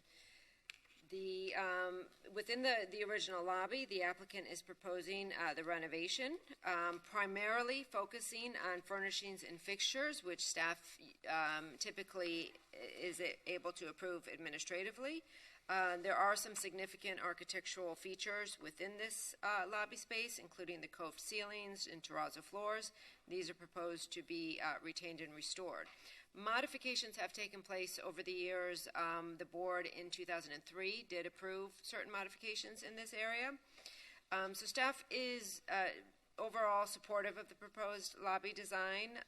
We have a couple minor comments with regard to the built-out wall adjacent to the front door. We don't believe that is consistent with the original lobby design. And we would also recommend that the existing sliding doors be replaced with more historically appropriate swing doors. They are, I would say, those are currently sliding doors. So what we're asking for is just an additional step of restoration, and other than that, we're very supportive. They are proposing some ground level south facade opening modifications. This faces the landscaped courtyard that fronts onto 39th Street. Staff would note that this portion of the building originally did contain hotel rooms. It was previously modified, including the conversion of 2 of the window openings into doors. The modifications include the removal of wall areas between the existing doors and the conversion of the double swing doors into single swing doors. Between the doors, the applicant is proposing a folding wall system to create an indoor-outdoor, a stronger indoor-outdoor relationship. Given the fact that this area was previously modified, staff has no objection and is supportive of the request. Within that courtyard space itself, the applicant is proposing to redesign the landscape and hardscape plan, including reducing a significant amount of the existing nonconformities. You have an existing nonconforming pool deck that was legally permitted, and the applicant is proposing to reduce the amount of hardscape, enhance the amount of landscape, and staff has no objection to any of the design modifications. The applicant will, however, need a variance in order to reduce the trellis structure in that courtyard space. So they are requesting a variance to reduce the minimum front yard setback in order to construct the deck and trellis at a setback of 6'8" from the east property line. They are also requesting requiring a variance from the minimum side-facing a street setback for the same items, for the trellis and deck structure. Both variances we have found are related to the proposed renovation of the hotel courtyard located at the southeast corner of the site. Currently, the courtyard is almost entirely paved. By following through with the proposed plan, they will be significantly increasing landscaping and reducing the nonconformities. So we do believe that these are necessary in order to facilitate the modest renovation of the hotel, and we are recommending approval. And I am here for any questions if you have them. Questions for Debbie?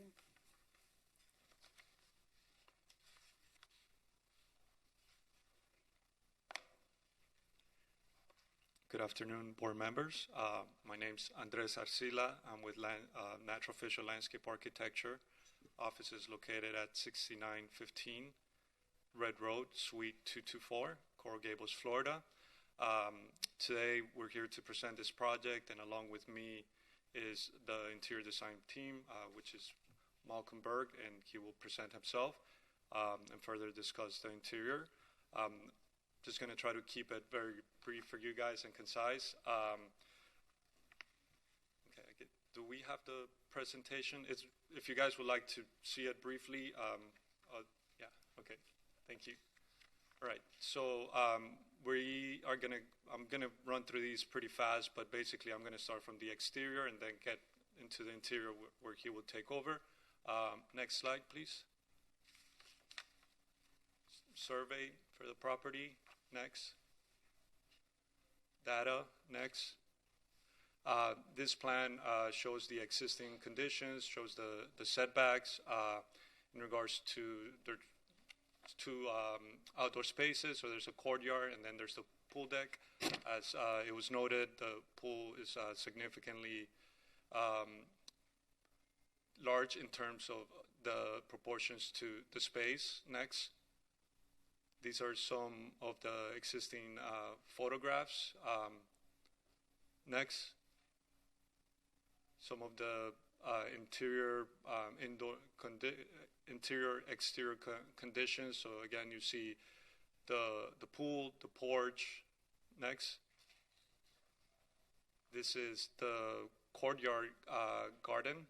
Next, this diagram shows the variance that we are seeking. So in red, you see the trellis portion that is within the front setback and the side yard setback. But the design idea is to have a trellis that branches off of the building and then returns. As we go through the slides, you will see that we have made a deliberate intent to not physically attach the trellis to the building. Next. So this is the exterior hardscape plan. To run you through this briefly, basically you see again the trellis. We are modifying the existing pool to make it into 2 smaller plunge pools and increasing the landscape area all around. And really the purpose is to enhance the indoor conditions so that the restaurant could also flow to the exterior. Next. Proposed planting plan. So I would also know that in regards to the courtyard, there are 4 significant large oak trees. We are keeping those, and we're enhancing the pool deck. Next.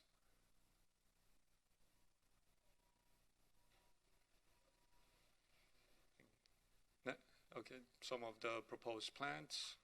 Plant palette. Next. Front elevation from Collins, looking at the hotel. There's an existing awning which we're keeping. We wanted to show this just to also indicate the relationships that we are trying to create spatially in terms of the height of the trellis, so that it relates to the existing awning structure. And that trellis, from this view, you see it sits behind an existing sidewall. Next. So this is a rendering of that front area, looking from Collins, the front facade.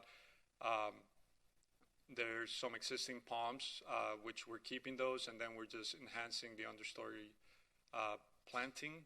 Next. And then creating a more sort of lush landscape treatment as you go towards the south of the property. Next. This is looking from the corner of Collins. So I think part of what we're trying to do is also create a moment that is more lush and green that could be visible from the street, but also to help from a landscape standpoint shade the interior courtyard to make it more comfortable for chairs and tables. Next. This is elevation of the south facade, which shows in the central portion, it shows the existing doors that are to the side and the window in the center, and that's the area where we are looking to modify to create that indoor-outdoor connection. Next. So that is the proposed elevation. Next. These are some section elevations. This is cut from within the courtyard, looking at the trellis, looking at the south elevation. So here you see the relationship and the proportions to the existing building. The building does have a sort of eyebrow that wraps around, so we're keeping below that eyebrow and not engaging the architecture, the historic building. Next. This is another section through that space, but a little further back, showing the plunge pools. Next. These are just sections looking east. So I think this one more clearly depicts that condition of the trellis coming right underneath that eyebrow, as you can see to the left-hand side of the page. Next. And these are just some renderings of that exterior space where the plunge pools are. Ultimately, we're trying to create an intimate space that is casual, sophisticated, but very lounge-like type, and that it feels more like a backyard. So here you see the trellis, how it wraps around, and the plunge pools in between and the landscape. Next. And this is looking in the opposite direction, so this would be looking northwest. So again, landscape perimeter, small-scale plunge pools to increase also the deck area. The existing conditions for the exterior are not in good condition. I think they might have had a pool previously where the coping extruded, and at some point the deck was raised, and now there's a very weird ramp that is more of a tripping hazard. So that's really what led us to kind of rethink all this outdoor space. Next. So I think here we now start moving into the interior conditions, and I will let Malcolm take over. Would you like to digest the exterior first, or go right through the rest of the presentation? Go right into it. So Malcolm Berg, president of EOA, Architecture and Interior Design firm in Coral Gables at 1929 Ponce de Leon Boulevard. So as Andres mentioned, the main intention of the exterior courtyard is in fact to connect the exterior to the interior, making the interior and exterior as fluid and connected and symbiotic as possible. Currently the pool absorbs most of the space of the terrace. We wanted to minimize that, create more of an outdoor lounge, dining, experiential space that actually flows right into the interior. As you can see by the top of the image, the areas on the top right of the image are very clustered and tight and sort of self-referential. We wanted to open that up to the exterior to make sure that the two were very symbiotic. Move on to the next. These are existing photographs of the space. As you come in, on the left-hand side, you see sort of portions of the lobby, the entrance leading out to the views of the courtyard on the top left. The top center is right off of the entrance coming in. The elevated core is directly in front of us behind that sort of green wall. Registration desk is on the right-hand side. The image on the right, top right, is of the registration desk leading to what is another dining room currently. Bottom left also shows sort of that registration concierge area. Actually, the front entrance would be on your right-hand side. Bottom center image is of the existing bar. Move on to the next. And these images now show the dining on the top left looking back towards the lobby, dining on the top center image looking back to sort of a grab-and-go area, lighting, etc. Move on to the next. This shows the entrance elevation on the photograph on the top left-hand side, and then some bathrooms, some miscellaneous areas as well. Move on to the next. But you can start to see how little of that is actually kept as historic. As Ms. Tack had mentioned, the ceiling is historic, the flooring is historic, and we're making great gestures to maintain those. Everything else has pretty much been neutralized over time. That shows the scope of work in the pink, and the amount of the areas that we're cleaning up. Move on to the next. This shows a little bit of the historical progression in documentation as to where things were way back when, and we can come back and refer to them as you have any questions. Move on to the next.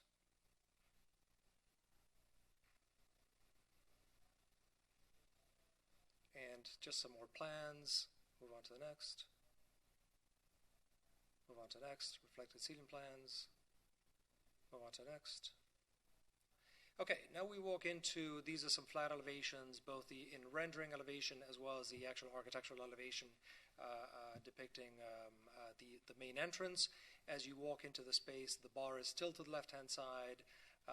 The registration has been moved from the right-hand side at the main entrance onto the room directly next to it. It was very awkward. The registration desk had been moved and relocated a couple of times, so we found it to be less significant. It was not the same registration desk or the top or the facade, so we decided to relocate and let it be a little less obvious that it was not historic.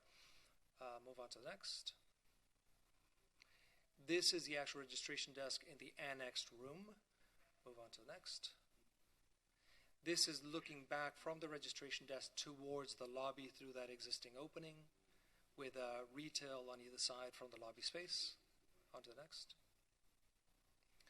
This is back, as we came out of the registration, back into the main lobby area. The bar view to the right-hand side.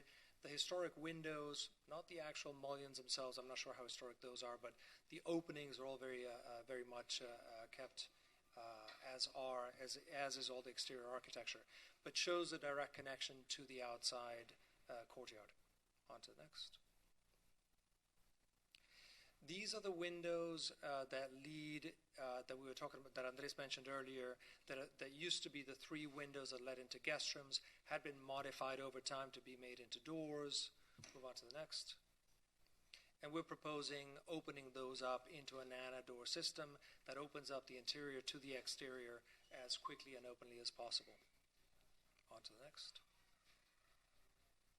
And some more interior elevations. On to the next. More interior elevations. On to the next. Now we are looking at the interior rendering. As you walk into the space, you can see the terrazzo floor is absolutely maintained as is. The ceiling is maintained. We'll be bringing it back to its original luster. We have the new banquette on the left-hand side and the bar remaining in its existing location. Move on to the next. This one is looking from the banquette, looking back towards the registration through the existing opening. And then you can see the bar on the left-hand side. On to the next. This rendering depicts the opening from the Nana doors to the outside of the space. The idea is to make the space as fluid as possible so the indoor and outdoor spaces connect. What we're trying to do is make for a viable dining destination. Currently, the interior spaces are not big enough to warrant a full restaurant. And separating them, isolating them entirely from the outside makes it not conducive for indoor-outdoor dining. When you separate the spaces like that, it's just that you feel kind of like you're in the nosebleed section when you're inside, and outside it doesn't have enough real estate to take as much density as required. So to make it a viable operation, we decided to make this an indoor-outdoor situation. The trellis flows right into the space. The interior architecture flows right to the outside, so it's a very comfortably symbiotic environment. On to the next. I believe that's it. The rest is just the plan, kind of showing the RCPs and more documentation. But back to you for any questions or comments. Questions for the applicant? 2 questions. Are you planning to do this in stages, or are you planning to do it all at once? Because I don't see how you can be open through this renovation unless you do it in stages. I'm going to defer to ownership group to actually say that they're not present right now, but I don't believe we're doing it in stages. I believe this was going to be a full. And the other thing is, what is the purpose of the trellis? Shade. Well, on the south side of the building and with the sun on the south side, unless that trellis is 16 feet wide, you're still going to have sun. Well, let me rephrase it. It's shade and inclement weather operation. So the idea is that it's a retract. Actually, you should talk to them. Yeah. So, in fact, what I'd like to do is have any questions the board might have, if we could get them all out, and then we'll let you address them all. So we've got questions about shade. That's all I had. Okay, Laura? Yes, I just wanted to clarify to make sure. In the order, section C1D, it says the proposed build-out area adjacent to the main entrance doors. What is that referring to? There's just a little bump out in the lobby that was kind of strange that we're asking for it to be eliminated. Malcolm, did you see our recommendation? It's an insignificant pilaster. We have no objections. We can take that. Thank you. Thank you. Any other questions from board members? And my question would be if you could point us to, I see the large sliders, the Nana doors. And it looks like, I think I heard another comment from the staff about sliding doors, perhaps being swing doors. So if you could address that. So two slightly different conditions. One is the main entrance, and yes, we will look into those for sure. We'll look into making those swing doors that are more consistent with what would have been historically relevant. The other one is Nana doors, and the Nana doors are the ones that lead to the courtyard that stagger. I believe there was a suggestion that we look into maybe retaining the doors to the sides where they are and opening up the center door, the center window into a larger door. We can explore that as well. It's really pending structural understanding of what's actually there and what we can do, but we can definitely explore doing that.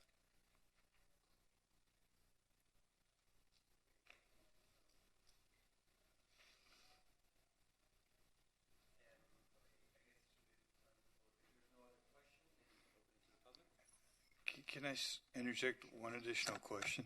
So I'm trying to get a sense of between the awning, and it appears there's like an eyebrow awning, an existing eyebrow that goes around the existing building pretty much entirely.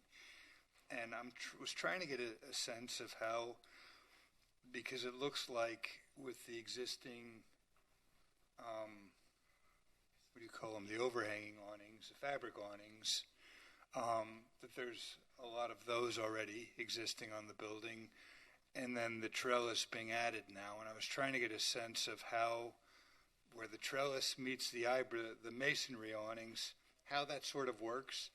And you stated that these trellises are not actually attached to the building itself, correct?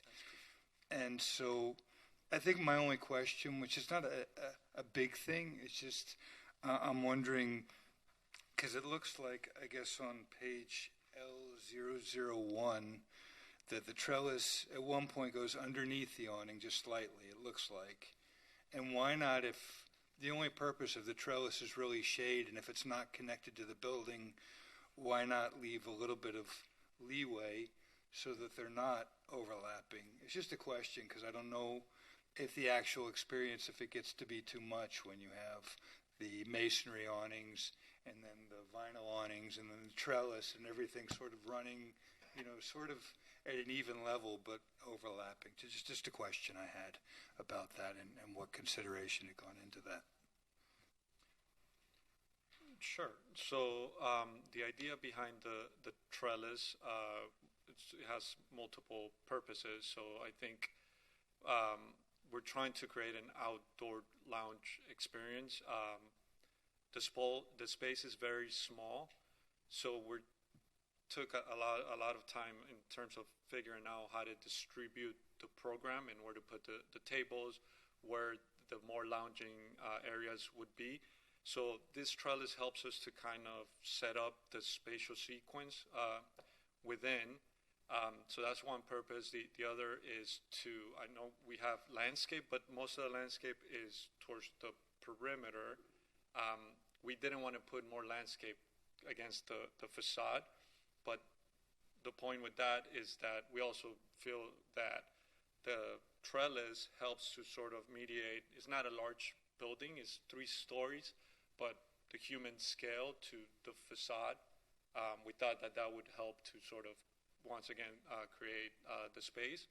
And then also the trellis we're proposing to do some sort of retractable shade fabric underneath, just for inclemental weather. If it's light rain, that the operator doesn't have to have people leave, as the interior is very limited in terms of seating. Now, to your specific point about that eyebrow and the trellis, the eyebrow, I apologize, I don't know the exact dimension of how much it projects. It's not much. I'm going to assume it's about 3 feet. I think we have some images that could kind of speak to that.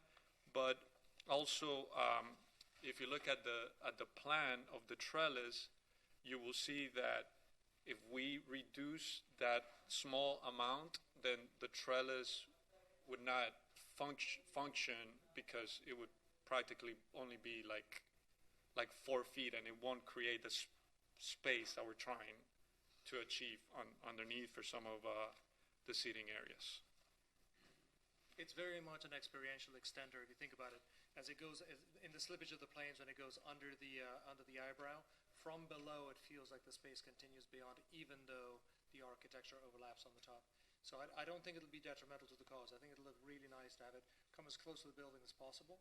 So from the inside, it really feels like it just flows contiguous. Yeah, I think, just to clarify, I think I was thinking of it, and I hear what you're saying from the experience of somebody underneath the awning. I was, I guess, trying to get a sense from, the standing away from the building, actually looking at the structure. I Even appreciate looking the down upon clarification. It looks really nice. The plane slips out, the other one slips under, and then the opening with all the green on top. It looks really quite beautiful. Thank you. Okay, should we do public comment? Thank you. Sure. If there's anyone on Zoom wishing to comment, please raise your hand. Anyone in the audience wishing to comment, please step forward. And while we wait for the public, do any board members have any disclosures on this application? No? Okay. Nobody on Zoom? Okay, thank you. Daniel Serraldo with Miami Design Preservation League. We appreciate the efforts to restore the lobby and update the ground floor program to meet the needs of the ownership, and the expanded restaurant and the garden upgrades are really beautiful, and we think it'll bring new life into the Albert Annis design, so thank you for that. Our only question was sort of related to that nano wall, and thinking about in prior applications what we do when there's doors and windows. A lot of times we extend the windows down to become doors or openings in order to preserve the Art Deco fenestration. And I live in El Murray-Dixon, and I was thinking yesterday, if we had to do this in one wall, which wall would we pick? And it gets a little tricky because the Deco buildings are so geometric. So I was just wondering if that might be something you'd all consider, is maybe rather than this big kind of storefront, collapsible wall, maybe they could look into keeping the original opening of the double doors that are on each side, and then there is a big central window that doesn't go all the way down. Maybe if that were just converted to an opening, it might help them achieve their objectives, because I think there's a concern of allowing this might then we'll have other applicants wanting to do that, and it does get tricky with the historical Deco buildings. But thank you.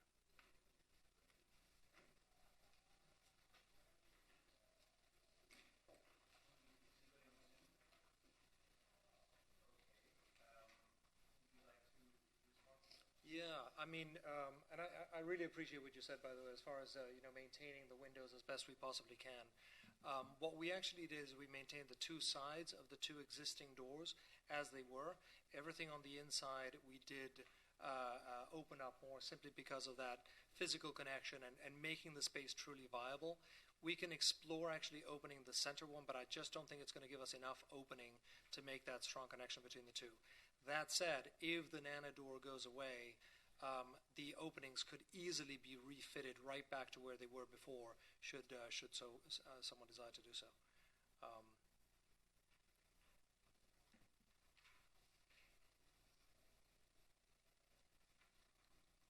I'm looking in the plans for a drawing that depicts that condition with the tables and chairs. Is it in here? Am I not seeing it? I see you have in ID 005, it shows the plan with the restaurant, the doors open, but we don't see the furniture. I think for some reason the plan with the FF&E was omitted on the presentation. Not sure why it didn't make it through. I think that would be important to, for this point, to see, how necessary is it to change the openings of the exterior of the building to achieve your needs. If we open up to the renderings, it might be helpful to the.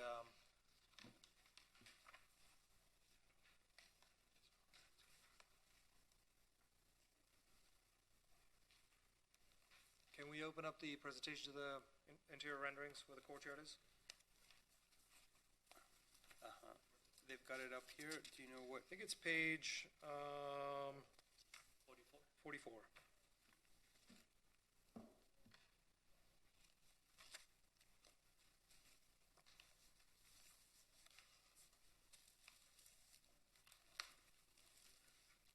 Is that 44?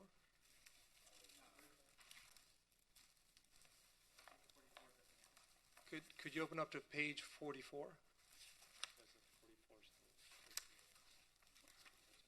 Yeah, it's much closer to the end of the presentation. This shows the elevation. It doesn't show the rendering. Oh, so he's going to 44. Can you keep going to the end of the presentation? Might be a little bit further down. Not sure why it's a different number. Okay, so right here you start to see the nanas on the left-hand side and how they're very contiguous to the outside space with a trellis overhead and the dining tables literally flowing from inside to outside. Move on to the next. Oh, this just went, okay. I don't think you can see very much on this one unless you really zoomed in. On to the next. We really have to go to the end of the presentation because this doesn't show it over here. Keep going all the way to the end. I wish we had the plan with the FF&E, sorry about that. But the FF&E only shows indoor dining, literally walking itself out to the outside. It's just very, very fluid. Keep going.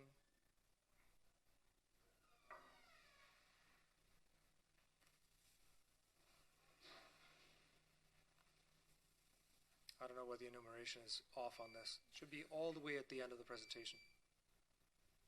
That's the middle. This is the middle. I'm not sure what page this is for. Just keep toggling all the way to the end. It's only 48 pages. Yeah, 44. Page 44. It only has 48 slides? Yes. So the last slide?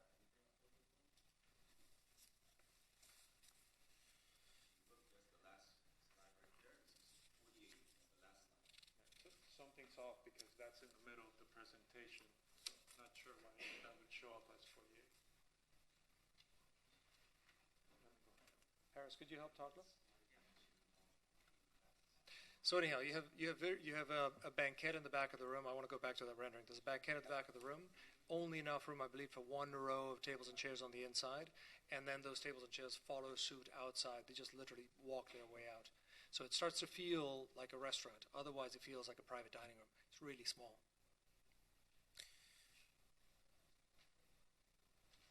Okay, while you find that, maybe we can open it up to board discussion if anybody would like to start with any comments.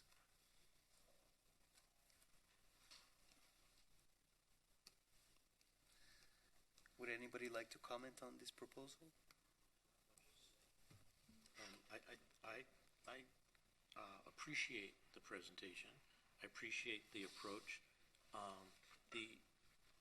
know there'll be questions about the variances. I understand the trellis, the purpose for it. I think it makes sense to me, whether it's the correct thing to do or legal thing to do, I'm not sure. My only concern, I think, that I had was with the reconfiguration of the lobby. This is the original lobby, and we're moving things around, and that's the only thing I'm a bit on the fence for, because if and when your operation is gone, then what are we left with? I think it's the moving, the shifting of things around is a better layout for your use, for sure, and I think it works better. But if we're talking about authenticity, then I'm just kind of on the fence with that. So the only thing, if you think about it, the only thing that we're moving is we're moving the inauthentic reception desk that is not original. That's the only thing that's moving. That one is, we're not seeing reception desks like we used to. We're not using them the way we used to. We're not at airports when we go to hotels anymore. It's a much more experiential. It really feels much more like a living room that, oh, by the way, you can check in on it. So the desk goes into another room. So the experience is much more hospitable than transactional. The bar stays in the same location. The FF&E moves around, but that's all loose stuff. So what we are doing, however, is we're exposing the original terrazzo and bringing it back to its luster. Because a lot of that was covered in the movement of desks and all that kind of stuff. So rather than replace the desk with something equally inauthentic, we said let's open up the terrazzo, expose it. How is the current condition of the terrazzo floors? There's probably a little bit of damage under the desk. I would assume there usually is some, but we'll have it restored. I think it's a great project. I think it's sensitive. I like the addition of all the landscape. I like getting rid of the pools. I probably wouldn't have done those 2 dip pools or whatever you call them. But I think that's a little overdone. But I think it's going to be a great space. I look forward to having a drink there. You too? Oh, you just read the operator.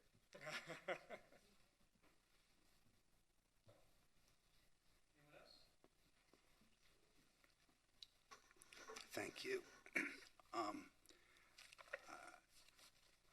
I see that the design is appreciated. I look at it and I appreciate the design. I like the property as it is now. I see that it's taking it up to a new level with your design. And so from my point of view, in order to approve it, you would need to show us how it satisfies the criteria for variances.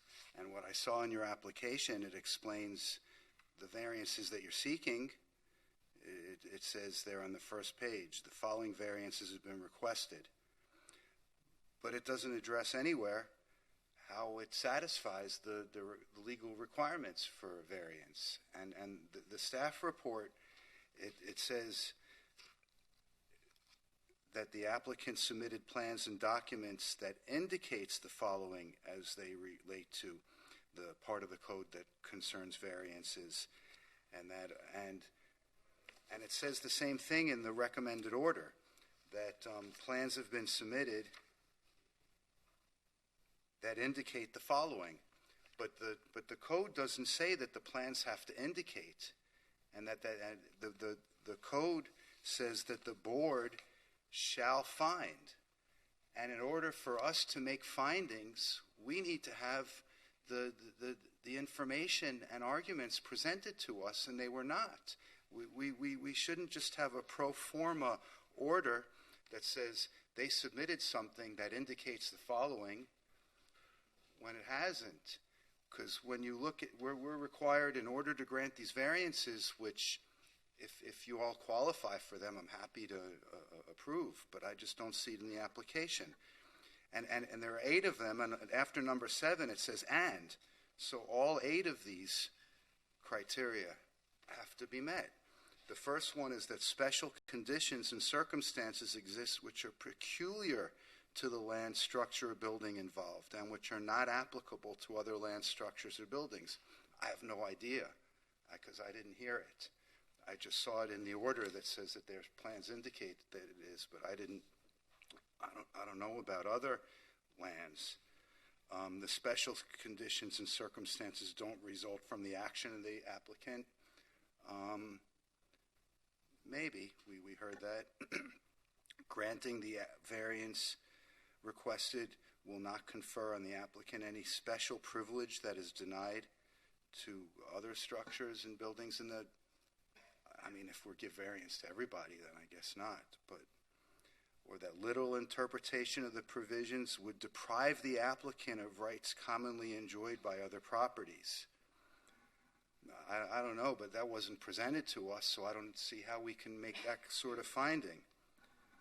That the variance is requested at the minimum that would make possible the reasonable use of the land, it may be so, but it hasn't been presented to us. So I think in order to, any application where they ask for a variance, we need to be presented with enough information and the right arguments so that we can make the findings that the code requires. So I would be happy to reconsider it, even without any changes, so long as the proper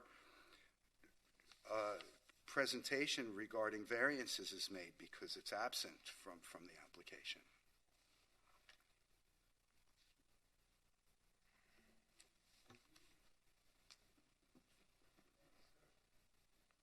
So I'm supportive of the project. I like the way that you're activating the spaces of the building, the 2 buildings. I'm just going to say for the record that the intensity of the awnings and the canvas awnings and the masonry awnings and the trellis, which is actually an awning too, it concerns me as an ongoing thing. I don't like the canvas awnings covering up the facades of a lot of Art Deco buildings to begin with. That was Nancy's drum for a very long time. But for the purposes of activating the space, I'm supportive of it. I just, I mean, on the rendering, actually, the L, I guess it was 007, you see where the three come together. The other thing is we're looking at a rendering of a trellis that doesn't actually have fabric on it, but it's going to have fabric on it. So I don't think I'm even seeing it being as intense as it's going to be with the masonry and the canvas awnings and the trellis covered with fabric as well. I don't want to see that as a rule, but I'm supportive of it here. I think for the user experience, it's going to be really nice, and I like to see historic buildings being enjoyed. So in that regard, I'm supportive. I agree with staff's recommendation with regard to the doors. I think I agree with Daniel's request if it were doable with regard to the windows. I don't know if that's doable. Other than that, I wish you great success with the project. I think it's really nice. Thank you. Thank you, Kirk. Who'd like to go next? Laura? Nancy? Laura. Do you want to go, Nancy?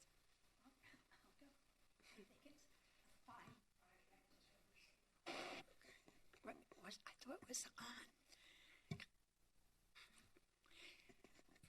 It's very nice. I've lost my voice.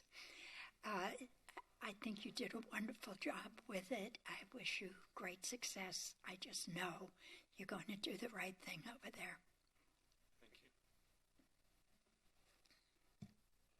Thank you for the presentation. I think it's beautiful. Love the landscaping especially, so I'm supportive.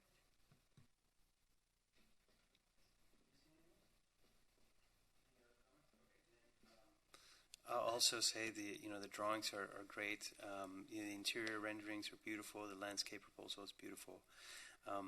For me, one thing that I think is missing or could be better depicted here are the exterior elevations. I mean, to see how this really impacts the exterior. I know they're there, but very, very faintly.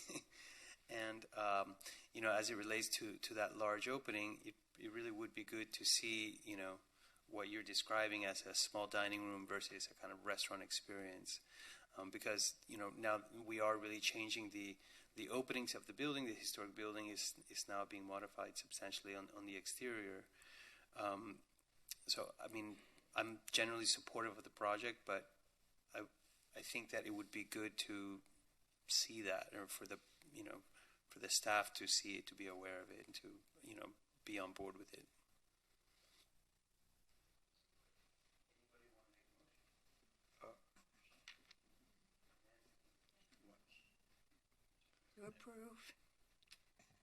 To approve the project. Thank you. With staff's recommendations, Nancy, or no?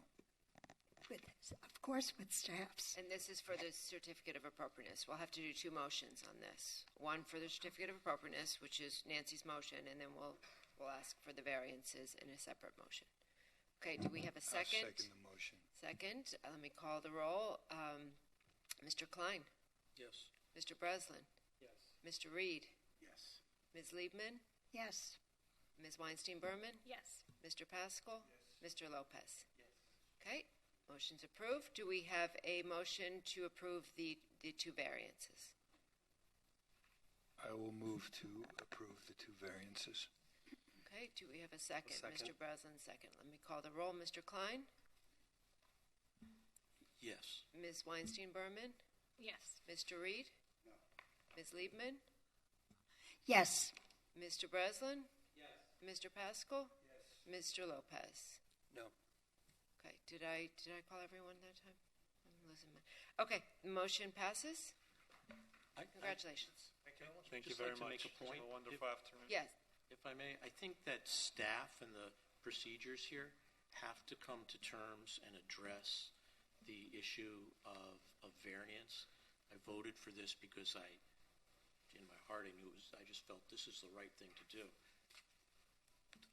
I think, people come here and they don't. I've had to go to Board of Adjustment and such, and I've had to spell out exactly what my hardship is, as difficult as it may be to, and as imaginative as it may have been to do that at times. But I think that we, to have a firm footing stance, I think either the applicant needs to be required to spell those out in words as to why this is, or staff needs to say they've satisfied this by ABC. And we provide a variance analysis, but we can expand upon that. We do provide an analysis to our best of our ability in all of the staff reports at the end of the report, but we will certainly also work with our applicants to get more responses to the individual criteria as well. Yes, it's a good suggestion. My point is that we're a quasi-judicial board. We're not only here to give good design advice and input and get the best designs and to fulfill the historic preservation purposes, but we're also here to say to make sure that the law is followed. And the law on variances says that we shall make these 8 findings.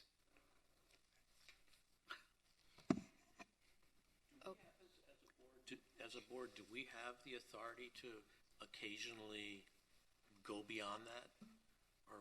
What do you mean by go beyond it? Hands tied by those. The hardship.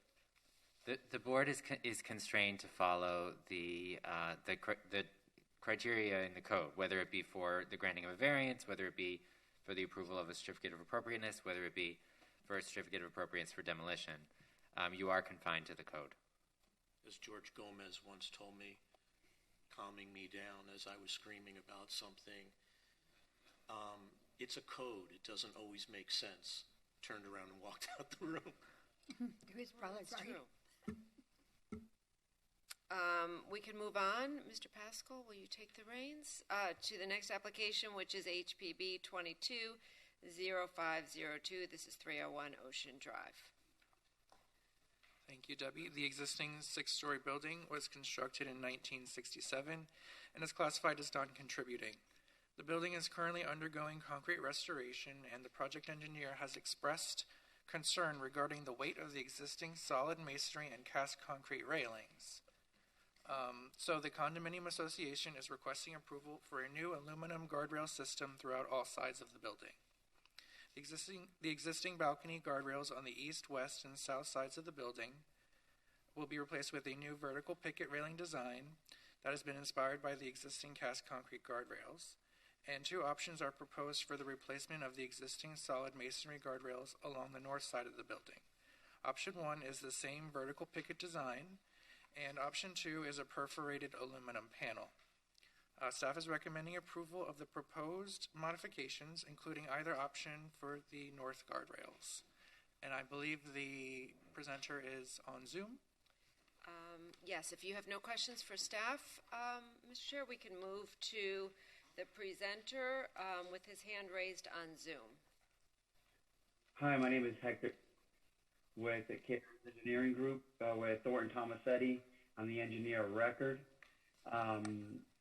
I'm here to present the railing proposal for you all. We determined through the concrete restoration program that the walls and other miscellaneous structures, guardrail structure, precast, are not well connected to the structure, and the wind load provisions and dead load provisions add a significant amount of weight to the structure.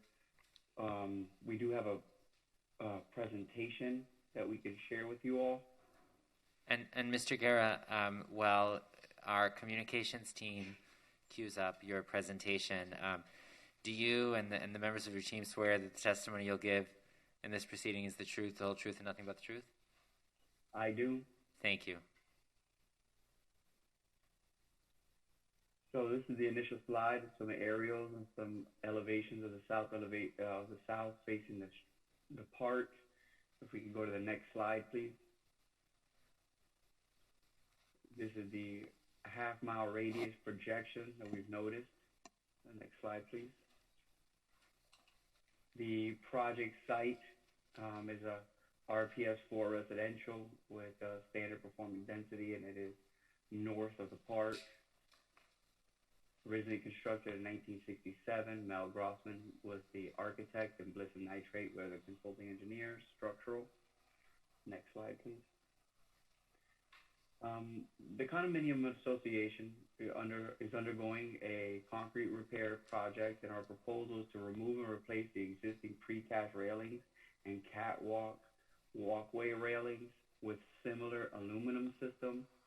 The purpose is throughout the restoration project, we just keep observing more and more significant amount of damage to the precast, to the guardrails, and to the slabs. In addition, we have observed deterioration to the slabs as well, and some differences with the as-built conditions of the drawings and previous restorations, so there's some warranty to repair. We've also done some analysis with the original plans and would prefer a lighter railing system that drains better and is more easily can protect the limited structure. The next slide, please. This is to the left. First picture is the existing catwalk restoration.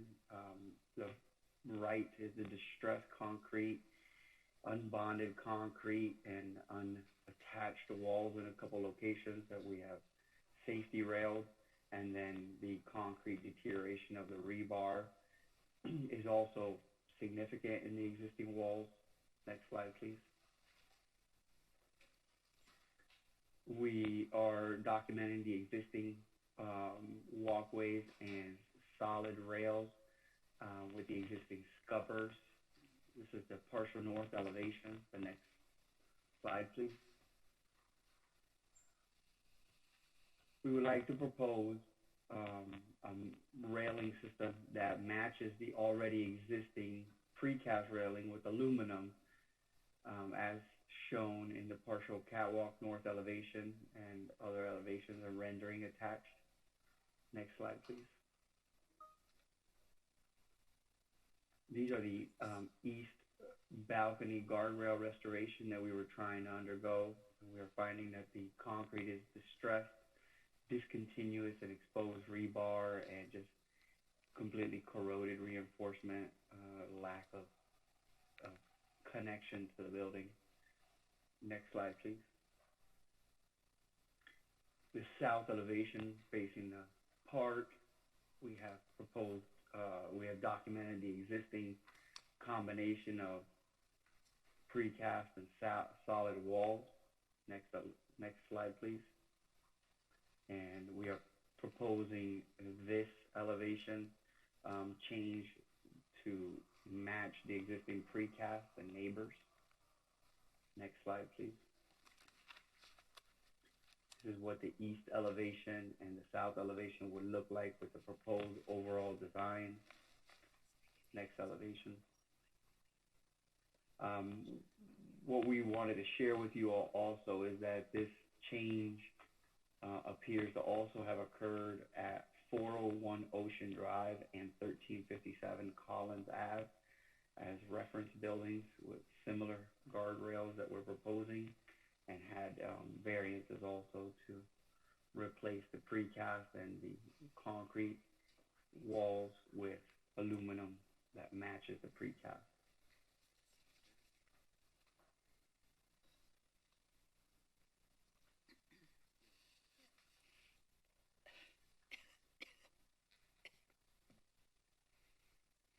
Is that the end of the presentation?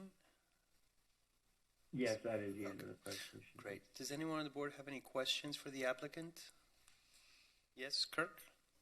A question with regard to the proposed new product railings. Are those railings that are an existing product that you found, or are they a product that you're having made to match the original? They're going to be custom railing systems provided by Puma with Kynar coatings. But again, when you say custom, does that mean they're being designed to match the existing, or they already were designed and you found them to be similar to? No, they're going to design to match the precast. Got it. Thank you. One question. That this deteriorated concrete rebar is being repaired, then it seems the objective is to lighten the load on the existing catwalks. Is the lightening of the load on the existing catwalks required to extend the life expectancy of the catwalks even after repair?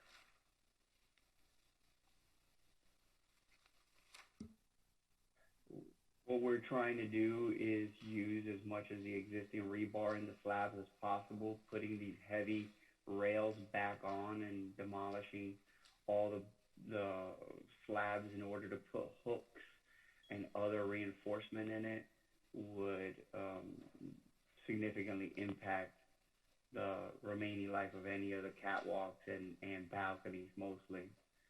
It would be a massive demolition of all the balconies.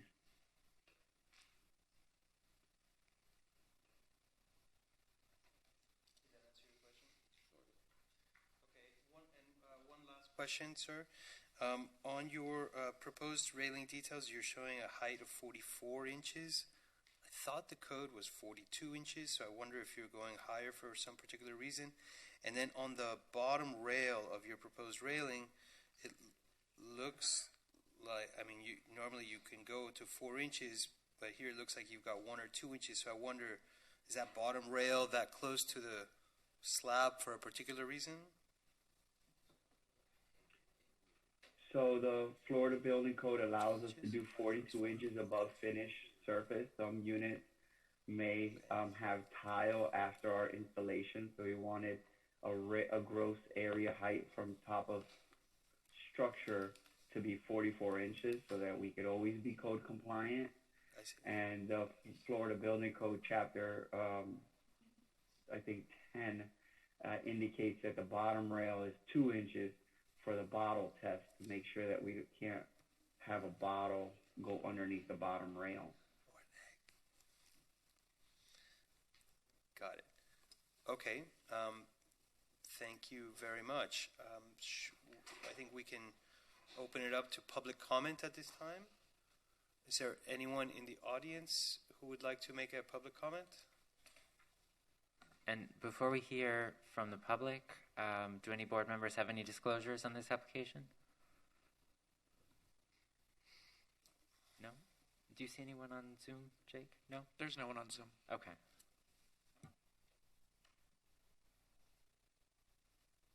Hi, thank you. Daniel Serraldo with Miami Design Preservation League. I did have a question for Debbie Tackett, but I could ask Jake instead. Just curious about, because this building currently is non-contributing. However, it is a Melvin Grossman, who is the architect of the Deauville, as we all know. And now, with its age, it's of the age now that it could be reclassified.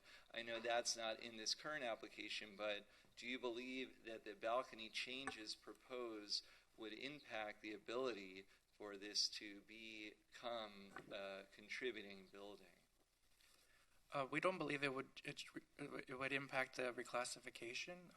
We do have similar buildings like this that are classified non-contributing, and the board can reclassify any building at any time. Okay, thank you. And so, like, there are major changes proposed. You know, I know the building well because I have a few friends there, and like the catwalk on the north is currently all solid, and it's so well done because you have buildings right next to it. So, you know, as it was being designed, you could think the architect had that in mind. Now it's just this like kind of standard aluminum railing that opens it all up on the north side. And then on the south side, the lower floors, when Grossman designed them, had less openings. And think about that. It's on a park. So the lower floors don't have as much opening balcony. And now it's just this total like, you know, standardization of it. So I think maybe it is worth studying whether maybe the railings could better match the fenestration and the overall program that Melvin Grossman originally intended. So thanks for your consideration. Okay, there are no members of the public on Zoom wishing to speak at this time. Okay. Would the applicant like to respond to the public comment? Yes. We wanted to have a uniform installation of railings for simplicity of the structure, attachment, waterproofing, and those kinds of perspectives on the walkways.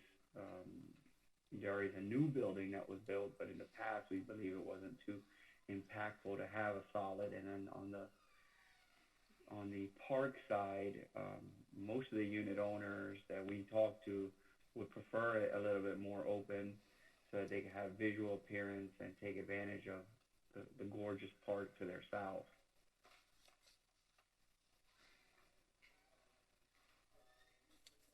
Okay. Board comment? Barry? Yeah, I think Daniel from MDPL hit on a very strong note that this is more than just replacing rails. Kurt hit on a note that I felt as well of these rails, of their design. What's on the building now are precast, and they've got some depth to them. And what's noted on the drawings are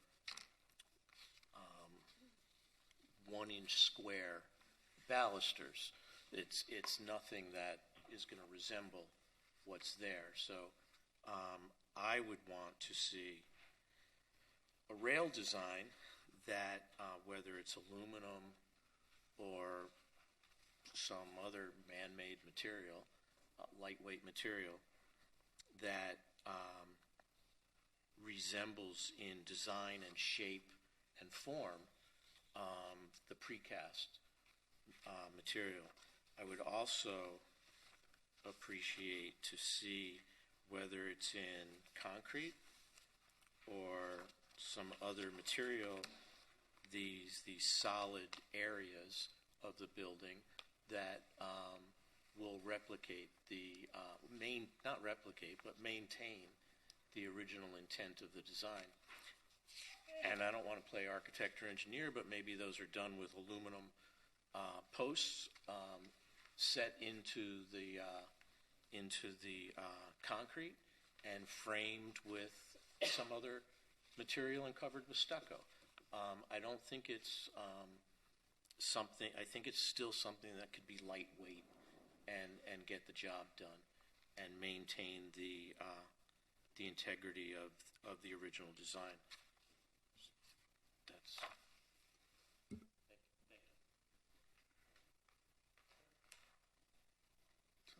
I agree in a lot of ways with what Barry said. Actually, my building is located across the water from a building that had the same sort of condition, and it's a massive building, many lots, and the masonry rails were replaced. They look kind of plasticky. I don't know what the material actually is on the balconies. But whether or not this is a contributing structure, it's a design structure, and it sits in an extremely prominent location as well. Because it faces Marjorie Stoneman Douglas Park, it's visible from the park, it's visible from the beach, it's visible pretty much from a big portion of south of Fifth.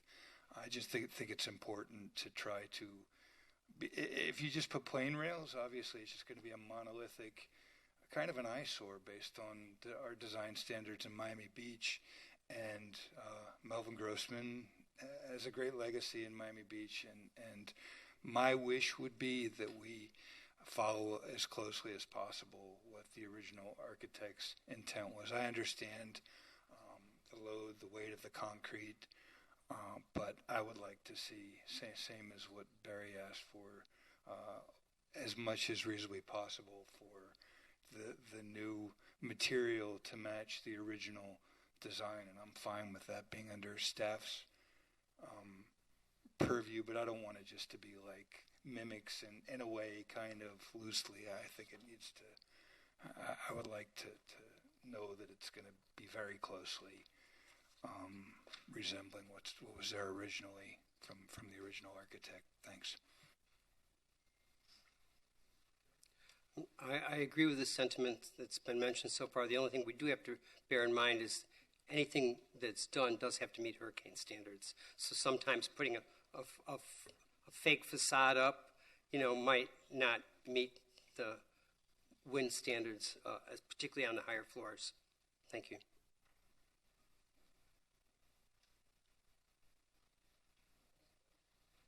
I agree with my fellow board members. Railings on these MIMO structures are basically the character-defining features, particularly in this case where the south faces the park and the ocean. So would like to see more thought put into it.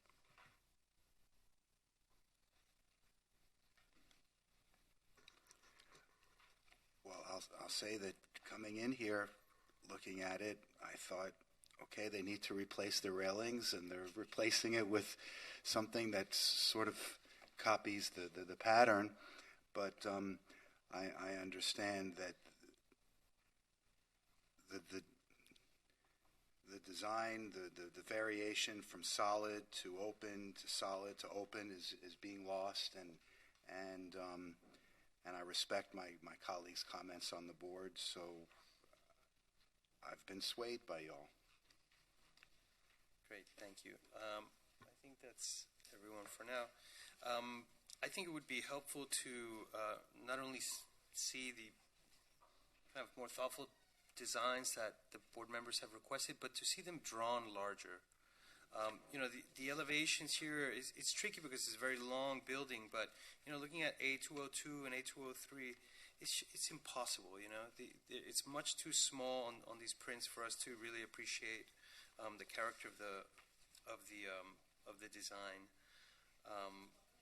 So I would encourage the applicant to come back, consider the design more thoroughly as has been suggested, and to present these drawings at an adequate scale so that we can really judge them and appreciate them.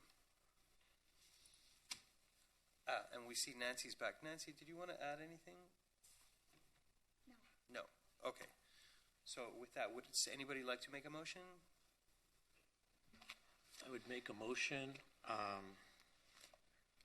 I am tempted to let them work with staff, but I would make a motion for if staff is comfortable with reviewing the aluminum replication of the existing precast picket system. And what I mean by that, whether it's aluminum or whatever it is,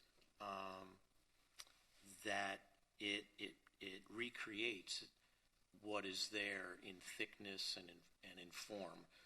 What's shown on the drawings are 1-inch square tubes, and that's not what's there out in the building. Those are probably 1.5 inches on one side and another width on the other side, probably some curved shapes in there. So if staff is not comfortable with that, then I would recommend that the project come back to us with more detailed drawings of the rail design or a mock-up. Okay, do we have a second to that motion? I think he's first asking you if you... Yeah, it's better to get the second first, I think procedurally, but that's okay. So I'm comfortable with working with the applicant on the void versus solid. The thickness, getting really close to the existing thickness, I think is going to be a lot more challenging. And in my mind, I'm not sure how successful it's going to be. Then I would make a motion to continue this and have the applicant come back to us with more precise drawings of how the aluminum or whatever product they use is going to replicate the existing picket system. And I'd like the existing picket system to be detailed as well, so we know that what we're getting matches what's there, because we don't have that detailed in these documents either. Second the motion. Okay, and that's to continue. To whatever date. You've been going with June 14th. Yeah, I think June It is sounds the like most June realistic. 14th is a pretty busy day now. It sounds like it's going to be a very busy meeting, yes. I don't want to ask if maybe we could get an indication too of the new product next to the existing product to see how they compare.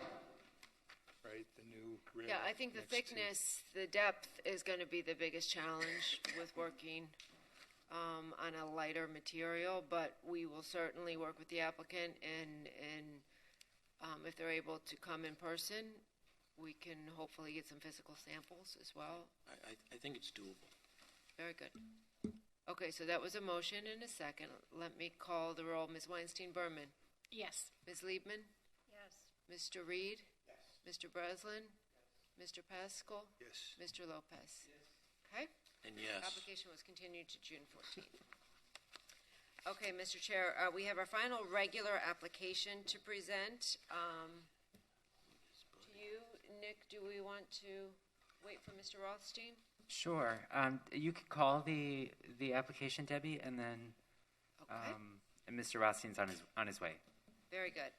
The next application is HPB 220506, 1 Lincoln Road and 1671 Collins Avenue. An application has been filed requesting a rehearing of the December 13th, 2021 decision of the Historic Preservation Board, wherein it denied without prejudice a certificate of appropriateness for the partial demolition and renovation of 2 buildings on the site, the demolition of 1 building, the construction of an attached ground-level addition at the northeast corner of the site, and the construction of an attached addition and modifications to the rear yard. If the request for rehearing is granted, the matter may be heard immediately. So this is very different from your typical certificate of appropriateness application in terms of the standard of review.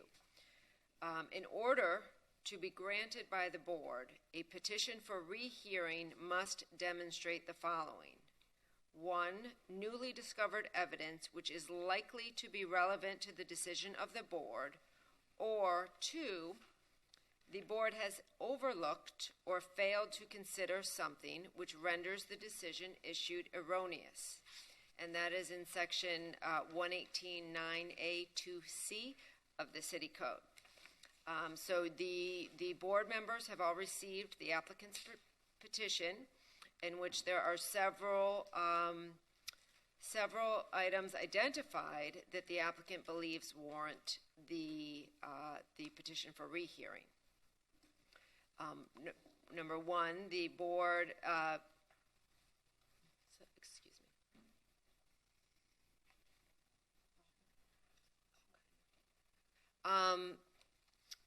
Procedurally, I think at this point, before staff goes through our analysis of the petition for rehearing, that we will have the applicant present the rehearing, and then staff will present our recommendation to the board as to whether or not we believe the rehearing is granted.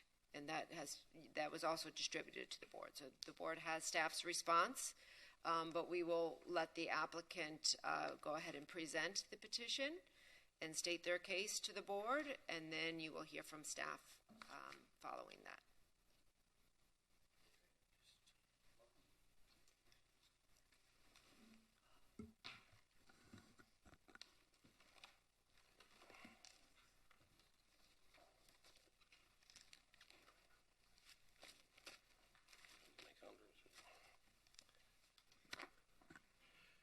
Good afternoon. Well, I was going to say good morning, but I will see that. For the record, Alfredo J. Gonzalez and Devin Vickers from Greenberg Targ at 333 Southeast 2nd Avenue. I'm here today on behalf of the Ritz-Carlton Sagamore project with representatives from ownership and team. I'd like to first start with open up with some procedural issues so we're all clear. Why are we here today?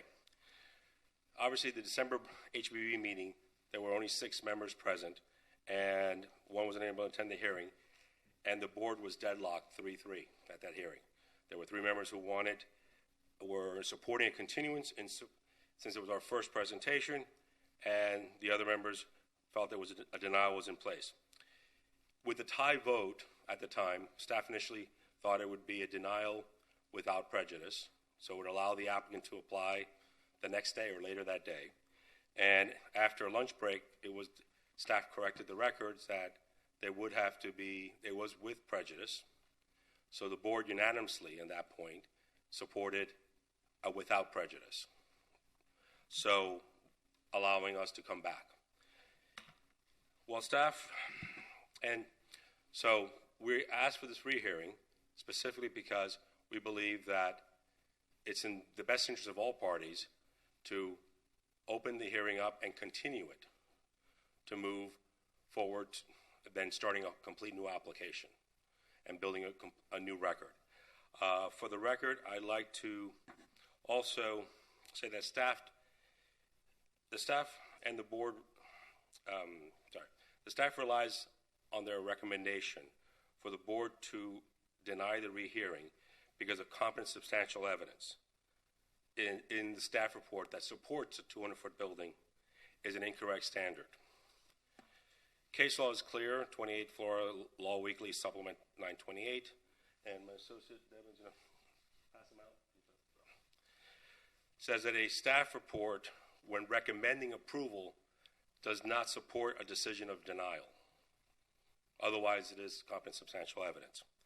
And regardless, we're not here today under an appeal, which that would be the proper standard. And as staff alluded to, under rehearing is a different standard. And what I wanted to go through is that the standard today is whether there's 2 standards, and you only have to find in support of at least one of the standards and one of the items of the numerous ones I enumerated. So which is likely to be relevant. That's the standard, which is likely to relevant. It's not even must be relevant. It's likely to be relevant, or something that renders the decision issued erroneous. So those are the standards that this board needs to evaluate with these points. So instead of enumerating all our points, we really want to focus on the 2 main arguments that we've made that we feel this board could, even on one of them, if they find cause, vote for the rehearing. The first one we feel is the official response by the planning director regarding the code determinations that was issued March 28 of this year. That itself is new evidence, which is relevant. Actually, I would say not even likely to be relevant. It's substantially relevant. This board in December, even before we were able to start the applicant was able to start their hearing, the chair wanted clarification. The planning director came here and offered a clarification on this determination that was outside the board's jurisdiction, but not answering any of the questions. After that, the applicant came, made their presentation, and between the public hearing and the board comment, there was almost another 30 minutes of discussion on those zoning questions. So clearly the board felt the answers, the impact of those issues was very relevant to the overall discussion. So, and the reason you didn't have the answers was because those questions, the zoning questions, were asked to the planning director leading up to our December hearing. The planning director came here in December and said, we don't have the time to give you a formal response, so he didn't. Hearing, we know what happened in December. The week after, even though everyone assumed we were going to be coming back as a new application, as a rehearing, as any format, both the opposition, the hotels, the Delano and the National, withdrew the request for these determinations. At that point, when we were made aware of that, as the applicant, we didn't want to be in this situation again in the future where someone else asks the same questions and there's no answers. We put in the official request to the city to answer those questions so it would not become a source of confusion or misunderstanding. And again, that was only issued March 28th. So we believe that that determination helps the board find that it was relevant, more than likely relevant, and actually I think strongly relevant to be taken into consideration. Not saying that it's going to change your vote. I'm not saying that it overturns whatever decision each of the members voted in December. The standard is it likely to be relevant? And I believe that it is. The other issue I wanted to focus on are the new shade analysis of actual conditions. Clearly the board, the applicant, the public hearing comments, and the board had extensive discussions back and forth over what would be the shadow impacts to the National and the Delano, the properties to the north. And from the shadow studies that had already been submitted, clearly, and I've looked at enough shadow studies on this project, January timeframe posed to have the greatest impact of any month of the year on these properties. So we feel that it's very relevant that having actual drone shots of existing conditions is very relevant to this discussion. It's something we couldn't do before because we started this process, we weren't made aware of the issue that they needed those specific, let's say January, which is the worst month, actual conditions. We started our application sometime in late summer. So this clearly shows us those shadows. It can show you what shadows exist at the different times of the day, especially at noon. And quite frankly, when the board evaluates what impact any proposed building has on the neighboring properties, you could distinguish the shadows that are casted on shadows and disregard those. So, again, I think those 2 points are very relevant to the board's discussion and exceed the standard of to trigger a rehearing. And to be clear, and I'll save time for rebuttal after any comments, but we're asking today for the board to vote to rehear, and it does open it up, but we're not asking you to go ahead and have a lengthy discussion on any new project. I've specifically not got into any proposed project. I would leave that for a later date. The board would then choose to continue us to. And with that, I conclude my primary comments and reserve rebuttal. Mr. Chair. Okay, thank you.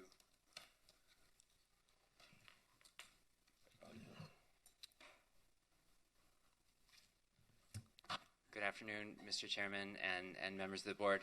Nick Kalergis on behalf of the planning director, and I'm joined by Debbie Tackett. I wanted to start out, and before Debbie gets into some of the details of staff's response to the petition for rehearing, I wanted to start out by saying that we are very familiar with the standard of review on a petition for rehearing. And I'd like to respond to an argument that counsel for the applicant raised during his presentation, which is that our staff's response looks at competent substantial evidence rather than the narrow standard of review on a petition for rehearing. And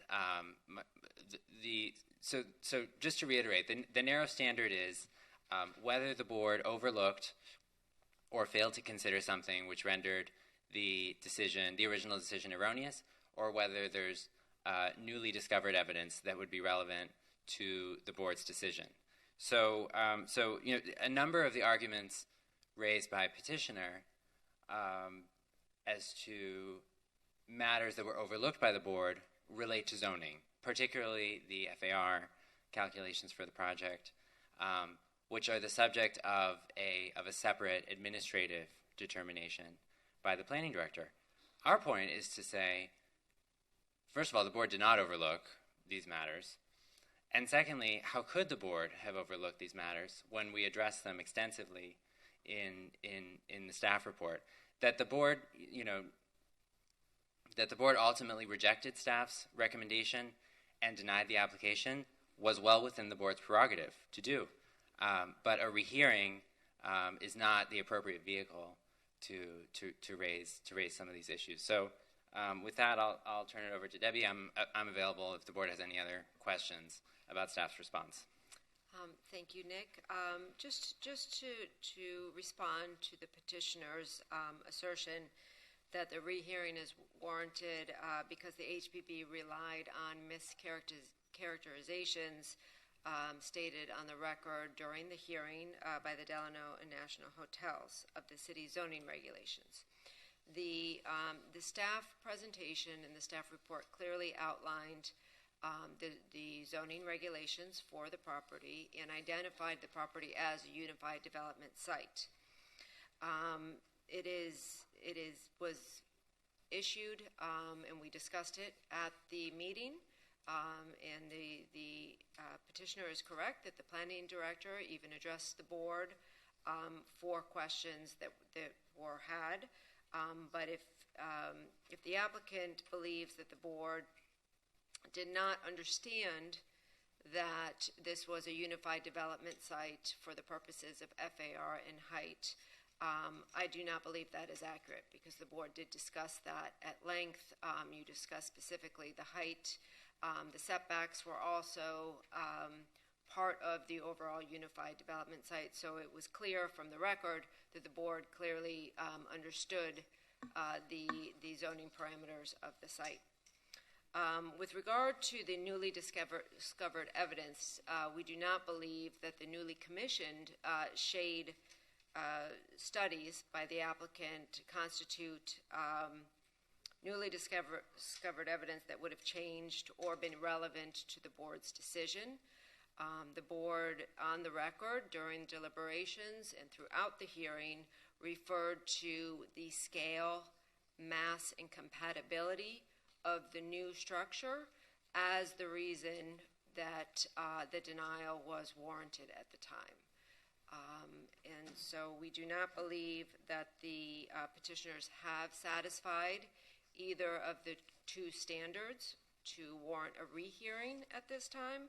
It is important to note that the petitioners were denied, the applicants initially in December were denied without prejudice, meaning they can present a new application to this board, and they have actually submitted a new application to this board as well. Do you have any questions? What date was this petition for rehearing filed? Because it's not dated. And also, the staff reports for other items show the dates that the applications are filed. There's nothing in here that shows the date that it was filed. I believe it is on, let me see. Is it on the last page? Let's see. No, it's not on the last page. It's not on the, it's nowhere. There's no stamp from the planning director or office to show when it was filed. It's not dated. It's on your original copy that you stamped, that or the office stamp. I don't know if we have the original here. I thought it was.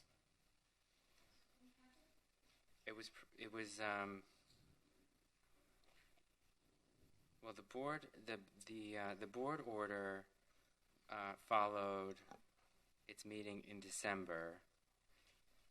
So Alfredo was likely filed at the end of December or beginning of January.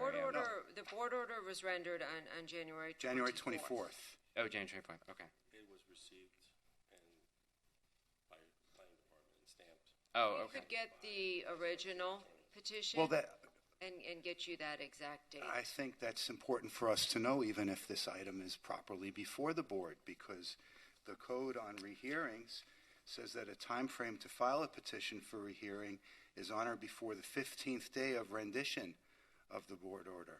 That's right, and we verified when the petition was filed, that it was filed timely. Well, I just don't have a dated copy with me.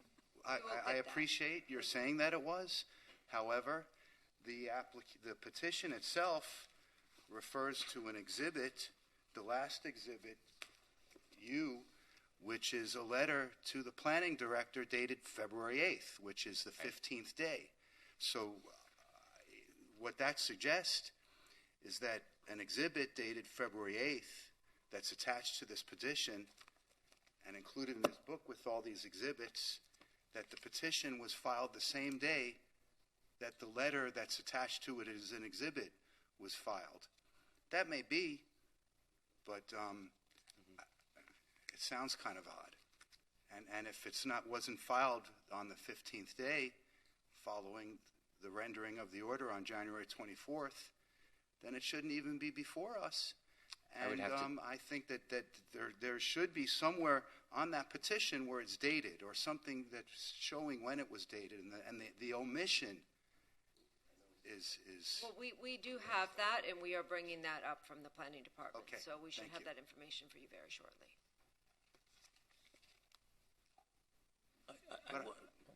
And then I would just agree with that there's no overlooking of an argument if the argument was made.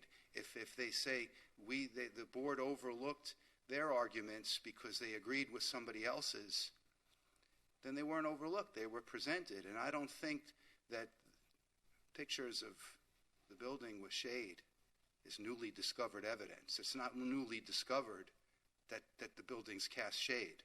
Newly discovered means something that you are unaware of, or that an application to the planning director and we're waiting for his opinion, and that would be newly discovered. That's not newly discovered. That's seeking evidence late in the process, or seeking the evidence that could have been there. So I don't feel that it meets the requirements of newly discovered evidence, or that the board overlooked anything, and I'd like to know even if it was timely filed. And I think we all need to make disclosures too before we go into this, right? If we've been contacted or. That's correct. Because I think we all got the emails and I think we all probably got the invitations, and I also got a call from the applicant's attorney, so just for the proper disclosure, and I also received a call from Mr. Robbins on behalf of the applicant too, seeking to set up a meeting, and those are all my disclosures. I received emails. I don't recall if any of those invited me to anything. I know I saw a repeated form letter of support, I believe. It's my disclosure. I wonder why we're here if there's a new application. I'm just trying to understand that. Are we to review this package now? I think right now we're just deciding on the merits of the rehearing, which are based on those two standards. If the board, I'm sorry, right, but I just don't understand the difference between a rehearing and a new submittal. If they've submitted a new package, and I assume it's this, I don't get it. And the short answer is the code provides for a petition for rehearing, again, where one of the two standards in the code is met, but as to why the petition for rehearing has been filed and a new application, I would defer to the applicant. and we do have the dated copy of the petition, and it is February 8th, 2022. So it's timely. I think we were about to do disclosures. Some of us did, and maybe we should, to be thorough, complete that. I do want to disclose I did have a call with the applicant a few days ago. I was also not present the day of the meeting, and I'm hoping to better understand this. I don't know if anybody else wants to disclose anything. I also got all the emails. I did do a Zoom call. I was not here in December, and honestly, with such an important project like this, to be voted on minus a board member probably should never have happened to start with, but that's neither here or there. And the other thing is, to answer a question that was brought up, going for a rehearing is a lot less expensive than starting all over again with a new application on both the time of staff and the time of the applicant. It's just it's just money, and you know. So from my standpoint, I wonder if it's worthwhile to do that. Okay. Any other disclosures? Just so we can get through disclosures. Do you have a disclosure? No disclosures. No disclosures. I have no disclosures. I was there. It's a 3-3. Nobody wanted to give. We couldn't vote. Oh, I have to do that again? Well, you're... Okay. I have no idea what you're all talking about. And I was there. And we voted. We must have got around a couple of times because it was at 3-3. That was the end of it. Whoever was running the meeting, who was running the meeting? You? It was Jack, the chair. Jack was running the meeting. So we don't even have Jack here to testify. I have no idea what you're trying to get at. I thought when we came back, and I was looking forward to it, we came back and we were able to, again, see if we were going to vote to do a real hearing. Am I ignorant on that thought? I mean, I cannot understand what you're talking about. So what we're here on, Nancy, is that the original application was denied in December, and the applicant has petitioned this board to rehear the original application. So counsel for the applicant presented his petition. Okay. But just let me offer up one other thought that I have, and then we can listen to the whole thing. The 3-3, that nobody, I don't understand how we wound up where we were a non-event, and I was going to call Like the pasta, Alfredo. Alberto couldn't, thank you. Alfredo just absolutely didn't get to the point where we should have just parked and waited until we had the 7th victim. Right? That's all. It was Rick who was not here. You weren't. He wasn't on the board. That's why I'd like to hear it. Mr. Chairman, I think we're just doing questions I can now. close our response. We just respectfully would request that the board deny the petition for rehearing and let the original decision stand. I think we were just going through with questions. We did disclosures? I think we need 2 more. Okay. Anybody else have any disclosures? Disclosures only, please. I want to disclose to be safe because I've got a pile of emails this month. To my knowledge, I didn't receive any emails, but it could be that they were buried in the pile. I did not communicate with anyone. And to my knowledge, no one communicated with me. However, there is a chance that they did, and it's buried in a pile of many emails that I did not review. Thank you. Thank you. Okay. Anybody else with disclosures, please? No. Okay. I think we were going through questions, right? I mean, we started asking some questions. Okay. Would this be appropriate for us to continue asking questions? Give Yes. everybody a chance to ask Mr. Chair. questions? Okay. Kirk, did you want to ask any questions? No, I don't think I have a clarification I can make, but not a question. Okay. Because it's being inferred that we weren't a full board at that time, and we were. And in my mind, that's a mischaracterization. We were a board of 7. One member was absent. It wasn't like some sort of a conspiracy that somebody held another board member hostage. I think we went through the normal process. It seems so strange to hear it represented any other way. Any other questions from the board? No, I would just reiterate what Nick said, that we're allowed to conduct business with a quorum. Okay. And a quorum is defined. I have a question.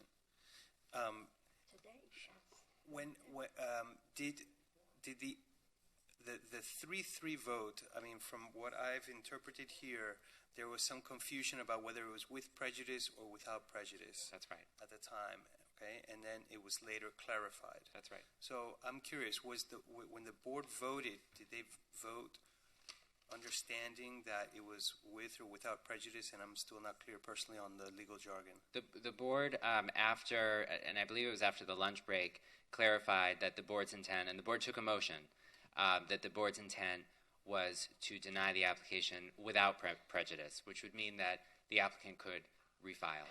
Right. So now what? So if there are no more questions for staff, I'll take my seat and Alfredo can present his rebuttal. Right? Yep. Is there any more? I'd rather hear from him. Anyone else speaking from me?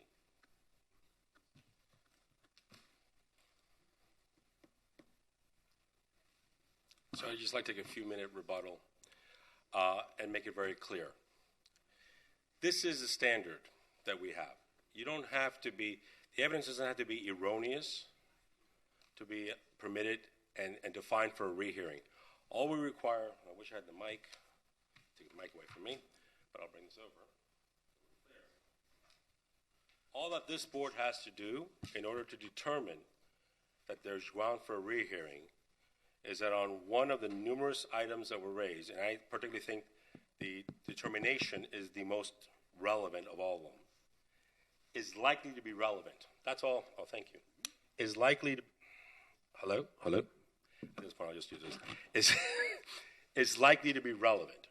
There's a second standard that sets up things that have been overlooked, and there's an erroneous decision. Those are two different standards. I don't need to meet both. I just need to meet one standard in one of the items.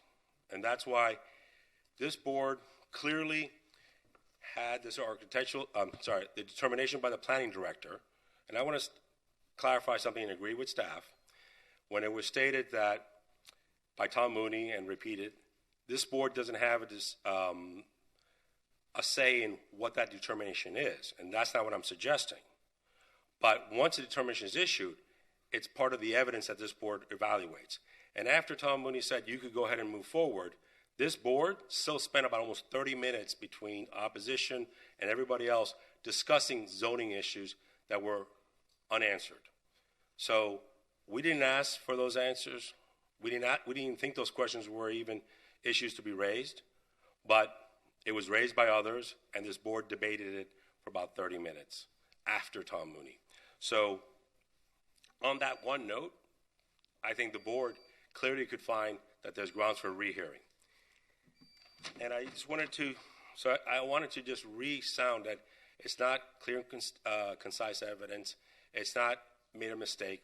Yes, if I follow the second standard and I want to apply that one, we could, and we find an issue that would apply. But I don't need to meet both standards. I need to meet one standard, or the board needs to meet one standard on one item in order to.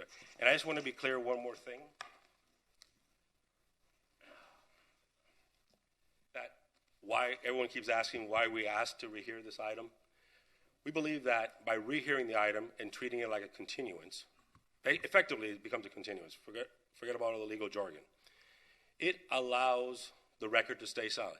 And everything that happened in December stays in December. But the record continues to be whole.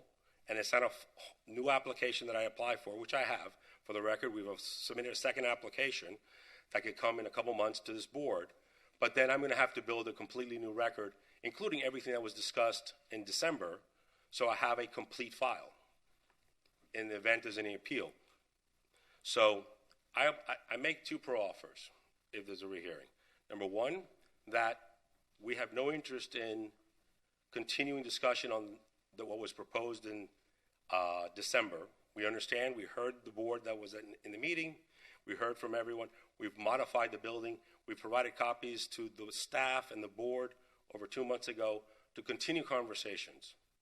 And hopefully we're closer to something that this board could ultimately approve. But at the right time, whatever that period is, we'll review that.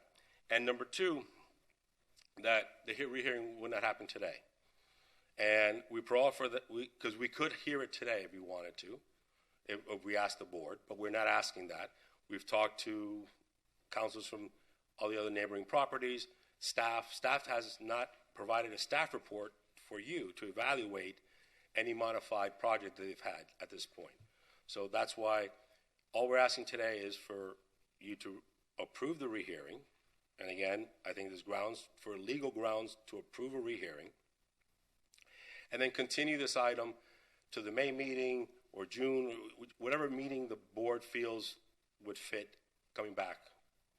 And at that point, we could have everyone discuss the merits. We'll have a staff report. We will have further discussions with the neighbors. We may have support. We may still have some issues, but we could present that at that time. So with that, unless there's any questions by the board, that concludes my rebuttal. Nobody? Questions from the board? No? I would only make a statement that from the best of my recollection, and I think that I might have made the motion to deny. I either made it or I seconded it, I think. I felt that the application was incompatible with the neighborhood and the surrounding buildings and the Sagamore specifically. And on my part, I don't think there was anything, I don't believe there was anything I misunderstood or any information I didn't have. I didn't really need much more than what was placed in front of me. I think I might have used the word disrespectful in referencing the design. So I don't think there was a lot more I needed. Okay. Okay, Nancy? I don't know who to go to. I think that's all well and good. You didn't like it. It's here. You didn't like it. That's your prerogative. There were 3 of us who didn't vote the same way. And that's why we're here today, because we had no other place to go and nothing else to do. But a point of information? Excuse me? A point of information, when you didn't vote in my favor, which is completely your prerogative, and you're right. Exactly. Just, I agree with that. But was there information that was missing that you didn't need? Was there information you didn't receive? I have sat here. Cause you to vote in another way. No. I have been on this board almost 6 years. I have never, ever heard of this kind of consequence where there was nobody could go any further because we were locked in. There was nothing we could do that day beside go home and say, we'll look further. There were no other, there was nothing else discussed that day. And we have been waiting, at least I have, to hear it come back today to see if it's possible that we have a new vote. And see, because I think we have other people. We'll have an uneven number of people voting, like we should have had. In my mind, we should have put it off that day. But I think you were quite intent on doing it, and so, which really was your had no prerogative. intent. I had no intent, but I think your reference, and I'm not a lawyer. Either am but I. I think that you're referencing a different issue. They're saying for a rehearing, one of two items have to be. I see. So, something new has to happen. We're not going back to the original 3-3. We are not going back. We're moving ahead. We have new people on the board.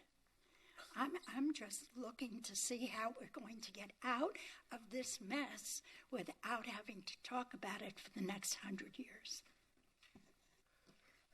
Thank you, Nancy. Can we go, we'll go to Ray and then Kirk? Is that okay?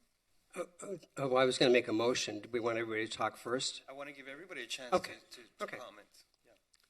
First, I had a procedural question. Are we asking questions now, or we're commenting? Is We're this board commenting. discussion? I think this is board board discussion. Yeah. Okay, so then I have two comments. One, just going to what's in front of us right now, is the question of whether there's newly discovered evidence, which I haven't seen anything that's newly discovered to me. The shade study is not anything new to me, and it's not anything that I did not consider when this was brought to us the first time, nor do I feel that that we've failed or overlooked considering something. And to Nancy's point, I understand frustration when you don't win the vote. That's not the question in front of us. It's not the application that's in front of us. That is in front of us right now. Let's let Kirk finish. It gets so complicated.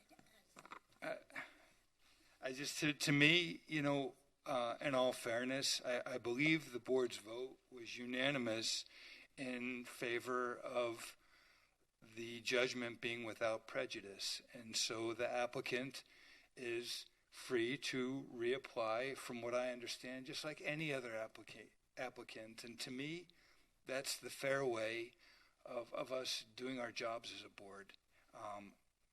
That's my feedback. Thank you. Okay, thank you, Kirk. Stuart. I just want to address the issue that the opinion of the planning director that was requested on the day of the hearing is newly discovered evidence. Evidence would have been what had it been in existence on the day of the hearing, not something that's created after the hearing.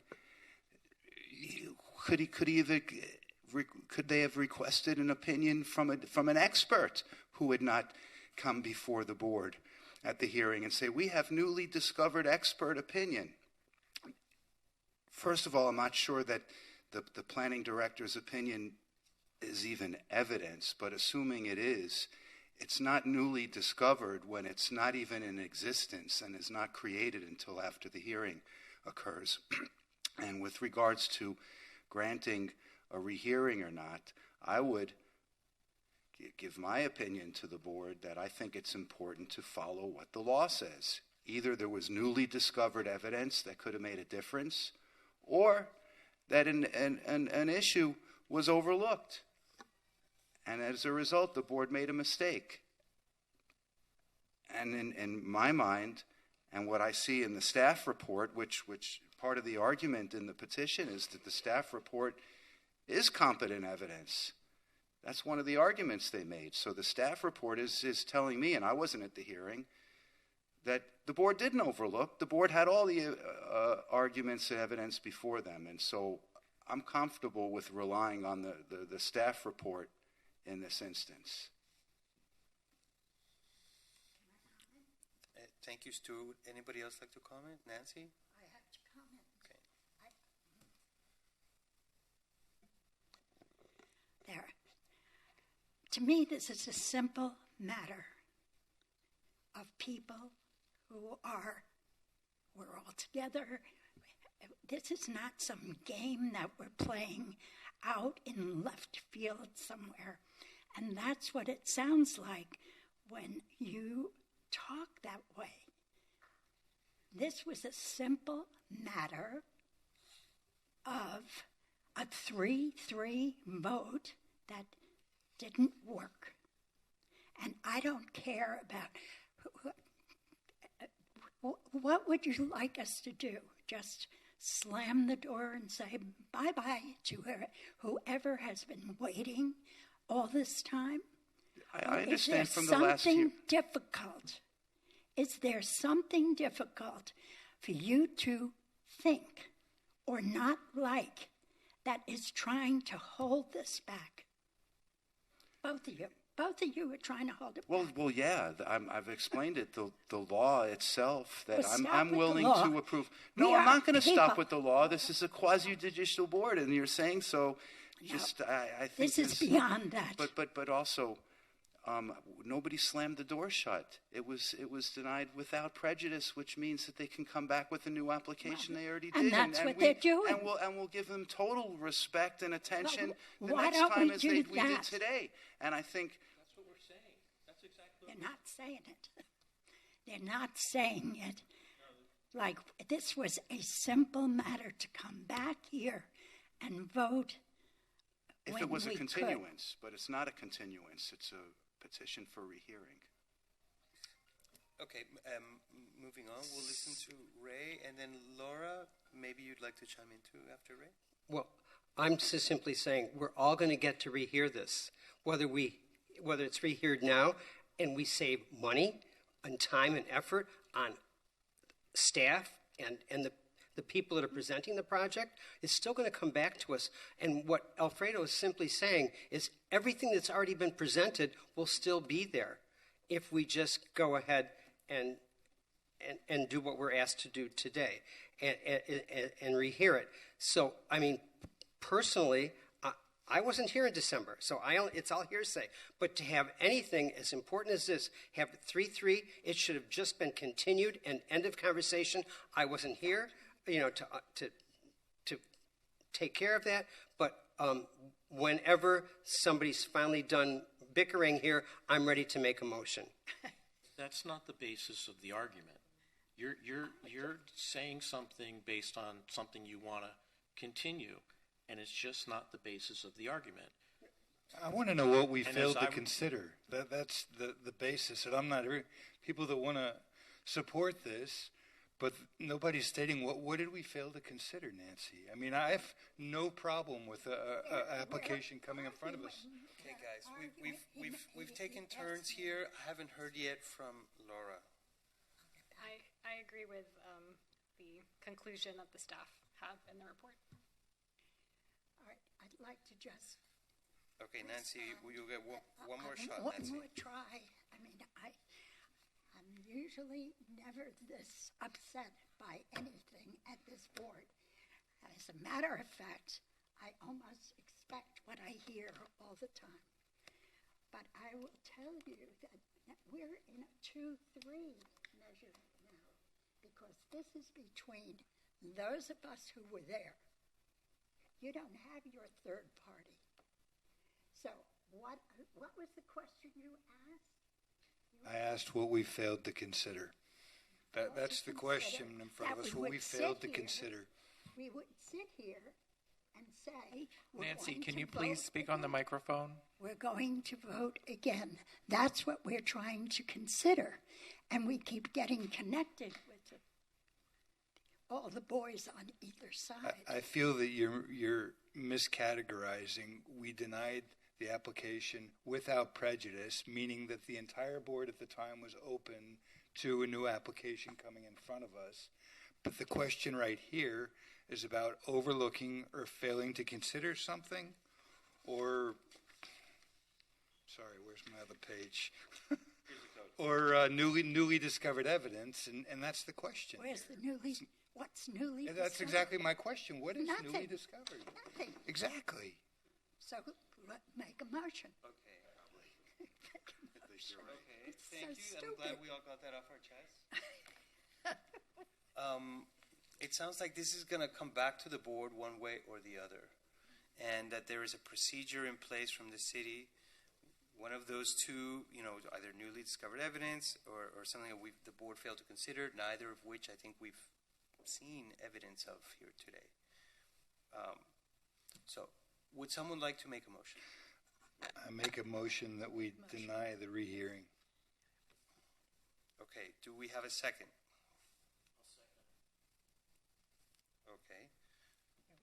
shall I call the vote, or would someone like to call the vote? Sure, I'll call the vote. Mr. Breslin. I want a rehearing, so I'm not voting. Mr. Reed. Yes. Mr. Klein. Mr. Me? Yes. Yes. Ms. Weinstein-Berman. Yes. No, it's no. What? Ms. Liebman. Wait. Tell me again the vote. To deny the rehearing. No. Mr. Pascal. Yes. And Mr. Chair. Yes. So that's 6-1. One. 2. I'm sorry, 5-2.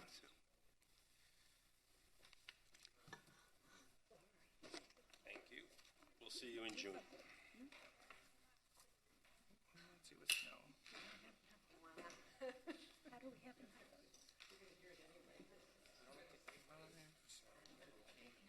No. I was home, sick with COVID. Reading up on. Yeah, I was like sleeping all day. Should have like I was at home like reading about NFTs. All dance around the fire at night. Yes. It was so we sat. I got a Brazilian drum. Yes, Oh, sir. it's a boy. Oh, you were here for that. Who are you? Okay. Thank you, everyone, for making progress. I think we can move on to our discussion items once we have our staff back in place.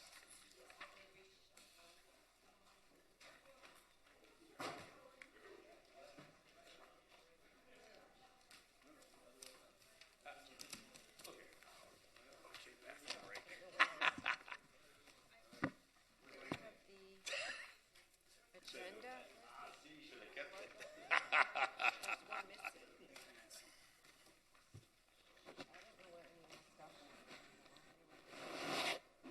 Give me a minute.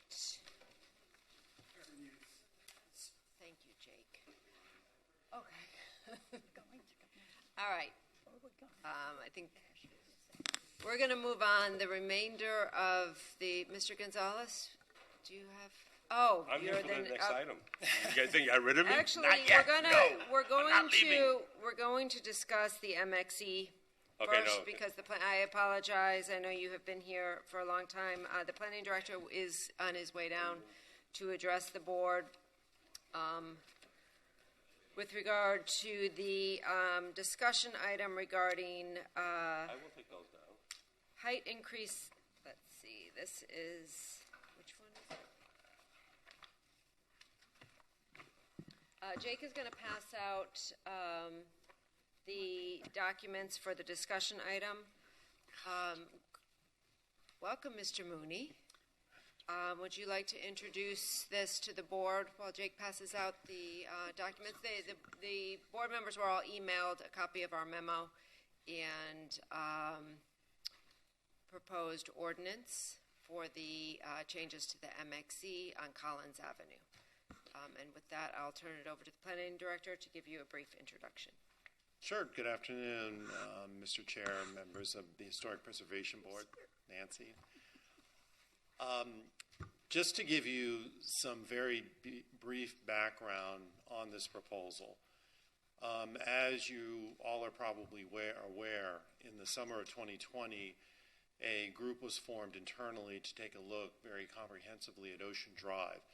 And one of the things that we were directed by the City Commission to look at is potential zoning regulations that could better incentivize a higher quality of uses within the larger MXE area. And there were a number of ordinance amendments that have been approved and adopted over the years. This was the last of those ordinances. It was actually referred by the Mayor and Commission to the Land Use Committee and the Planning Board in October of 2020. It made its way through the Land Use and Planning Board process. It was reviewed at length by the Mayor's Art Deco Cultural District Committee Even though they didn't make a formal recommendation on it, it was discussed by the committee. And this proposal is designed to incentivize a higher quality of use. It was originally drafted to incentivize a higher quality of hotel use. And then through the Land Use Committee process, it was expanded slightly to also include incentives for residential uses and office uses. And what the proposal sets forth is some very strategic potential increases in building heights limited to the east side of Collins Avenue from 5th to 15th Street. And as you read through the ordinance, you can see very clearly that any increase above the current height limitation of 50 feet up to a maximum of 75 feet would be at the sole discretion of the Historic Preservation Board. And it would be based on a case-by-case basis and analysis of additions, the addition's relationship to an existing contributing building, and how it would work within the confines of the larger site. And the purpose of the ordinance was to try to encourage connections over the alley to properties on Ocean Drive, similar to what the Tides has done and similar to what the Betsy Carlton did. And the rationale behind that type of connection is to take the pressure off of needing loading and drop-off on Ocean Drive and being able to divert that to Collins Avenue. It's part of an overall larger strategy to sort of rethink and reimagine Ocean Drive. And when this was brought before the Commission for first reading, the Commission sent it to the Historic Preservation Board and asked the Historic Preservation Board to take a look at this. The Commission at the last meeting did not approve this at first reading. They deferred first reading because they wanted to hear from the Historic Preservation Board before they considered it at first reading. And because this is not a project-driven ordinance and it's not specific to a project, it's not time sensitive. More importantly, as part of the overall discussion on this ordinance, the City Commission asked that the Historic Preservation Board take a look not just at this ordinance, but also at the overall strategy for trying to improve adaptive reuses, improve the quality of the uses that we see on Ocean Drive. As a lot of you are probably aware, unfortunately, a good number of the buildings on Ocean Drive, even though apartment and hotel is the main permitted use, are all too often driven by the accessory uses, and the hotel and residential uses become secondary, and it should be the inverse of that. They should be subordinate to a much better use of hotel or residential, and we're trying to put together strategies to go back to that. And so the Commission wants to look at this as more of a partnership with both this board and the preservation community in order to develop effective strategies for that. And so the purpose of the initial discussion today is not to get specific binding recommendations from you, but to sort of kickstart the discussion. And we realize you're just getting this memo, you haven't had a time to really look through it.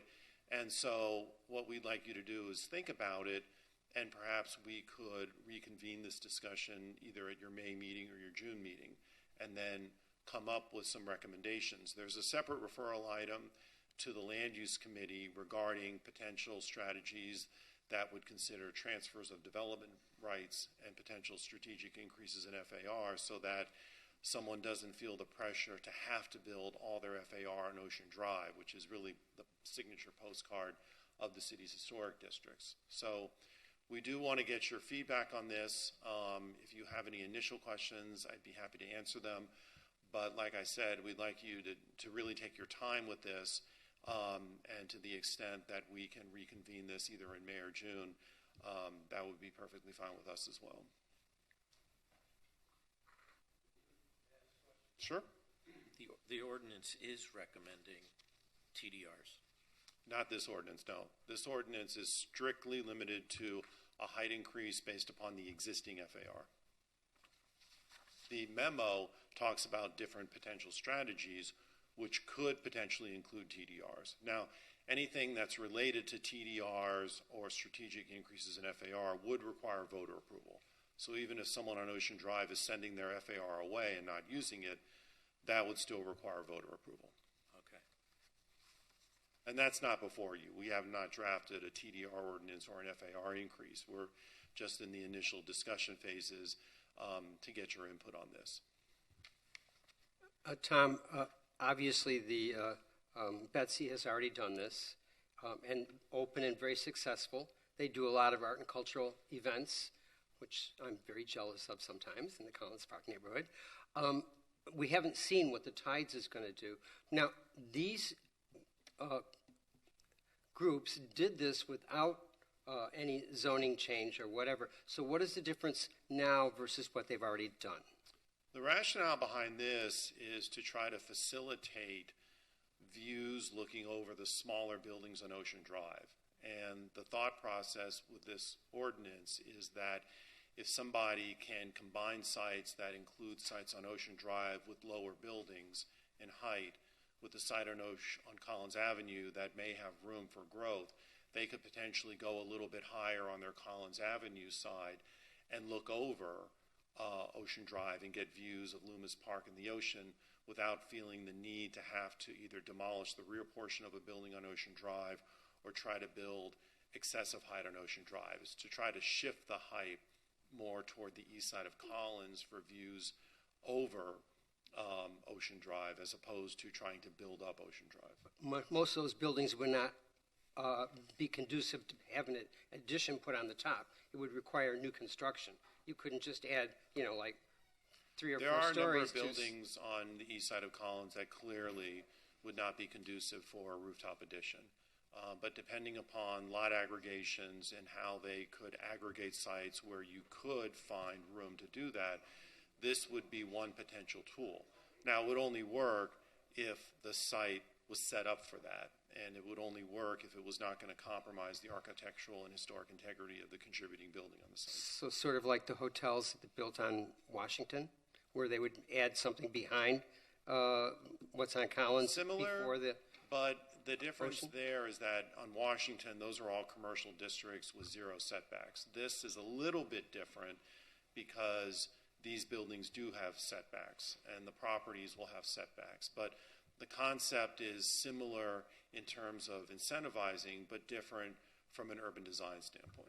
Okay, thank you.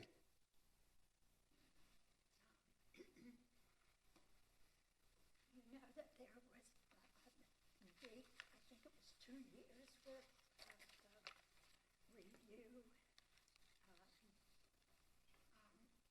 Ocean Drive recently with, what's his name, who was the chair of it?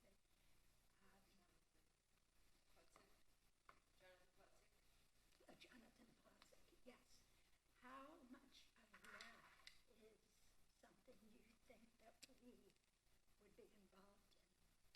There was a vision plan that was put together by Ziskovich, and that was related to his work with the ADCD panel. And that was presented to the commission, and the commission endorsed that in concept. And so now what would have to happen is, in order for that to be realized in some capacity, there would need to be an initiative put forward to come up with a design for Ocean Drive and a design for Loomis Park. That hasn't happened yet, but at some point, any physical change to either Ocean Drive or Loomis Park will have to come to this board for a certificate of appropriateness. So we could accept or ignore or whatever what they have done already? I don't know. I don't know where they are. Yeah, well, their work is done. The Art Deco District panel's work is done, and they've submitted their report to the commission, and the commission endorsed it in very general conceptual terms. But as we move forward, there will have to be an RFP eventually issued for someone to come in and actually design something. There's a number of budget issues that still need to be worked out, and the actual details of that are something that will have to come back to the commission and will eventually have to be reviewed by this board. And will this be like they did? they got together and they, for 2 years, they talked about it and then said, see ya. Or is this something that you or the commission or whoever is going to look for? Oh, I thought I have it on.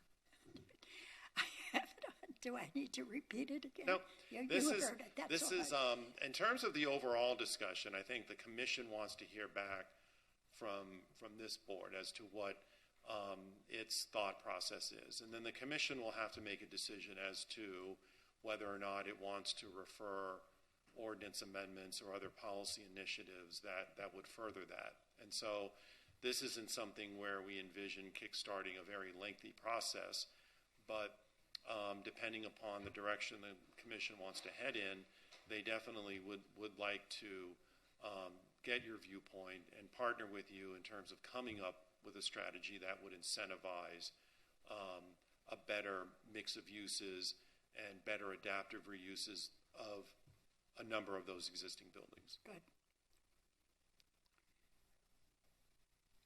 Ask a question. So the two examples, hi Tom, good to see you. Likewise, sir. The two examples you put forward, the Betsy and the Tides. The Betsy is 50 feet, is that Yes. right?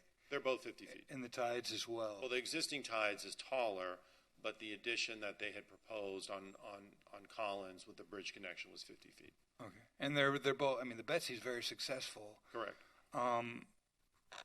But then when you go further south on Ocean Drive, I don't believe, and I don't live in South Beach, I don't believe the main topography of building is that tall, correct? It's more like 3 stories, is that On right? Ocean Or Drive, the predominant height is lower. like 3 stories. And then when you get to Collins Avenue, like the Essex House and the Tiffany, how tall are those buildings? Let's see. I think the Essex, the Tiffany, and the Tudor are 4 stories.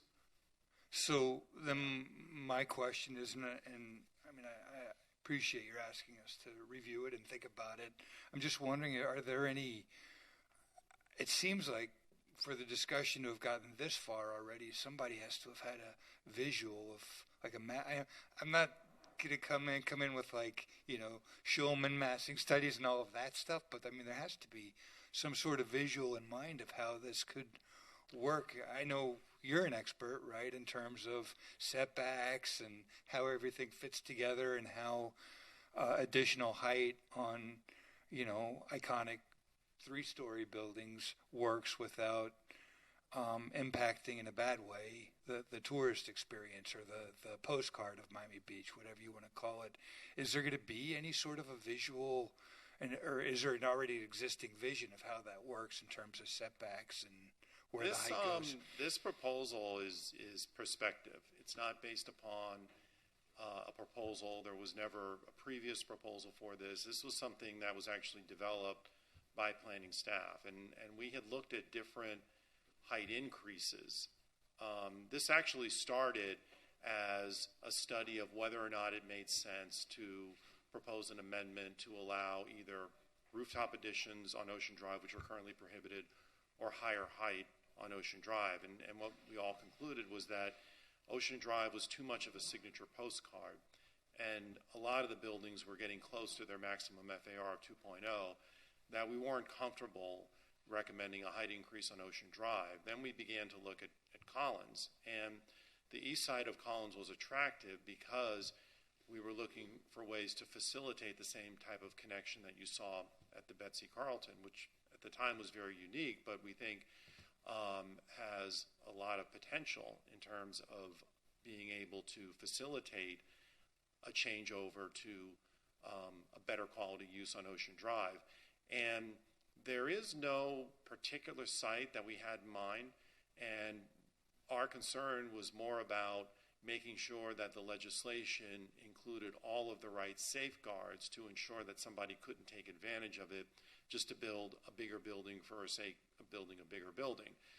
To a certain extent, there will need to be some diligence on all parts, on the part of staff in terms of evaluating and making a recommendation, in terms of the board and making sure that its review dots every I and crosses every T. But this is largely prospective and meant to be utilized on those properties that could take advantage of it.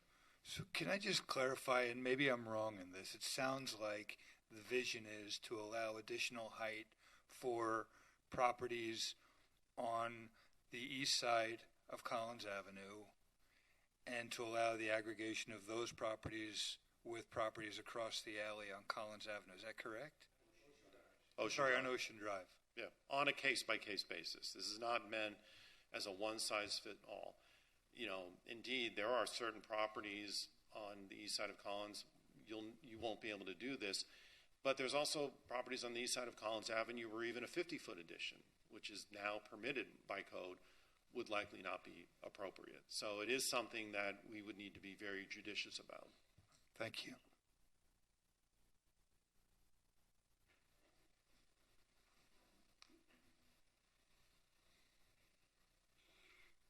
Is this a way, coming from you, I don't think so, but it's ringing a bell in my head that I've heard this story over and over and over. We have to build higher, we have to build bigger. No more postcards. We have to build. Is this going to be the railing that we go on about height? No, this is... Every time I turn around, they're talking about height. I just asked that question this morning because they were talking about height. Yeah. I don't think that's a solution, but I guess you have to talk about it a bit, but there's got to be so much more than that can be discussed that might bring a better response. The proposal regarding the limited height increase on the east side of Collins does not involve a corresponding increase in FAR. So this is not about adding more floor area or building huge buildings. This is more about strategically allowing more height where appropriate in order to facilitate a better quality of use within that property and potentially to facilitate a connection over Ocean Drive. It's prospective. It's not going to result, if adopted, in a rash of big, huge buildings. 75 feet is only 2 levels above what you could do currently. And with the current FAR, that footprint would only shrink. So this is not something that is going to result in a significant increase in development rights. I hope. Just like what happens, on Collins Avenue now, projects that come here. Nobody's going to come with 50 feet. They're going to come with 75 and make a deal for 60. That's the modus operandi. This has been, and it concerns me because I've been talking and thinking that the future of Ocean Drive is taller buildings on properties that get aggregated on Collins and get increased height and connections to Ocean Drive, just like we're talking here, and the Ocean Drive buildings really become secondary. They become hollow. I don't know what their uses are. I think you can't gut them, right? You need to maintain No, you can the gut floors. You can, you have to maintain the floor plates in terms of internal construction, but we have seen examples of successful additions on Ocean Drive, most recently the Gabriel at the Park Central site. That was a very successful both intervention and infill building. That was constructed at 50 feet. I think that it's, there's a double-edged sword here. And I think that I'm glad you're taking it here and not asking us, hey, what do you think? Tell us right now. Because I'm certainly not ready to say so, but I think it could cut the wrong way. There is some risk involved. There's no doubt about it. Whenever you modify height requirements to provide a little bit more latitude, there's a certain amount of trust that's put in both the current makeup of the board and future makeups of the board that they will do the right thing. But at the same time, what we didn't want to do was just fall back on what the current regulations are.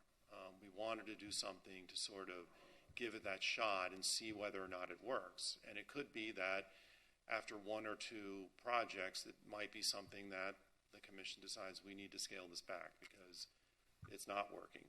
But it's something that we think is controlled enough with enough safeguards that it would be worthwhile to give it a shot and see if it facilitates You'd be anything. talking about downzoning I at that have. point. I'm sorry. It will be my last question for you. If you look at Ocean Drive and look at who is the most successful person on Ocean Drive, it's somebody who hasn't looked for more and more higher.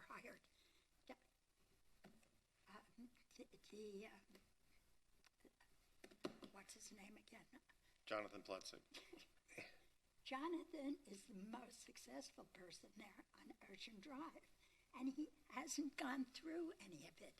It's not about that. To me, it's who is there. If we leave it at the bottom, where it's almost, or probably at the bottom now, if we leave it there, it's never going to happen. It's got to have raw meat, some people who understand and aren't just sitting there waiting for the next moment when they can raise the height. Wouldn't this require unity of title, and how do you do that across an alley that's owned by the city? You would purchase the air rights above the alley. And that's so the bridges like both Tides and the Betsy, tides they and purchase okay. the air rights. Do they have unity of title? I believe they did that through a covenant in lieu. Because I think that's another thing that would be important for us. Yeah, you to can make do it either to make through sure a that it's more specific, so that it can't all of a sudden a divorce later on. It would be a covenant in lieu because the lot lines wouldn't be touching via an air rights transaction. You can only do a unity title if the alley was vacated. But I don't believe that the commission is talking about vacating the alley. Selling air rights to allow bridge connection, I think, is something that the commission's been comfortable with given the right circumstances. I got another question. So within what you provided here, I don't see anything about, you're talking about aggregating lots from east to west. There's nothing in here about that because this particular ordinance does not require that. It's meant to potentially facilitate that, but it does not require that. I think my question has to do with, because there's not a maximum, there's minimum lot sizes, but not maximum lot sizes. And so my question is from north to south, are you encouraging the aggregation of many lots north to south or discouraging that? We're not. And is there an existing limitation on that? There's no existing limitation, and we're not encouraging or discouraging. I think in a major mixed-use area like this, lot aggregations can serve a benefit, particularly given all of the strict controls that we have and the existing buildings. Thank you. I have a question about the bridges. Is there a limitation on width? I mean, you couldn't do like a 50-foot wide bridge, or could you? The only real limitation is height. You have to have enough clearance for emergency vehicles and city utility vehicles. But as long as you have that height, it's up to the commission to decide how wide the bridge would be. And so you could potentially have, right now it's only been bridges that were wide enough to facilitate a pedestrian passage, but there could be bridges that are a little bit wider. It really depends upon the structure of the proposal. And another question, I think you referred to the desire here being a better quality of use. And it sounds like we're giving flexibility to hotels to be bigger, to have more space, have more amenities, have more rooms, but in general, just allow for bigger hotels.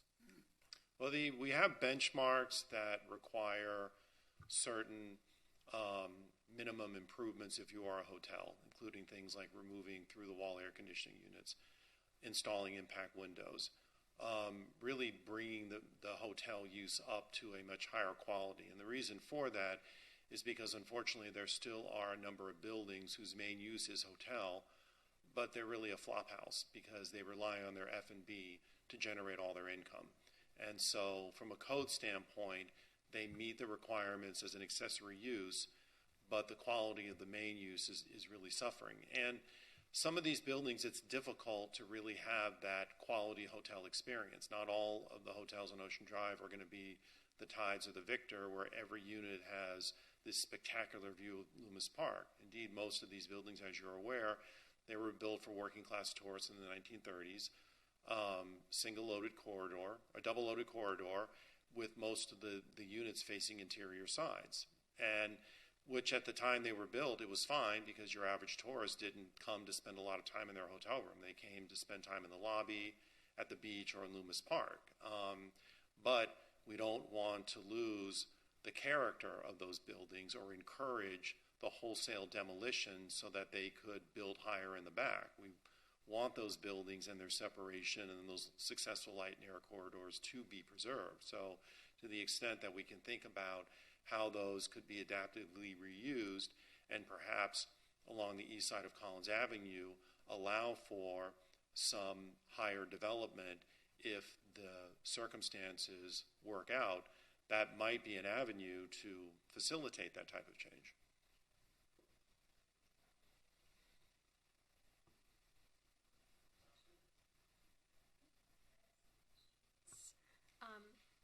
Thank you. I'm just seeing this now, but I'm all for incentives. I think I had a question on point 3. The property shall contain at least one contributing building, and I think that's a good point because if someone were to aggregate, this board I don't think would approve the demolition of contributing structures, but who's to say what happens in the future? So I think that language might be a little tricky.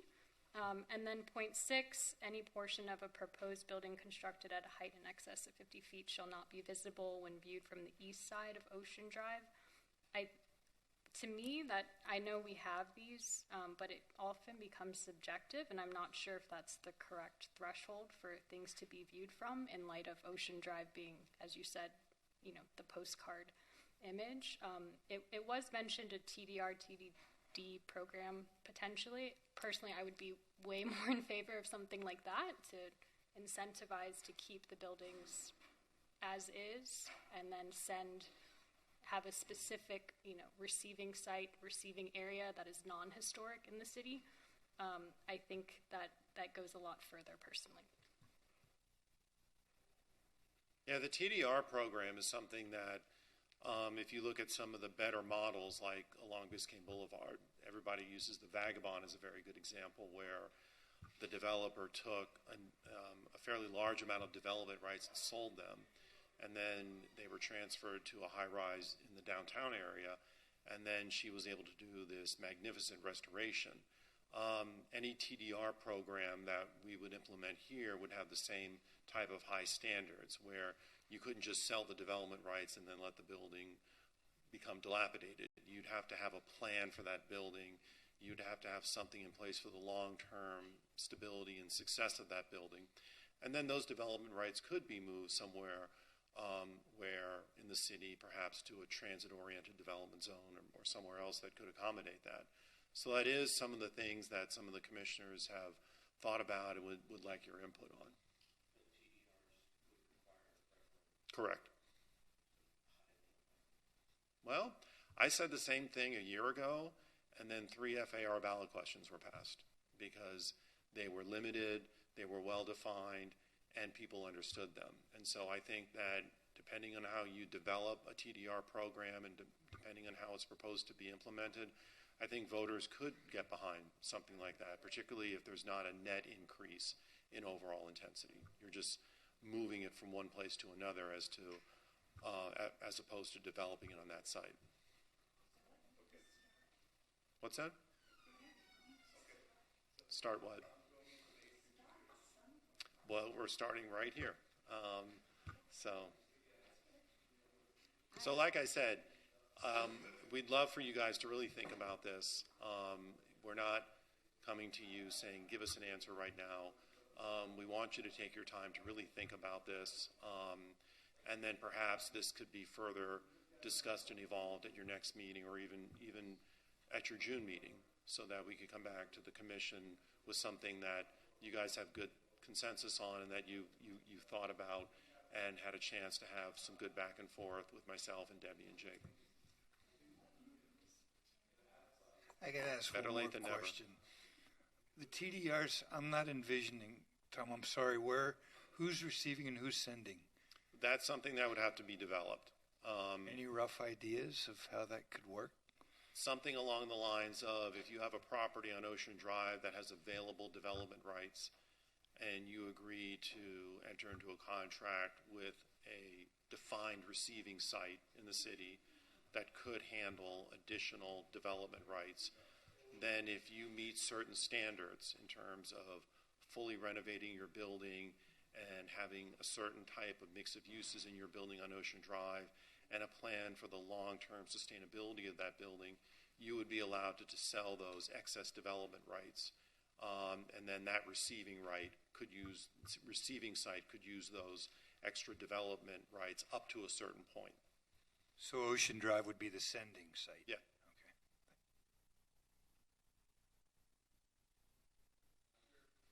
Are there private land use attorneys working on this with the city? Nope. In discussion with the city?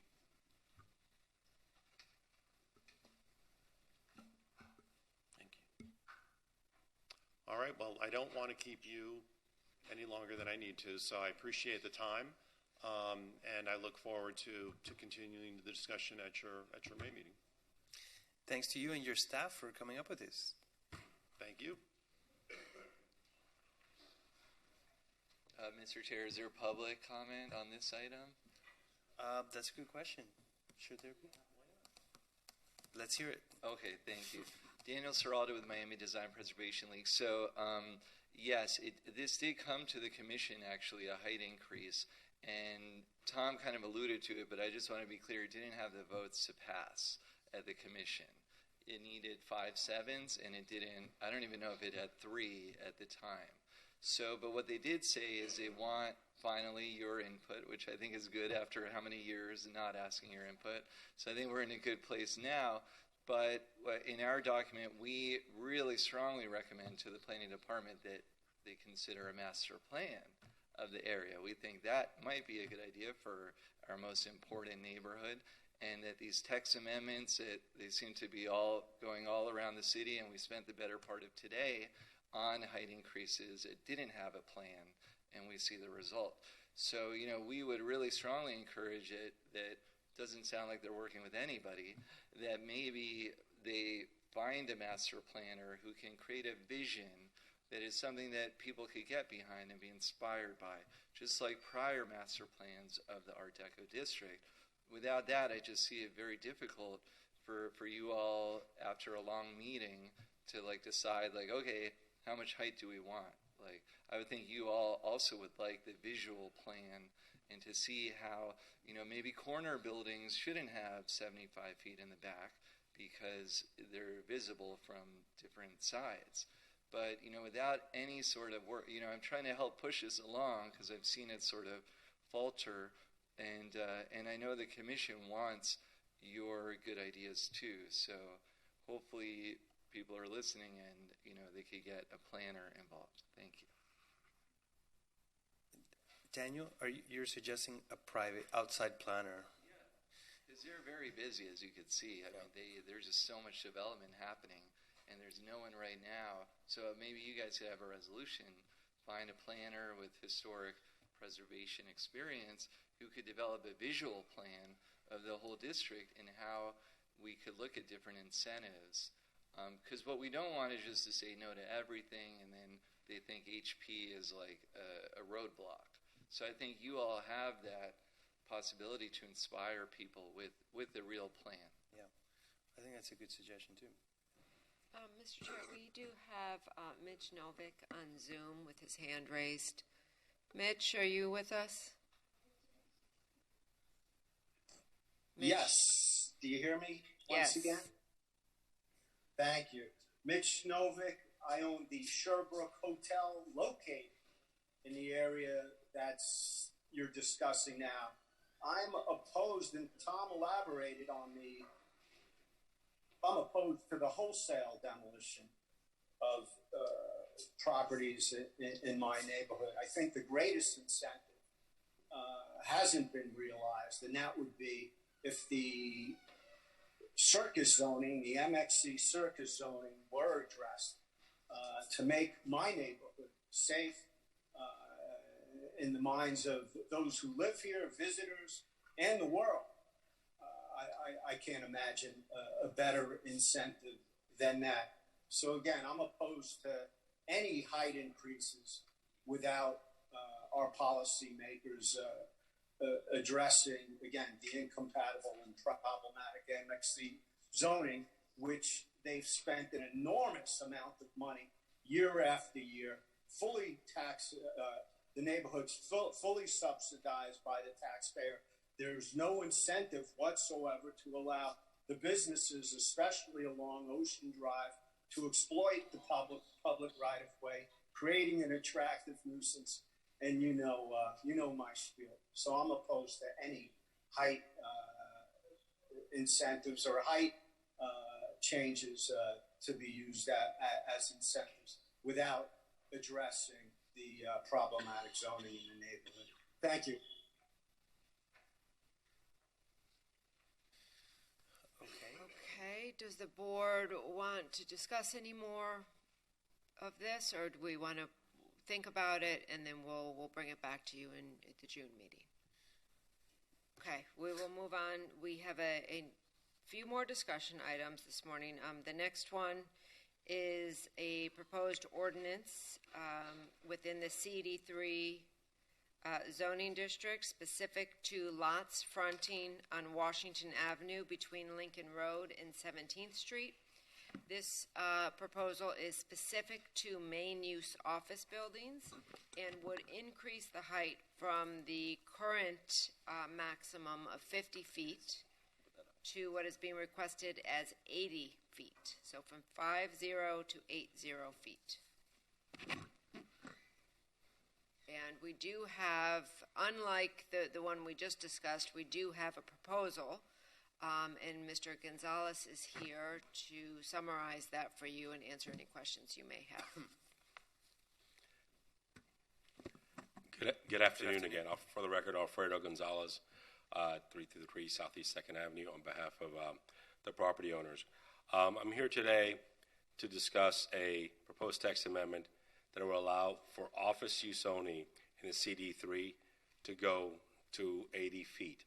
I'm here with my client, Michael Shaw, who will walk you through the latest designs of the plans.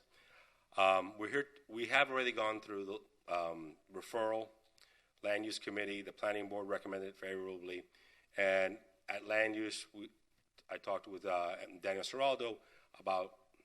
We agreed to come for discussion purposes to the board, since just like when we did the Raleigh, that there was no resolution or any requirements from the get-go. We came through the design stage, so we wanted to start getting your feedback as we develop a project. Just so you know, this is site. It is across Soundscape Park. On the block already, you have the hotel that this board approved that's being built at 83 feet. The property immediately to the south is at over 60.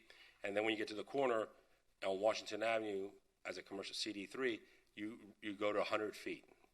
So what we're asking is to approve a text amendment that will allow us to go to 80 feet on these two lots. And currently there's about 75-foot building sitting on half the property. But with that, I'd like to introduce Michael to see if he'll walk you through the latest renditions of the plans that are being developed. We're not ready to go to, you want Mike, or you want this? We're not ready to go to apply. We haven't applied for HPB yet, but we wanted to present you where we were at. Hi. Hello, everybody. I'm back again. I was here last month for the Raleigh. Michael Schvo. Do I need to swear or anything? No? No swearing. Nick, no swearing? No. Oh, thank you. Sorry, as Alfredo said, we own the property across Soundscape Park. I think we spoke about this last time when I was here a little bit about my strong desire to build Class A office in Miami Beach. I know the city, the commissioners, and everybody is quite supportive of this, and the idea of keeping people in Miami Beach to work, to play, to live, as opposed to living here and then going to Brickell and going back and forth. We see a lot of demand today for really true Class A office. We will come before you again with more Class A, I promise you. This project is, we've hired Peter Marino, who's the same architect that's designed the Raleigh. Peter, as some of you know, designed a bunch of buildings in the design district, but he does some of the largest luxury brands in the world. If it's Chanel, Louis Vuitton, Dior, has done multiple buildings for me and really specialized in super high quality and super high design. In this particular site, as Alfredo said, we own the property. There's a 75-foot building, which is, you might know, which is Lyle Stern's, Covenor Stern building on the site that is going to be demolished. It's a non-historic building. It's a non-contributing building. And we're looking to, again, I could just walk through this. Sorry, can you hear me on this? So I'm sorry, there's a board here. Everybody can see. This is the building. We're next to a historic building, which is the Greenview. Sorry, Nancy. This building is the Thompson Hotel that Alfredo said is an 83-foot building. The Greenview, which is a historic hotel, and our office building. We're here at 80 feet, which is what the request and what we've been recommended for. There's some, we've had conversation, and I know my friend Daniel Seraldo is sitting there. I'm sure he's going to have something to say because we has had these conversations with him. This is a very initial design, right? It's an initial design because we still don't have the text amendment. The idea is that we're looking to be able to take this further design and come back to you guys. When are we coming, Alfredo? We're thinking, I think September. The idea is that we'd like to come back to you guys in September in order to, with the more cooked design, a more baked design, once we know what we can actually build. What we did do here, the building is at the design at the property line, like the buildings on Washington Avenue. There's only two buildings that are set back. This one and Campton Apartments. See that? So there's only two buildings that are set back. This is a high-density district. What we've done, the first 17 feet of the building are set back. So the whole base of the building is set back, which also gives a view into the Greenview. It's something that I know that when I spoke to Daniel, he had some sensitivities over, so we made sure that we accommodate that with the revised design. I don't have anything else. Great. Does the board have any questions? I have a question. It's good that you asked. The Raleigh's under construction. So if anybody was there, we have removed. Alfredo didn't.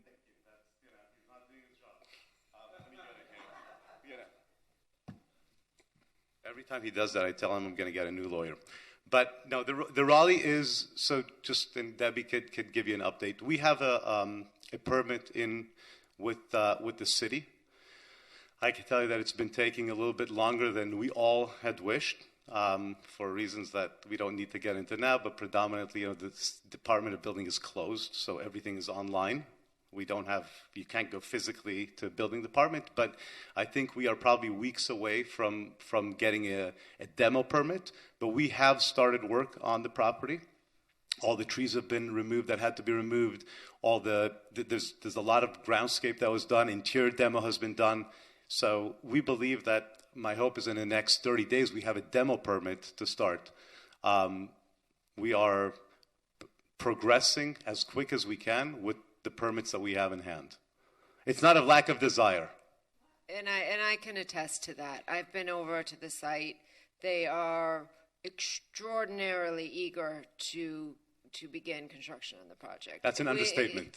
They, you know, if they could have gotten their building permit and been half done, they probably would be by now. We are reviewing the permits. We are hopeful that we've already gone through several rounds. We've met with them, been out to the site. So we're positive that this project, the Raleigh project, is moving forward. And any delays are typical permitting delays because, you know, it's a very complex project. But we're working very hard with them to get them going as fast as possible.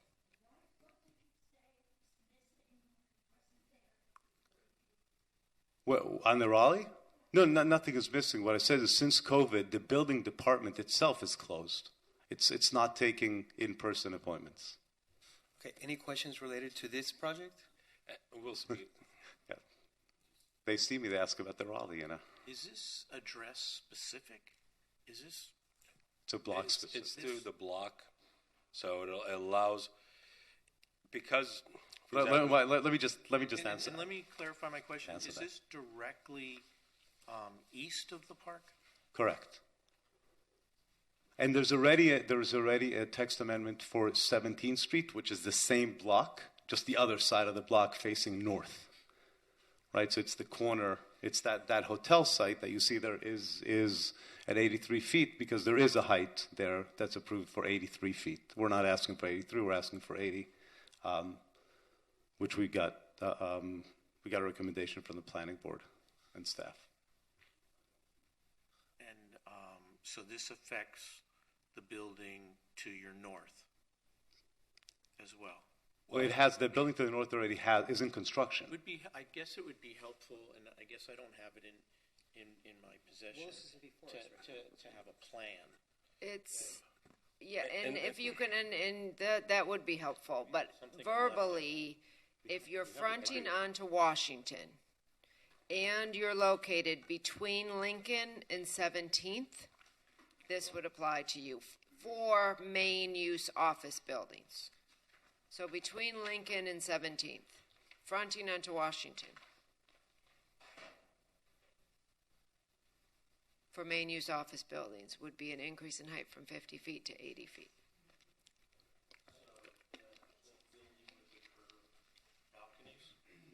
Oh, that's this. Okay. Sorry.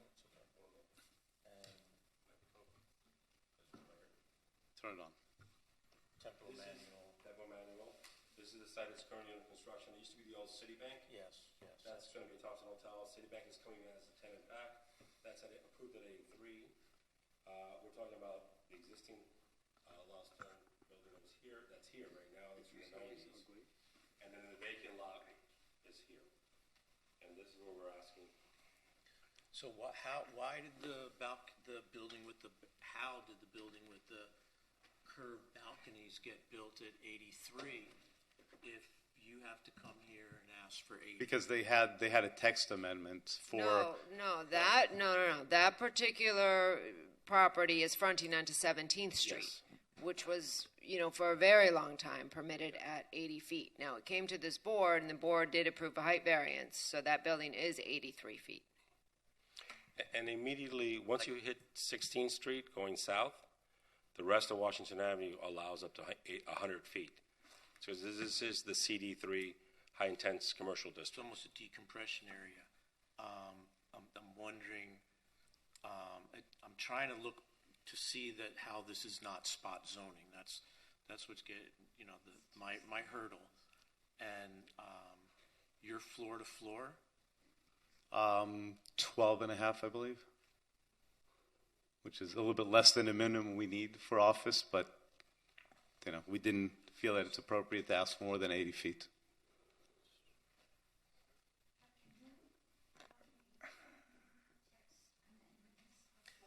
How are you 12 feet? Nancy, you're not speaking in the mic. I don't think. I know. Plus, I can answer that. I mean.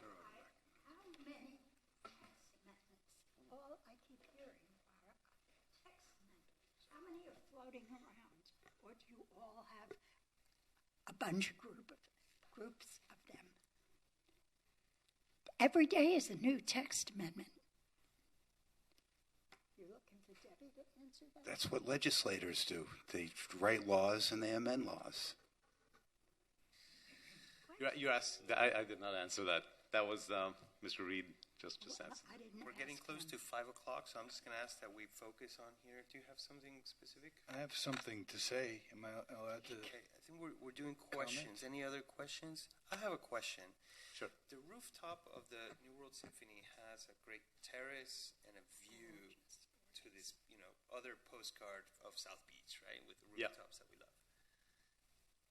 How does this proposed height relate to the height of that building? It's much lower. I actually was just with the president of the New World Symphony, who's very excited that we're doing this because it's a little bit more attractive view for them than a parking lot and a not so attractive building. I actually have pictures from the roof. I'm more than happy to show you on my phone. We just met with them last week. So it does not affect their view because, like I said, the building, his view is at 407 Lincoln, which is the big black building, which is approximately 160 feet. The big office building with the clock that doesn't work, and the New Thompson Hotel, which is way taller than us, which is not way taller, but is taller than us. So it does not affect their view. So at 80 feet, the view from the New World Symphony's terrace would still be preserved? It's the New World Symphony is higher than 80 feet. I don't have the exact height, but it's definitely higher. That's an important consideration. And that's something we'll bring, once we have an application, we'll make sure that we have that as one of our answers. Well, that's one of the things that I was wondering a few days ago after I saw this was coming before the board. I was in the Soundscape Park, and currently you can see the Delano, the National, you could see Ocean Drive, Collins Avenue buildings from the Southgate Park, but I'm wondering with the building that's going up neighboring to the property we're talking about and that property, I mean, it seems that those views may not be there anymore. And my question, like Barry's, is how is this not an ordinance for or a zoning change for just one particular property, and which I understand is called spot zoning? How is this different? A variance, if they want a variance from the height requirement, that's one thing, but changing the zoning code for a particular property, is that proper? Hold on. Are there any other questions? Just in the interest of time. What I said in reference to spot zoning, it almost seems like it's kind of circumventing the process of going to a referendum for an FAR increase. We're not asked. Let's just change the zoning instead. I can answer both questions. I know there was asked the legal questions. It's not spot zoning because while it does apply to this particular site, and the applicant initiated the request, but it doesn't impact just this site. It could potentially impact at least one other site. Or if the corner was ever demolished going south, it would apply to them as well. So it doesn't necessarily apply to just this one site. This one site is the one that's asking for it and was charged all the fees to run a text amendment. And then as far as the FAR, we're not getting any additional FAR. I mean, this is a simple text amendment on height. If I can tell you right now that if we were proposing and asking the mayor and commission to consider an FAR increase, which we're not, that would trigger a voter referendum. So it's not. Okay, we got to keep on moving. Yes. Kirk? I just have a comment, and first of all, Michael, you do great projects. So grateful for what you proposed for the Raleigh and what you're doing. I was on this board during the text amendment for the Thompson on 17th Street. First of all, I don't feel like it's fair. We're not seeing, as Stuart referenced, we're not seeing the skyline on to the east of, where this height is going. The other thing is, I'm going to be very honest and raw in stating, if you walk out this door and look to the east, you get to appreciate, as Stuart also mentioned, the skyline of the Delano and the National, which in a couple of months you're not going to see anymore. And I lament that. I think my personal opinion is that, I wish I wish that hadn't happened. I think that's really a loss for the community in terms of appreciating that skyline. And it's not only just from right outside this door; it's from the majority of the city to the west of those buildings. I think it's a real shame, and it's nothing against the Thompson. It's a nice structure. But the view, I feel like, and I don't feel like this discussion is really fair without, to talk about a text amendment and to talk about a height increase without the context, the historical context, which is our job. And what happens and what felt like happened with the other text amendment was it was just an open conversation like this. Sure, let's see, the project always comes back, but once that ball is rolling, once it goes to the commission, the text amendment is done, it comes back, and I think the board feels under pressure to follow through on something that in a simple, casual conversation like this seemed like it was maybe okay, but we're not really seeing the context, and I don't think that's fair with all due respect to you guys, because it's not about height for me either, because I think what's going on in Washington is working, and it's great, and it's a massive height increase. I'm not against height. I just feel like the context here with the Delano and the National and all of those iconic structures on the ocean right in this area, I think they're important, and I think they warrant consideration and at least a rendering that includes them and what that's going to look like. So can I just say one thing here, if you don't mind? I actually have a photo here, and I'm happy to share it with you guys from the roof of the Symphony Hall. And there's a building, which I don't know what's it called, that is actually higher than 80 feet, even between us and Collins Avenue. So we're happy to you want to just okay. Anyone else want to chime in before we move on? No? Okay. I think at this point we're just discussing, and we've done that. So we are asking for a recommendation to the mayor and city commission. This is currently at. Was it approved at first reading? Yes. This one was yes, approved. It was approved at first reading. It has favorable conventional planning, and we're set for second reading in May. Second reading is at the May commission meeting. I believe the May commission meeting is before your meeting in May. So the commission you're not required to issue a recommendation, but the commission may vote on second reading, with or without your recommendation. So, we're asking you to issue a recommendation. So, you're not required to. If I may summarize a couple of points that I think should be taken into consideration here are the sight lines from prominent locations such as the park, which is in the public realm and accessible to everybody, and the roof terrace of the Symphony Hall, which is a beautiful place, but more limited in access. So I think that if there were some visual material that we can see what the implications are for those view corridors, I think it would satisfy a couple of the points that people here have brought up. Well, the text amendments are going to continue. It's not just for Europe.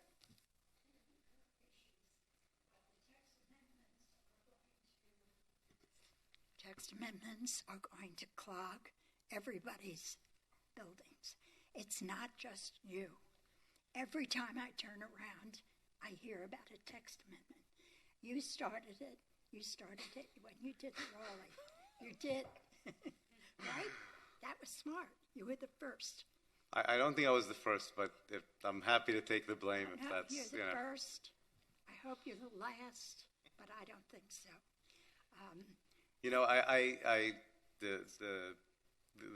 Just one thing I'd like to say, just to answer you and maybe answer Mr. Lopez. I agree, and part of, obviously, when we do a submission to the board, which our plan is to come back here, I think, in September or October with this building. Right now, this is, in essence, a massing that we need to design in order to be able to even show you any sight lines. We can't design without knowing to what height we're designing. It's a bit of a circular process. So I think that what we're asking is the Raleigh is a great example, right? We had a text amendment to a 200-foot tall building. We did not build a 200-foot building. We're building a 175-foot building. Right, they did. That's fine, but we got, but you guys, I guess what I'm trying to point is that obviously you guys then approve what you think is appropriate. That's why this board exists. So I think what we're asking is to let us go through the process to be able to design the building, to be able to present you the building with everything that Mr. Lopez is asking, and hopefully at that point, you approve, disapprove, send us back with comments as you do, and that is part of the process. And you said about the text amendment, I didn't start it, but I can assure you that when we are done with every one of our buildings, you'll be very proud and very happy that you supported them, including the Raleigh. Even before you get too far in a design, I mean, a simple diagram like this, that just shows different heights, right? It's a section, it's from the New World Symphony to the Delano. Understood. It's totally doable before getting too far ahead of yourselves. And I mean, I don't know what the schedule is for these resolutions, but I mean, if it was to come through us, I think we're accustomed to seeing visual material. So if the board is not comfortable making a recommendation to the commission today, you could ask the commission to delay their second reading. Again, that would be in their purview to either defer second reading or hear it and vote on it. So right now you're just giving a recommendation to the commission. You could give no recommendation. You could ask for more time from the commission, or you could give a favorable or unfavorable recommendation. So it's up to the board what you're comfortable with. I know it is late in the day, and I think that we should ask to see more contextual detail in advance of them voting, and I think they should see the contextual detail too. I think it's our responsibility first to look out for the historical view corridors. That would be my recommendation. okay, is that a motion? I would move it as a motion. I don't know how much additional time is needed to get those sort of contextual renderings. Is there a request on anybody's behalf? Mr. Guns, I mean, it is scheduled for second reading, so it will be up to the commission and at their May meeting. Could I make a Could we ask for this for our next meeting? Could I make? Could I? You need to ask the commission. These are our recommendations to the commission. To delay in order so that we can review it in greater context relative to the historic district. Yeah, that is a perfectly fine motion to make. And it seems like it'd be reasonable to expect that we could follow up next month, right? With renderings, is that seems reasonable? You can certainly request that the commission delay until you are able to review with information that you've requested. A second. He seconded it first. Okay, seconded by Mr. Klein. I All thirded those in it. favor? Opposed? Mr. Breslin's opposed. Nancy, you're opposed.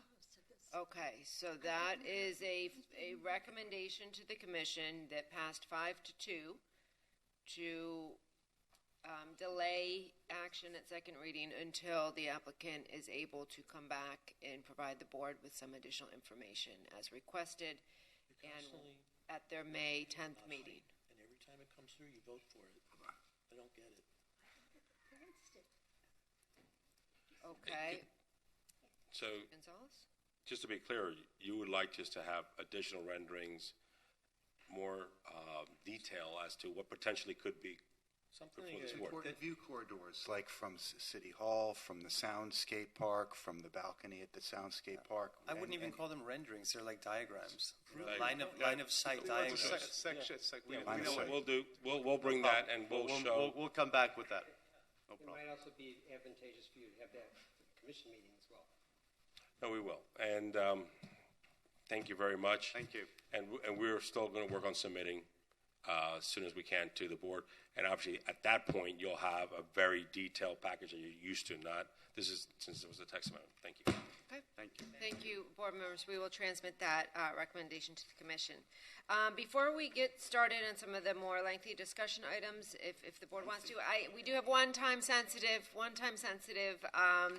topic, which should be pretty easy. We did give you the Florida Department of State a nomination for the North Beach Bandshell. I believe it's now the Miami Beach Bandshell, listing on the National Register of Historic Places. I have a question about that. Yes. I ran into somebody on their board this weekend at an event who told me they were changing the name. That is correct. So when a name change doesn't have to come here? No. And then when we gave this, that pisses me off. I set this in motion to protect this building, and the Paris had to come here to change its name, No. and we rejected that. To remove the sign. Right. Not to change the name. And the argument made to me about this Saturday night was so that it doesn't, so people don't get it confused with San Francisco. Give me a break. And I really love and respect most of the people there. Give me a break. Well, the commission did approve the name change to, and it's now, the National Register nomination is. So we won't get it confused with San Francisco. I'm glad of that. Can I make a motion that that we recommend to the city commission they reconsider the name change? No. It's already done. Well, of course we can make a. We're here to advise the commission, not only to decide on applications.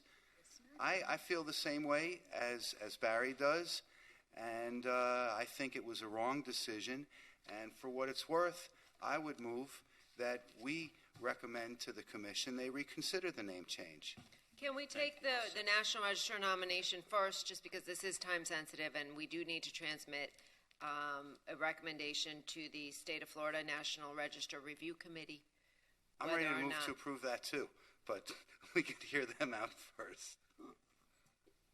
Whether or not that the board supports the listing on the National Register of Historic Places. Certainly. The approach was to do it local, and then, the rationale was to do local and then the national. That was always the intent. So is that a motion to support? Stuart made the... To support the National Register. Do I have a second? Yes, second. I'm excited about it. All those in favor? Yes. Everyone's supportive of that. Thank you. And, Mr. Chair, we have the reso for you to sign. I think there's a typo. Before you. Yes, there is a typo. There's It a says pretty designed. there's two typos on the fifth line, which I think is pretty significant. Whereas on October 27th, three typos. 2022, the mayor and city commission designed the North Beach Bandshell. Oh, right. Yep. Designated. Very fast. Okay. Yeah. Where's your other one? The year, and But there's this is The year grammatically it incorrect. should be 21. Oh, thank you. I caught Okay. the design. We will correct that. And, Mr. Chair, are you okay if I sign on behalf of the board? Yes. And you were... Now, as far as my other motion, I heard Barry second it. Okay, so the motion is to urge the City Commission to reconsider the renaming of the North Beach Bandshell to the Miami Beach Bandshell. Correct. And there's a second and now this discussion, correct? Yeah, can. After there's a motion and a second, then it's open for discussion? That's Correct. right, yes. Okay. One of the things that I have problems with, and other people all the time, is people get mixed up between North Beach and North Miami Beach all the time. People will come and say, "Oh, look what happened in North Miami Beach." I said, "That's not North Beach." So I think that that's probably part of the reason why the city of Miami Beach decided to call it the Miami Beach Bandshell and not the North Beach Bandshell. I have a question as well because the National Register is pretty specific on the names. It should be the historic name or also known as. So how is that even possible to change the name? Well, the city, names are easy to change. Names of businesses, names of places. So the historic, we have many historic hotels that have changed their name, but in the National Register nominations, they have their historic names. So in the local designation report, And in the National Register designation report, it is referred to as the North Beach Bandshell. But the proper name, that, you know, as a place, has been changed to the Miami Beach Bandshell. I can And give it could you change again. It another could change, example. You know, it could change a million times. Carl Fisher Clubhouse has just been renamed the venue. It's no longer called the Carl Fisher Clubhouse. It's now the Rum from Room my and Venue. experience, almost everyone will keep referring it to the old name. Oceanside Park, I still refer to as Open Space Park. Every building I almost refer to as their original name, even though they've changed names over the years. To clarify, I think up the until name is about- important here. It's important for the neighborhood. South Beach has Ocean Drive. South Beach has Lincoln Road. North Beach has a lot going for it, not the least of which is the North Beach Bandshell.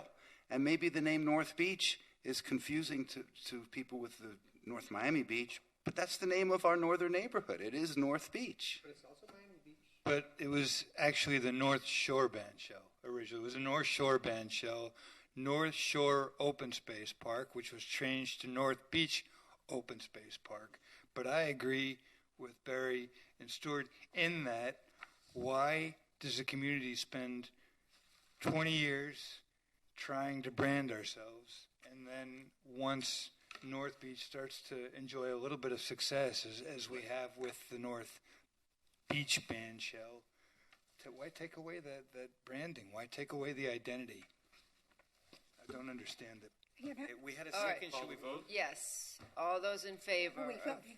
Wait, what are we? This is to urge the commission to, rename. I feel like if you're sending a message to the commission, that there should be a reason why, shouldn't there? This could be like Shouldn't it a letter clarify to the why commission. We're asking them to reconsider. You know, You stated it. The branding The is branding taking away the branding from North Beach. So we have a motion on the table. I think Kirk wants to amend it to I do include want a little more amend. language I think we should clarify why we're asking that. Okay. And it seems like it should be is we're trying to build the identity, right? To brand the identity of North Beach. To maintain and reinforce the identity of North Beach. I think Does that that work to reinforce and It's whatever I you... accept the amendment. As the okay. I have to say I'm opposed to going in there and trying to change the name. They are a wonderful organization. For the past 30 years at least, they have been working to do this. They have a Why nobody said anything against the foundation? They're amazing. You want to change the name? No, the name has already been changed. The city commission changed the name, and I heard they want to change it back. We're recommending that they reconsider Well, their name change. no, that's not fair. There was a whole group of people for years who have put this together. To change the name, it doesn't make To put the name on there.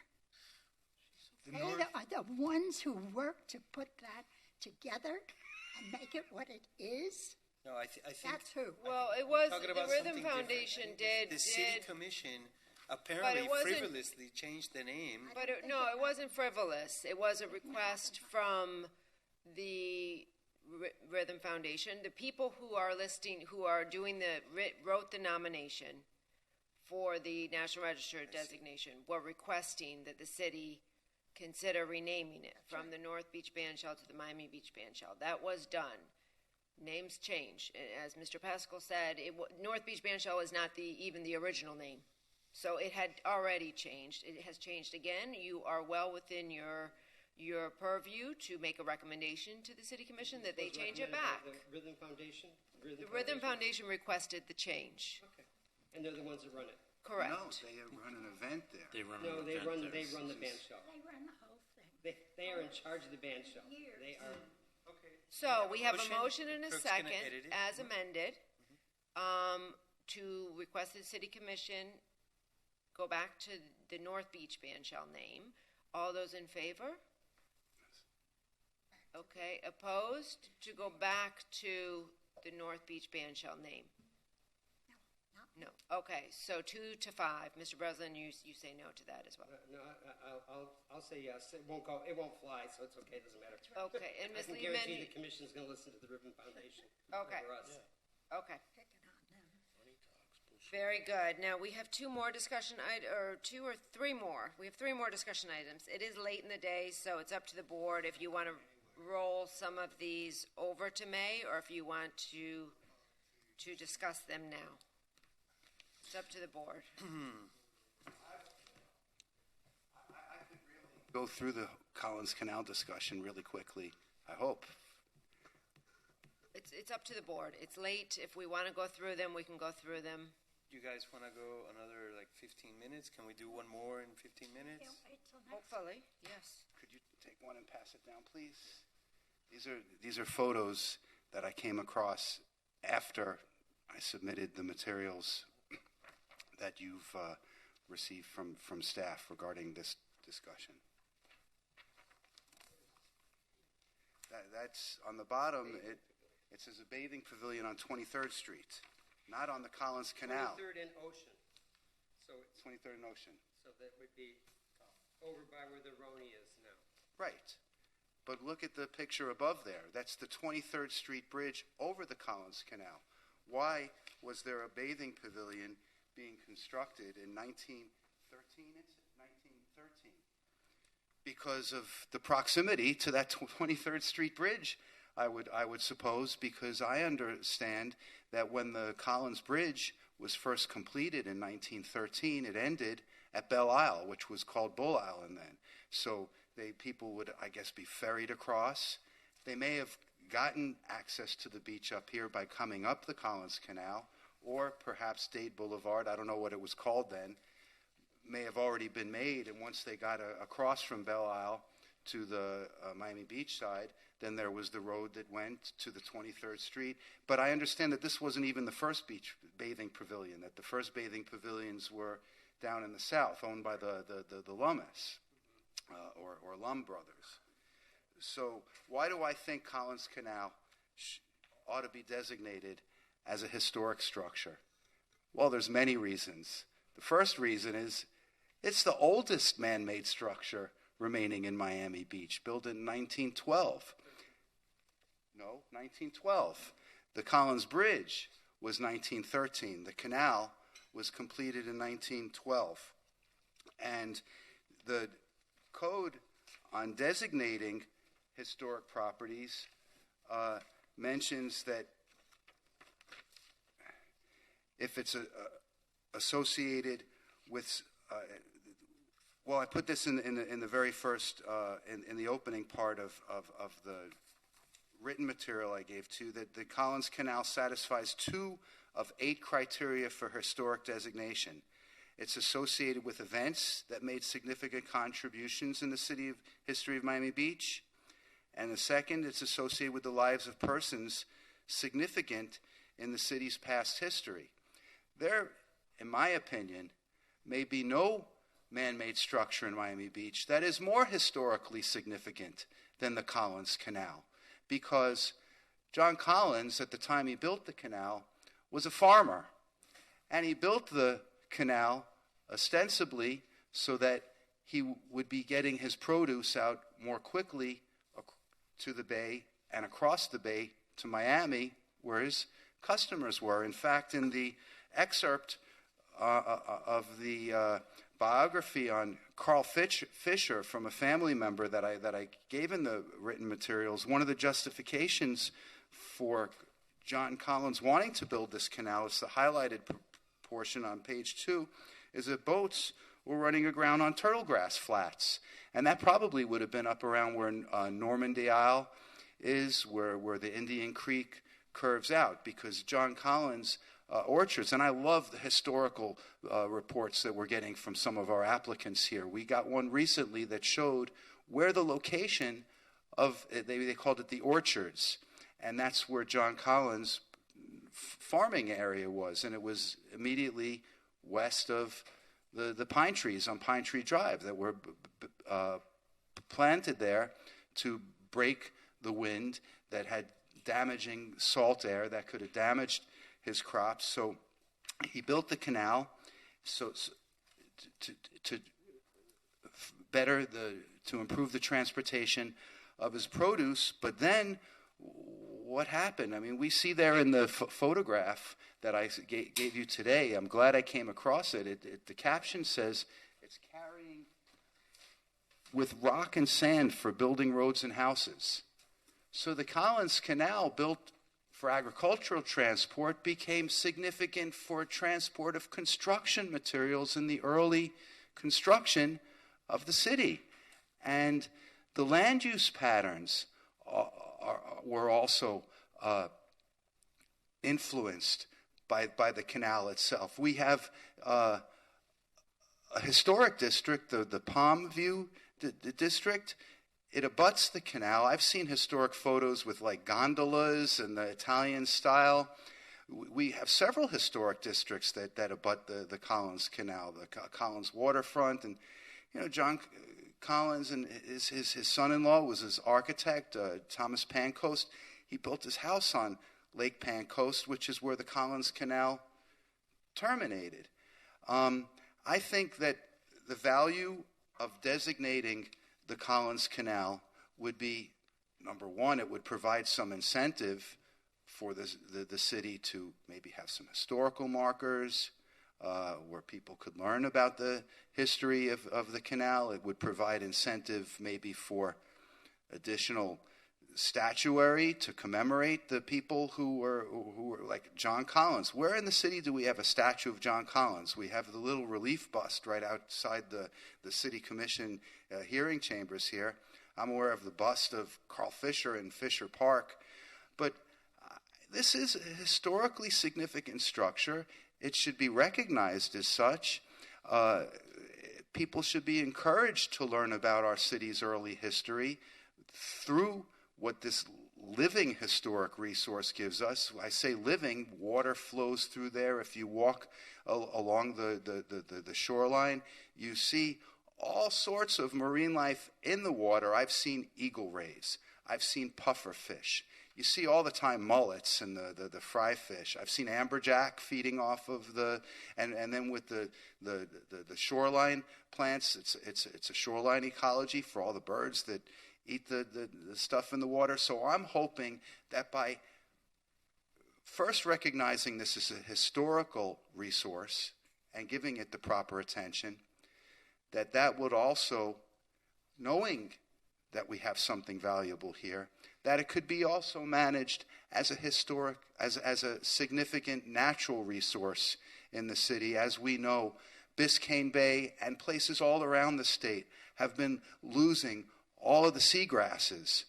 The manatees eat the seagrass. All kinds of marine life live within the seagrass. The dolphins that we love seeing in Biscayne Bay, they feed off of the marine life that depends upon the seagrass. When the seagrass is gone, and it's already gone, that means that the roots aren't holding, the soil, when I say soil, I mean underwater soil, so that it comes up, it gets dislodged more easily, which it creates siltation, it clouds the water, so there's less sunlight that gets down. It makes it even harder to restore these seagrasses. The state has efforts in other parts of the state to restore seagrasses, like Indian River Lagoon up around, I guess, Sebastian or Vero Beach. And the Collins Canal, it's shallow, it's protected, it's calm. It would be a great place to plant seagrasses. And if we planted seagrasses in the Collins Canal, and this isn't part of my proposal. My proposal is just designate it as historic and then see where it goes. But I would like it to go in this sort of direction, that we have perhaps a walkway along the Collins Canal with the historic signage, but that also it will be managed so that the ecology can be improved, and if the ecology of this waterway is improved, I will tell you that when you walk along that waterway, it'll be like an aquarium. What you can see now in the state of disrepair, trash goes in there, it doesn't come back out. Sometimes boats speed through there, or jet skis, and it kicks up silt. If it were managed to remove trash, prevent additional trash from going in there, to plant things where possible, it would be a gem. Stuart, it really would since be I a live gem. on the Collins Canal, can I carry on from what you've said? Sure. I live right on the Collins Canal where Lake Pancoast comes in. There is already a walkway from Washington Avenue all the way down to Purdy Road on Dade Boulevard. There's a walkway along all of the public places are already walkways from Washington to the Holocaust Memorial, and that's where that was all part of the convention center redo. As part of this last GO bond, the city is dredging the Collins Canal for the first time since it was built. They've already had the boats out there doing whatever they need to do to look at that. I absolutely agree that we should designate it historic, but there are a lot of things that are already, looking to make the canal better. We already have signage along the Collins Canal that the Collins Park Neighborhood Association did as part of a collaboration with the Botanical Garden that talks about the Collins Canal and the history of the Collins Canal.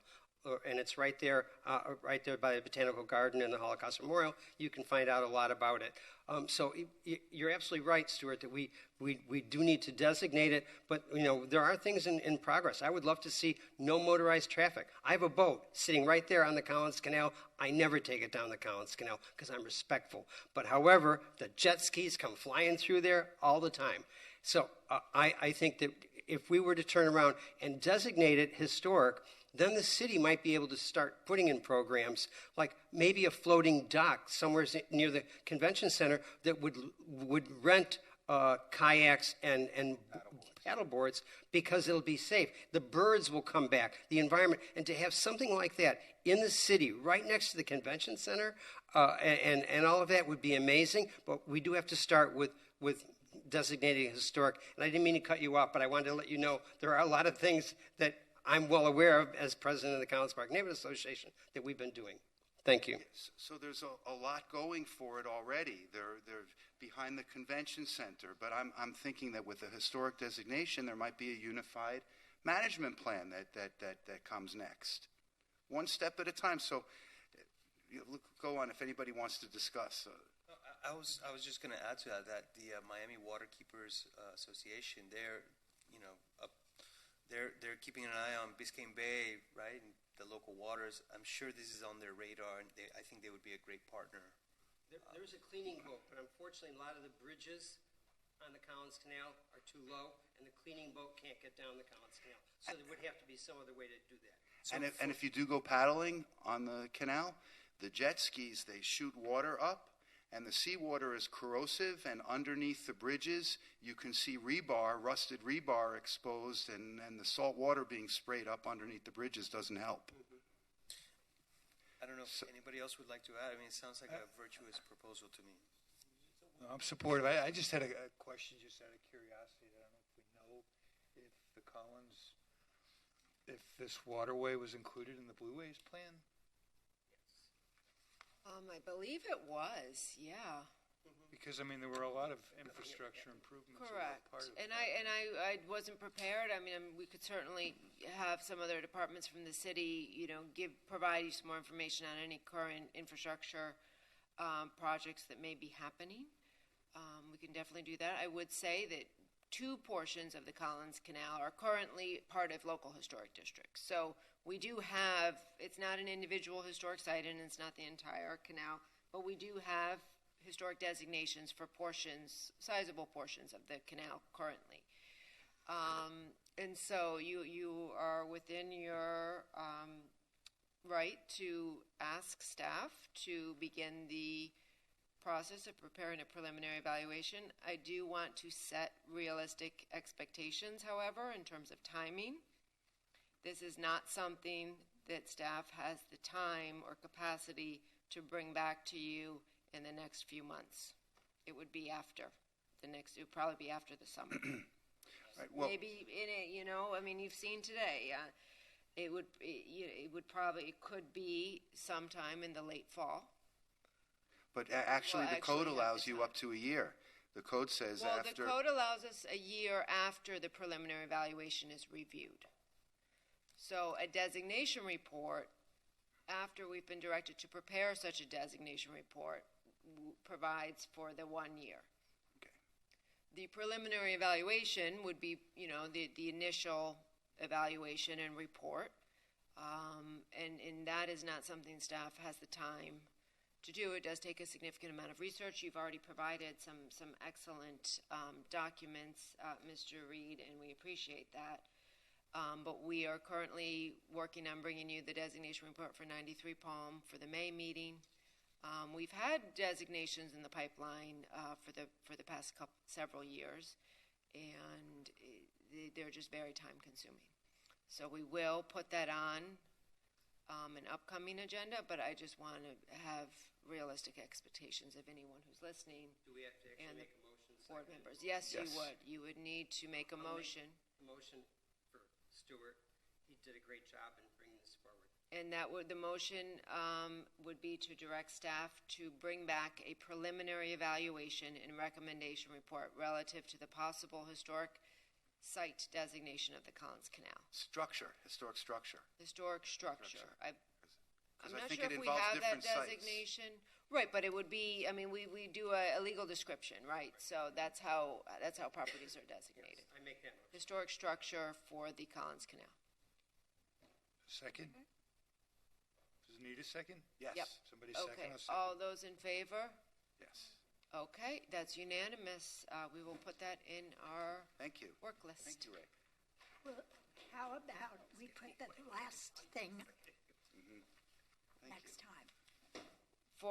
We have more discussion items, but we can bring that back to you at the May meeting because I'm talking about the post office. the post office. So I reached out. I have not heard back. Actually, I did hear back, but for something unrelated to my question.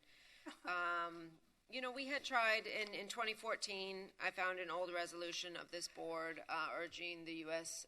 Postmaster General to properly maintain the building. I have been introduced via email to the Postmaster General that's in charge of that particular site, but they have not responded yet to my questions. So I will keep. Become annoying.